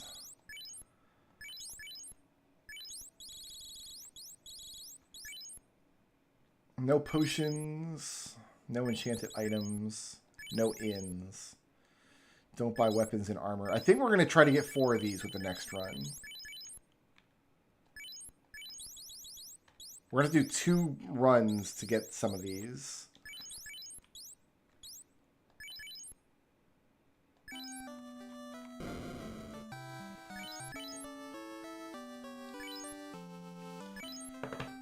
Maybe somebody grinded that out without knowing the 7 million was there. I didn't. That was not my life. Okay, I'm going to archive this save file. I got to go into Windows Explorer to do that. If you will. Bear with me for just a moment. Renaissance Games, Final Fantasy Renaissance.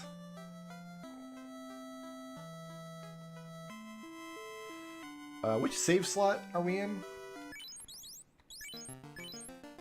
This is save slot 2.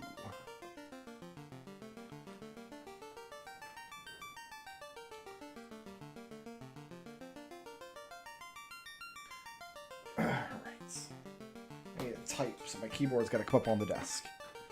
All right, save slot 2. We have... Who's in this party? Yeah, that's who's in this party. Nope, no. Type these names so I know which party this is. Aaron, Leon, Tella, Vaughn. Boom. This party is... Dunzo.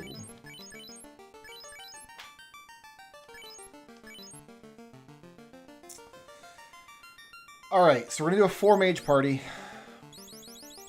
Like, absolutely have to start with... We definitely have to start with Time Mage. We've used Bartz, we've used Saz. Who else in this series would count as like a Time Mage?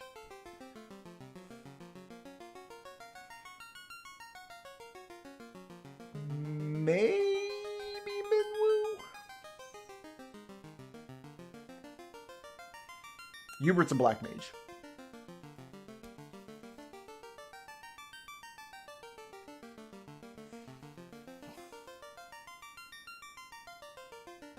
I've already used Cryo.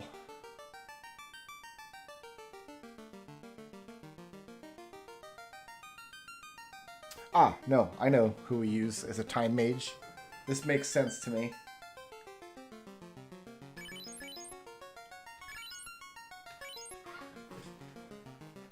We understand why that's correct, right? Do we understand why that's correct?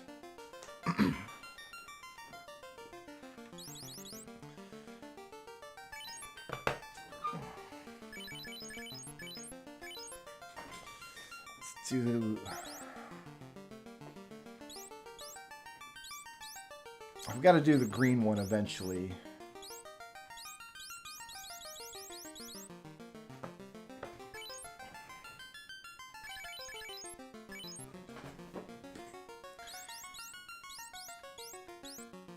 I don't have to do 4 mages. There's 5 mages I need to do this with. I'm going to have a Time Mage in both parties.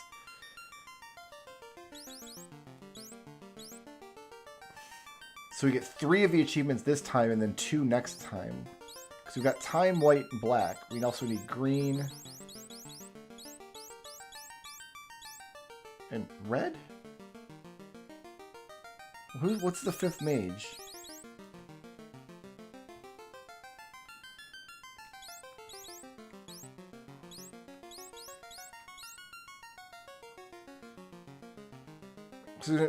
Must be a red mage.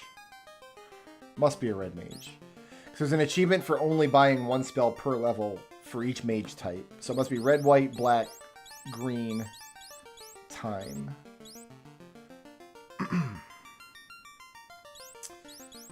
So I can take a martial character with me, and I think I just take a warrior, right? Like, why complicate things? Or I take a monk and we don't buy any equipment at all. Don't buy equipment anywhere. Because this party would be able to win the earlier fights.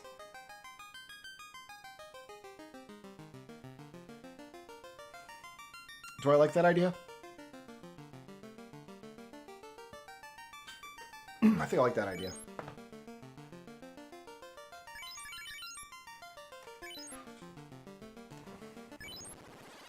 Let me make sure that I'm doing the achievements correctly here.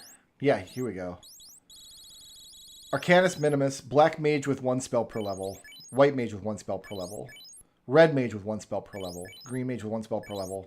Time. So we do this run, and then we have to do another run with the same characters, but with green and red instead of black and white.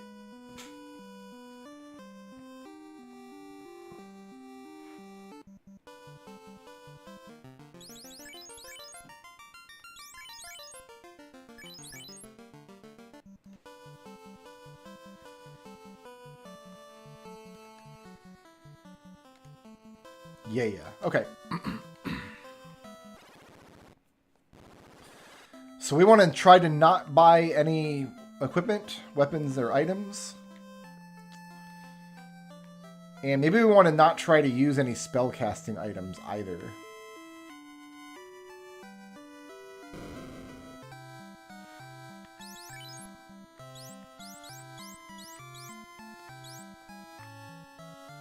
So the good spell here is Decay, right? Well, the good spell is Mark, but yeah. So we get one spell per level per mage. And I think for Time Mage, we go with Decay. I think that's the right option.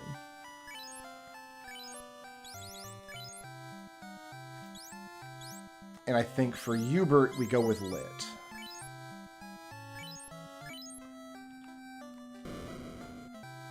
And then I think Minwoo, we go with Cure.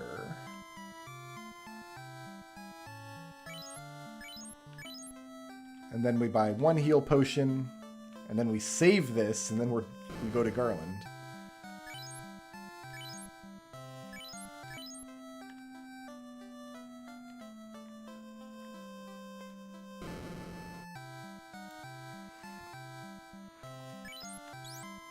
Okay, so I have archived this.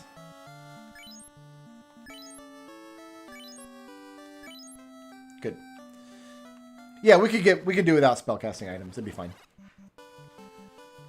With this party, yeah, absolutely. With Time Mage, yeah, absolutely.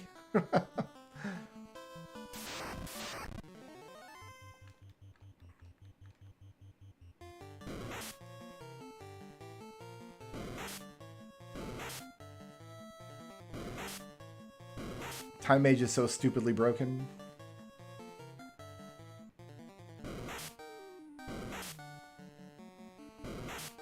Come on, run, Daddy. Nope, we're still here. In fact, I'm gonna egress to get my hit points back.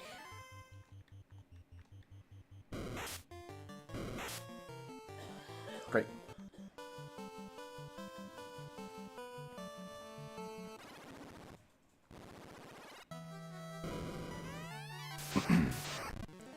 I, Gwayland, will knock you all down.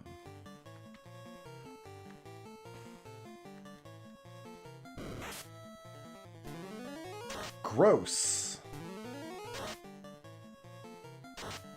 We don't take that. I think Garland kills somebody no matter what I do, so actually we do take that.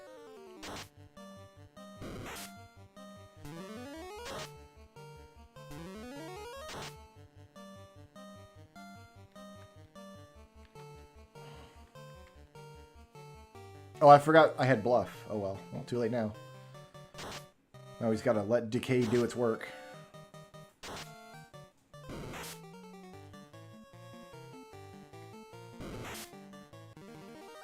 Word.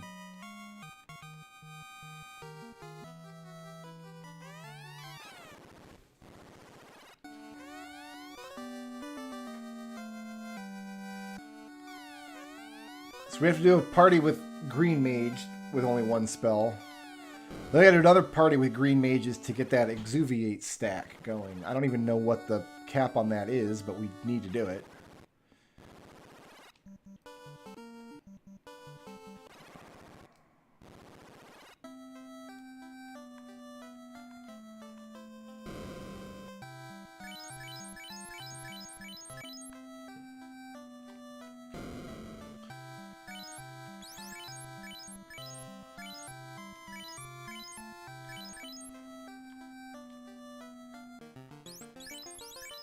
I mean, this party's just screwed for a while. For trying to not buy equipment here. Not that you can buy great equipment with this party anyway.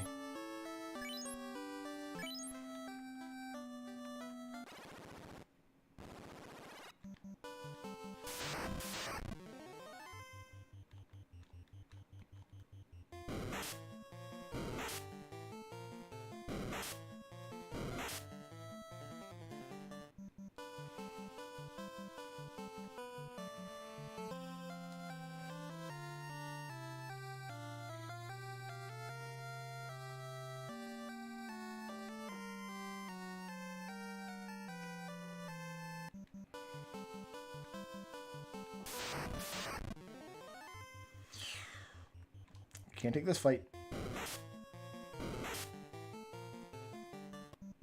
We must run!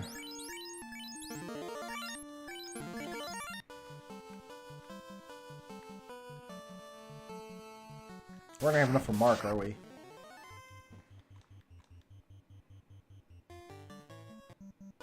Hold on.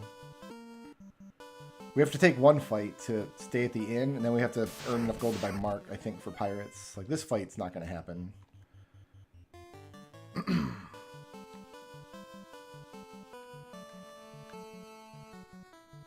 Yeah, we need to take a fight. Just some fight. 35. Does it get me to 50? This might get me to 50.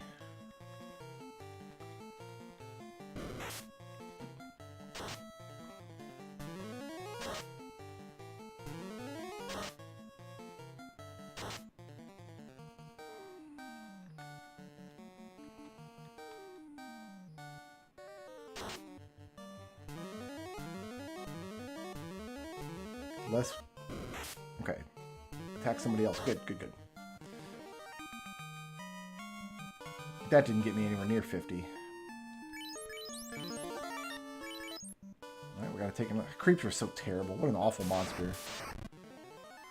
Oh, this isn't gonna work.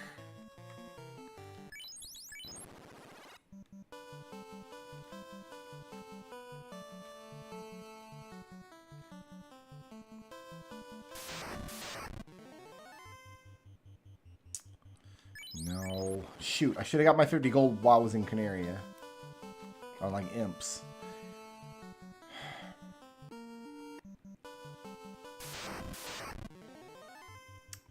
I could probably do this.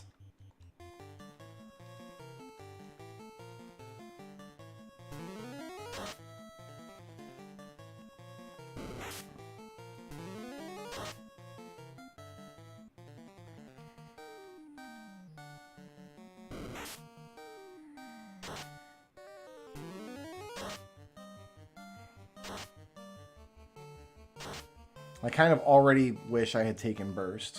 Kind of.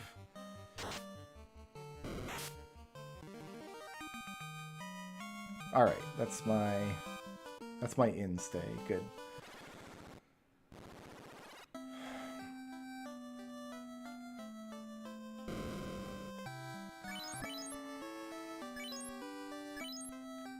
Can I get the pirates right now, I wonder?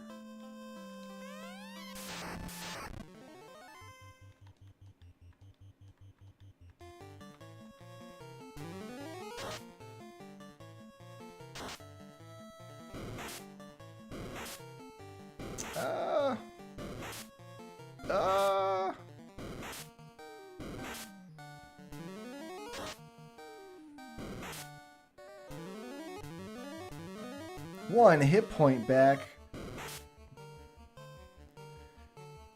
Calm down there. You're the most important person to keep alive right now. Dead.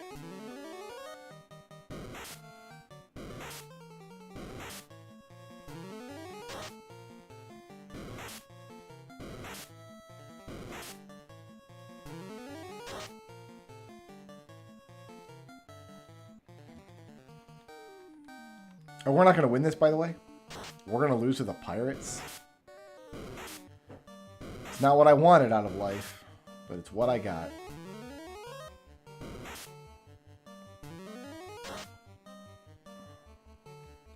And that's it. I can decay one more.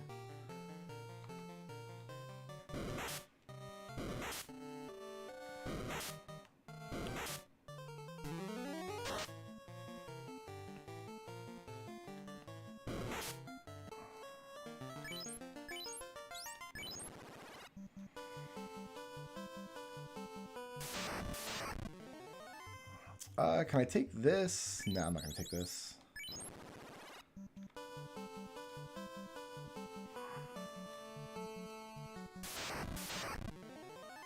Six wolves. Maybe.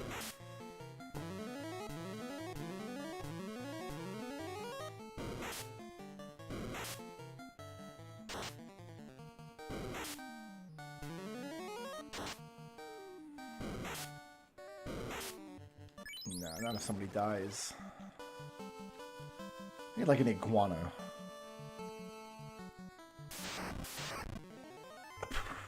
Ask and ye shall receive.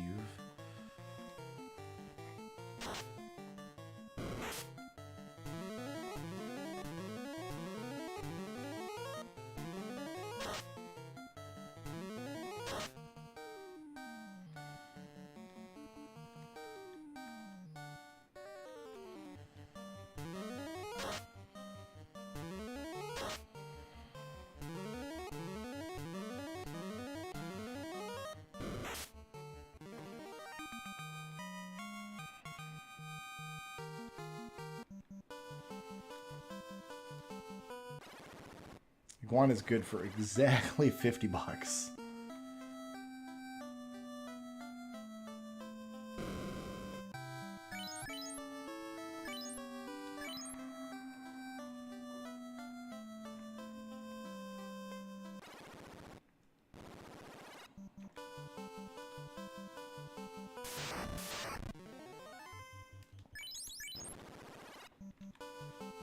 I mean, good for experience points, though. Like, leveling up is also important.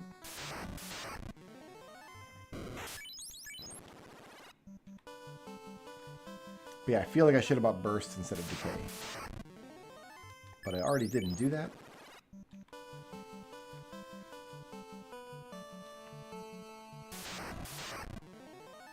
I will take another Iguana.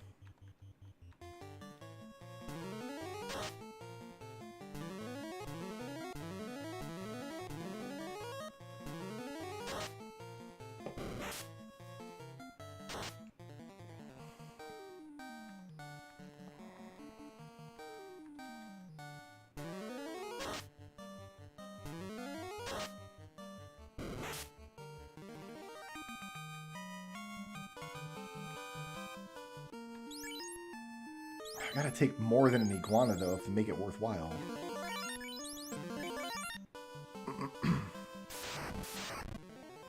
Two creeps? Probably not.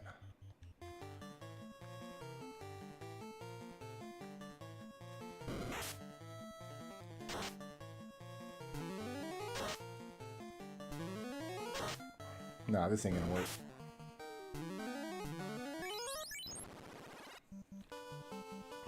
What can I take then? Grimps or something?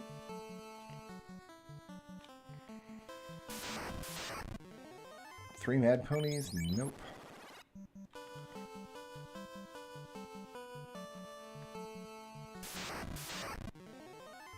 Four Wolves?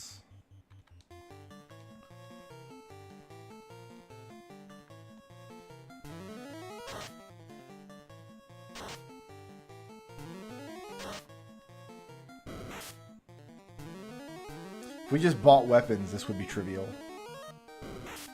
If I just did the obvious thing, this would be super easy.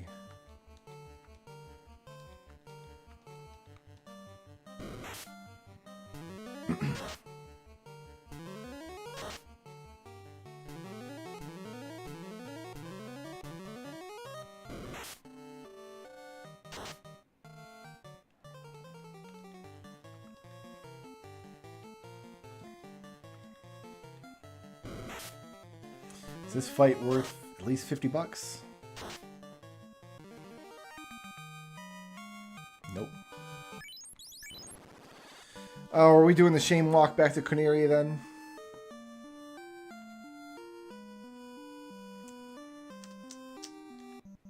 We might be. How about one ogre? How about one? Yeah, baby. I could do one ogre. Who says I can't do one ogre?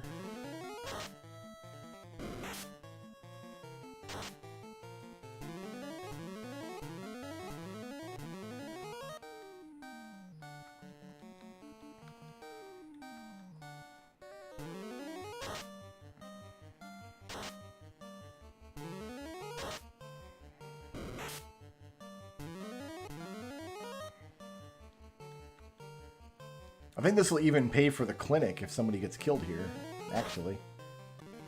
Yeah. That's what we're looking for. Look at all that dosh.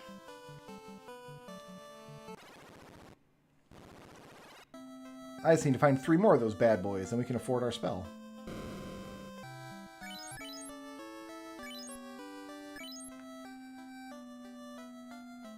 Oh, I gotta remember I've got my chi skills too, actually. I've been forgetting.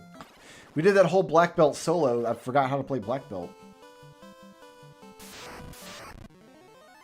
See, I've got these. We're not going to win this fight, but it might be worthwhile to boost his attack on the first round. Not worth it. Single ogre. Or a Groger. I could kill a Groger. 2 ponies.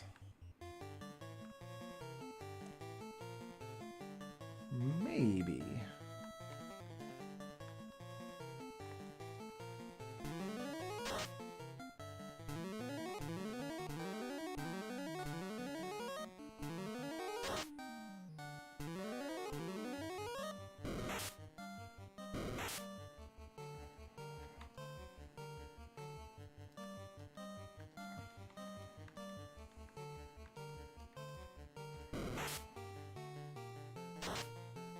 Probably not, but the old college try, right? Oh, terminated. Got 1. And I can combo again, which is nice.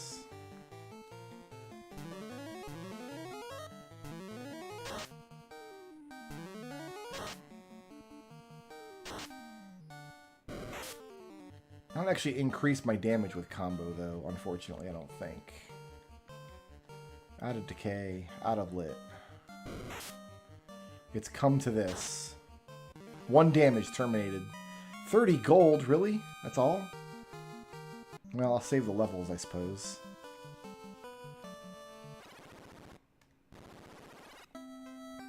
Sleep well, Jikaryu. I'm not far behind you. It's almost midnight. I was hoping I could get these pirates down at least.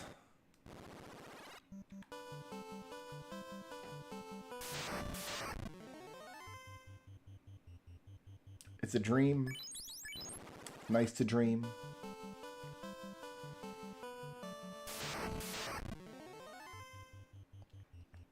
Oh, I'll take it. I'm not happy about it, but I'll take it. It is experience points.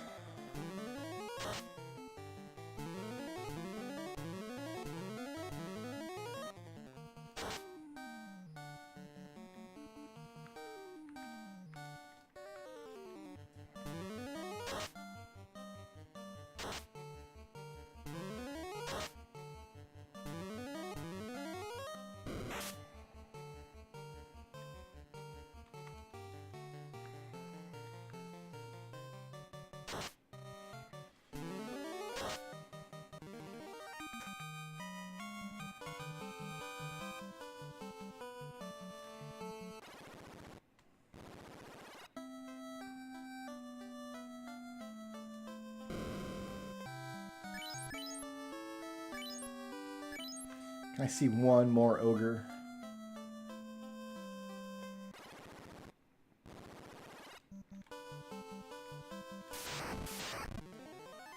This fight wasn't remotely worth it. This fight's definitely not worth it. Give me an ogre. Ogre or Groger is what I want. One of the slimy green ones. Iguana. I'll take the iguana. It's not thrilling because I don't get any gold from it, but...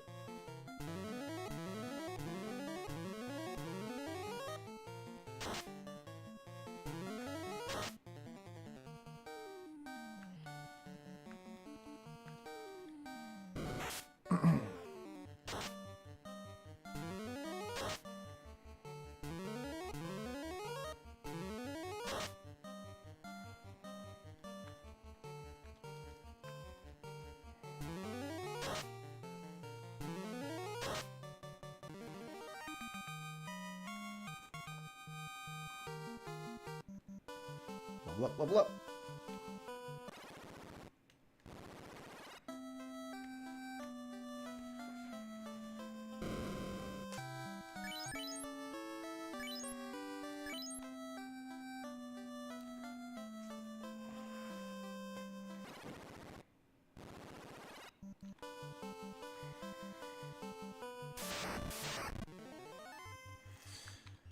It's my favorite. You know what? I'm not taking this. I need the money, not the experience.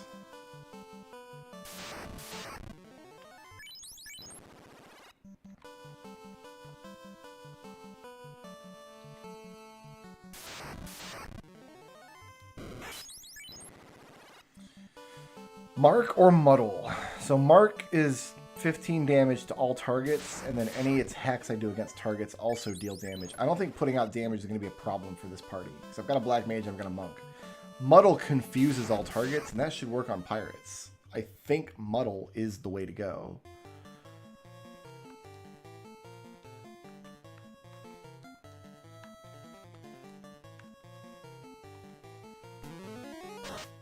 I can only buy one.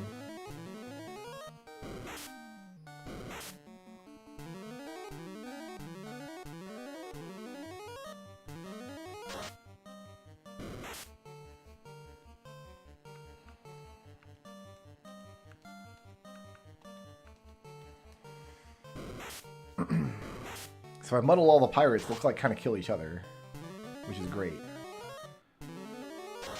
And then Hubert can pick them off with... Did it just say decay ineffective? That's not terrific. I thought decay always hit.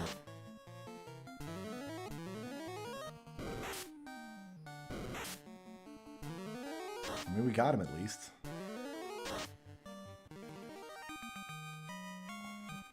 Worth 25 gold or so.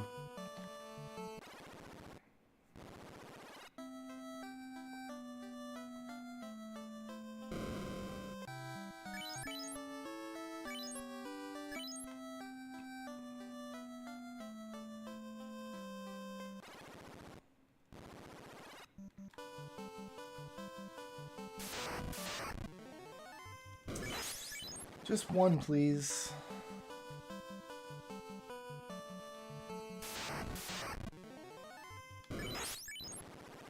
Is there a world where I take 2 ogres if I drop all of my decay on one and then lit the other one?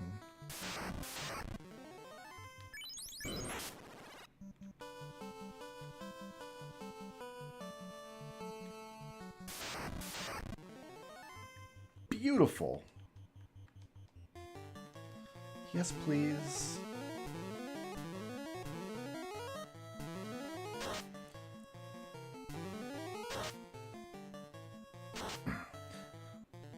What I have to do is go to 450 gold. Stay at the inn, buy the spell, try the pirate fight. If Muddle doesn't work on the pirates, reload by Mark instead.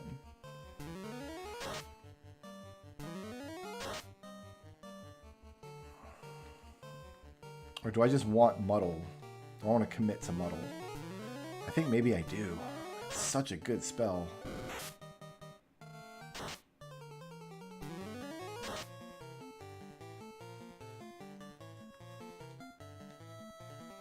This thing took 3 lits and keeps on ticking.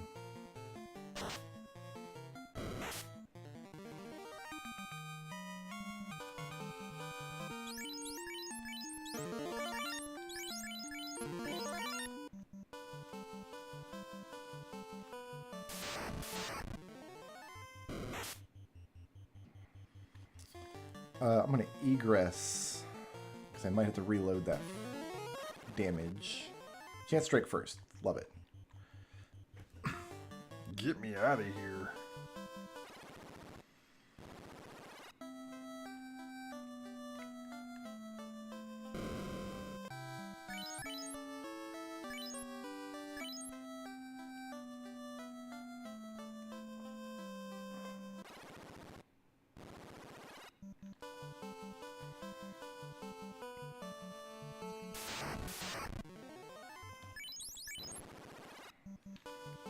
Might have been able to win that, but they're not worth enough.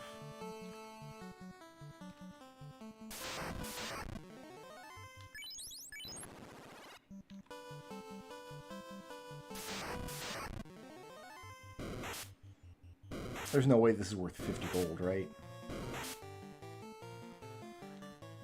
The 1 Grimp, like, maybe.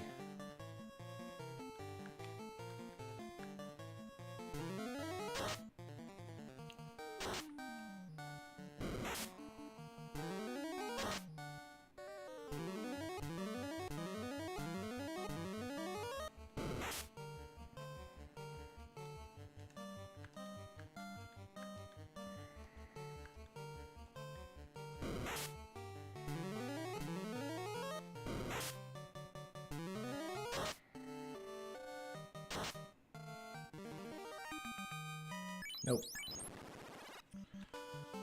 Pointless. Waste of time. My time is yours.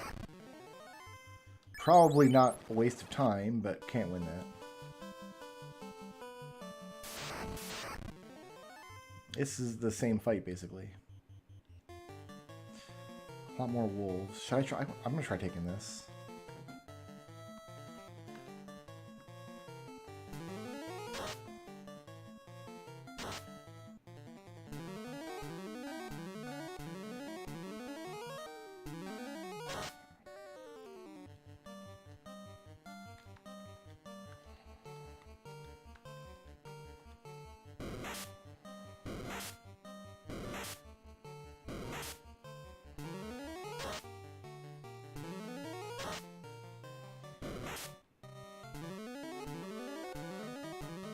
Prey is supposed to get better with each use, but I'm not sure if that's what's happening here.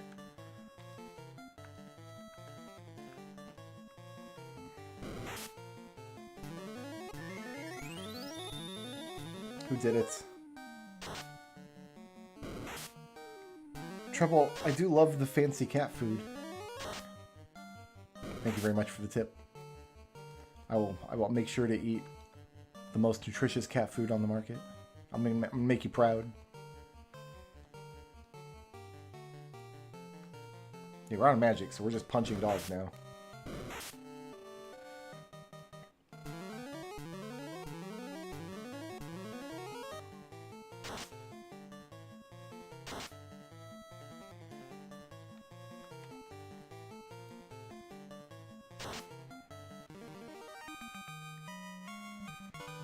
That was like barely worth it.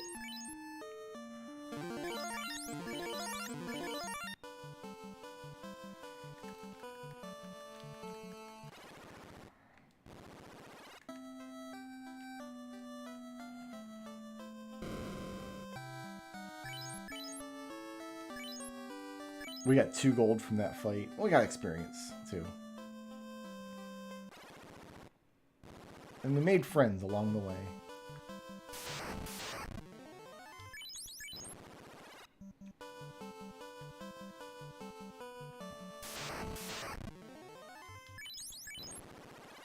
Don't want horses.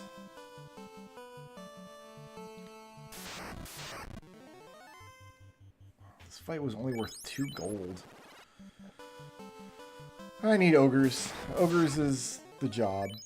Ogres is the jam sandwich.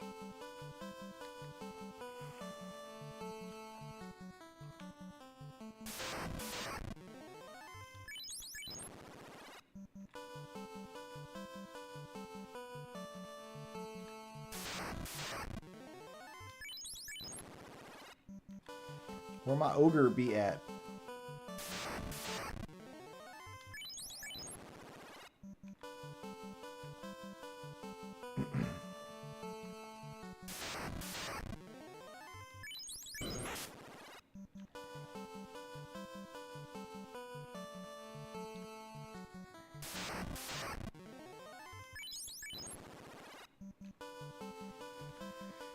Come on, I've only got 2 more minutes before I turn into a pumpkin.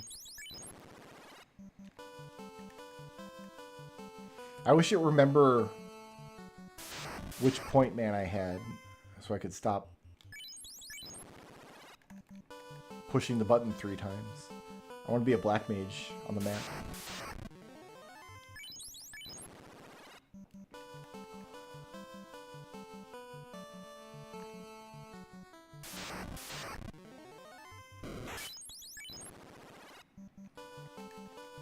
Probably try this 2 or 3 more times. Let's find my ogre. Ogre friend, where are you? Crazy horses. Crazy imps.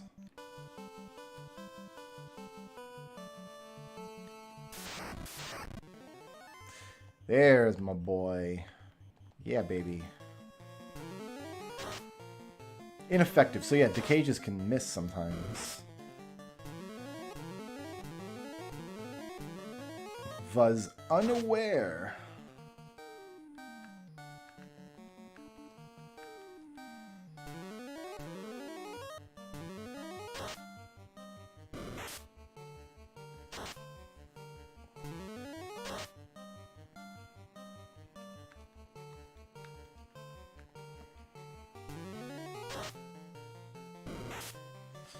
Low rolls on lit. Does not bode well.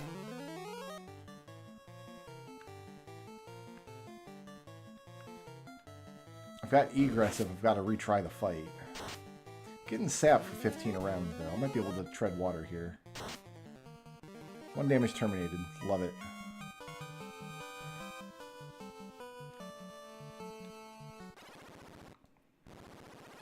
Is that my... Yeah, that's enough. Alright, we're going to try Muddle.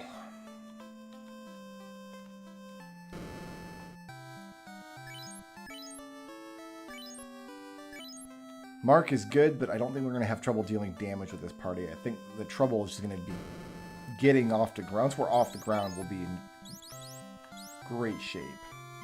Oh, on a single foe. That's right, it was the summon spell that hit all targets. No, this is no good. This isn't... We don't care about this. Yeah, we definitely want Mark.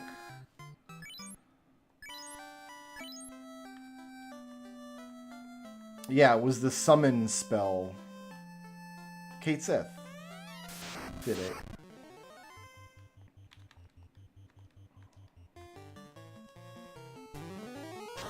And we just opened the fight. Great.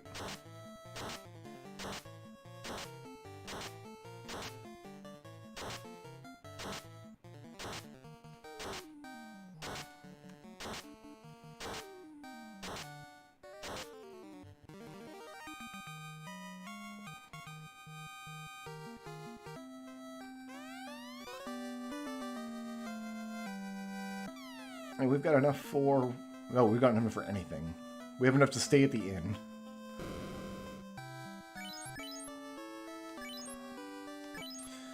Alright, that's going to do it for me tonight, guys. Thanks so much for hanging out, playing some Final Fantasy. I should be back on with some more of this tomorrow, I would imagine. Tomorrow night. Everyone, peace out. Sleep well.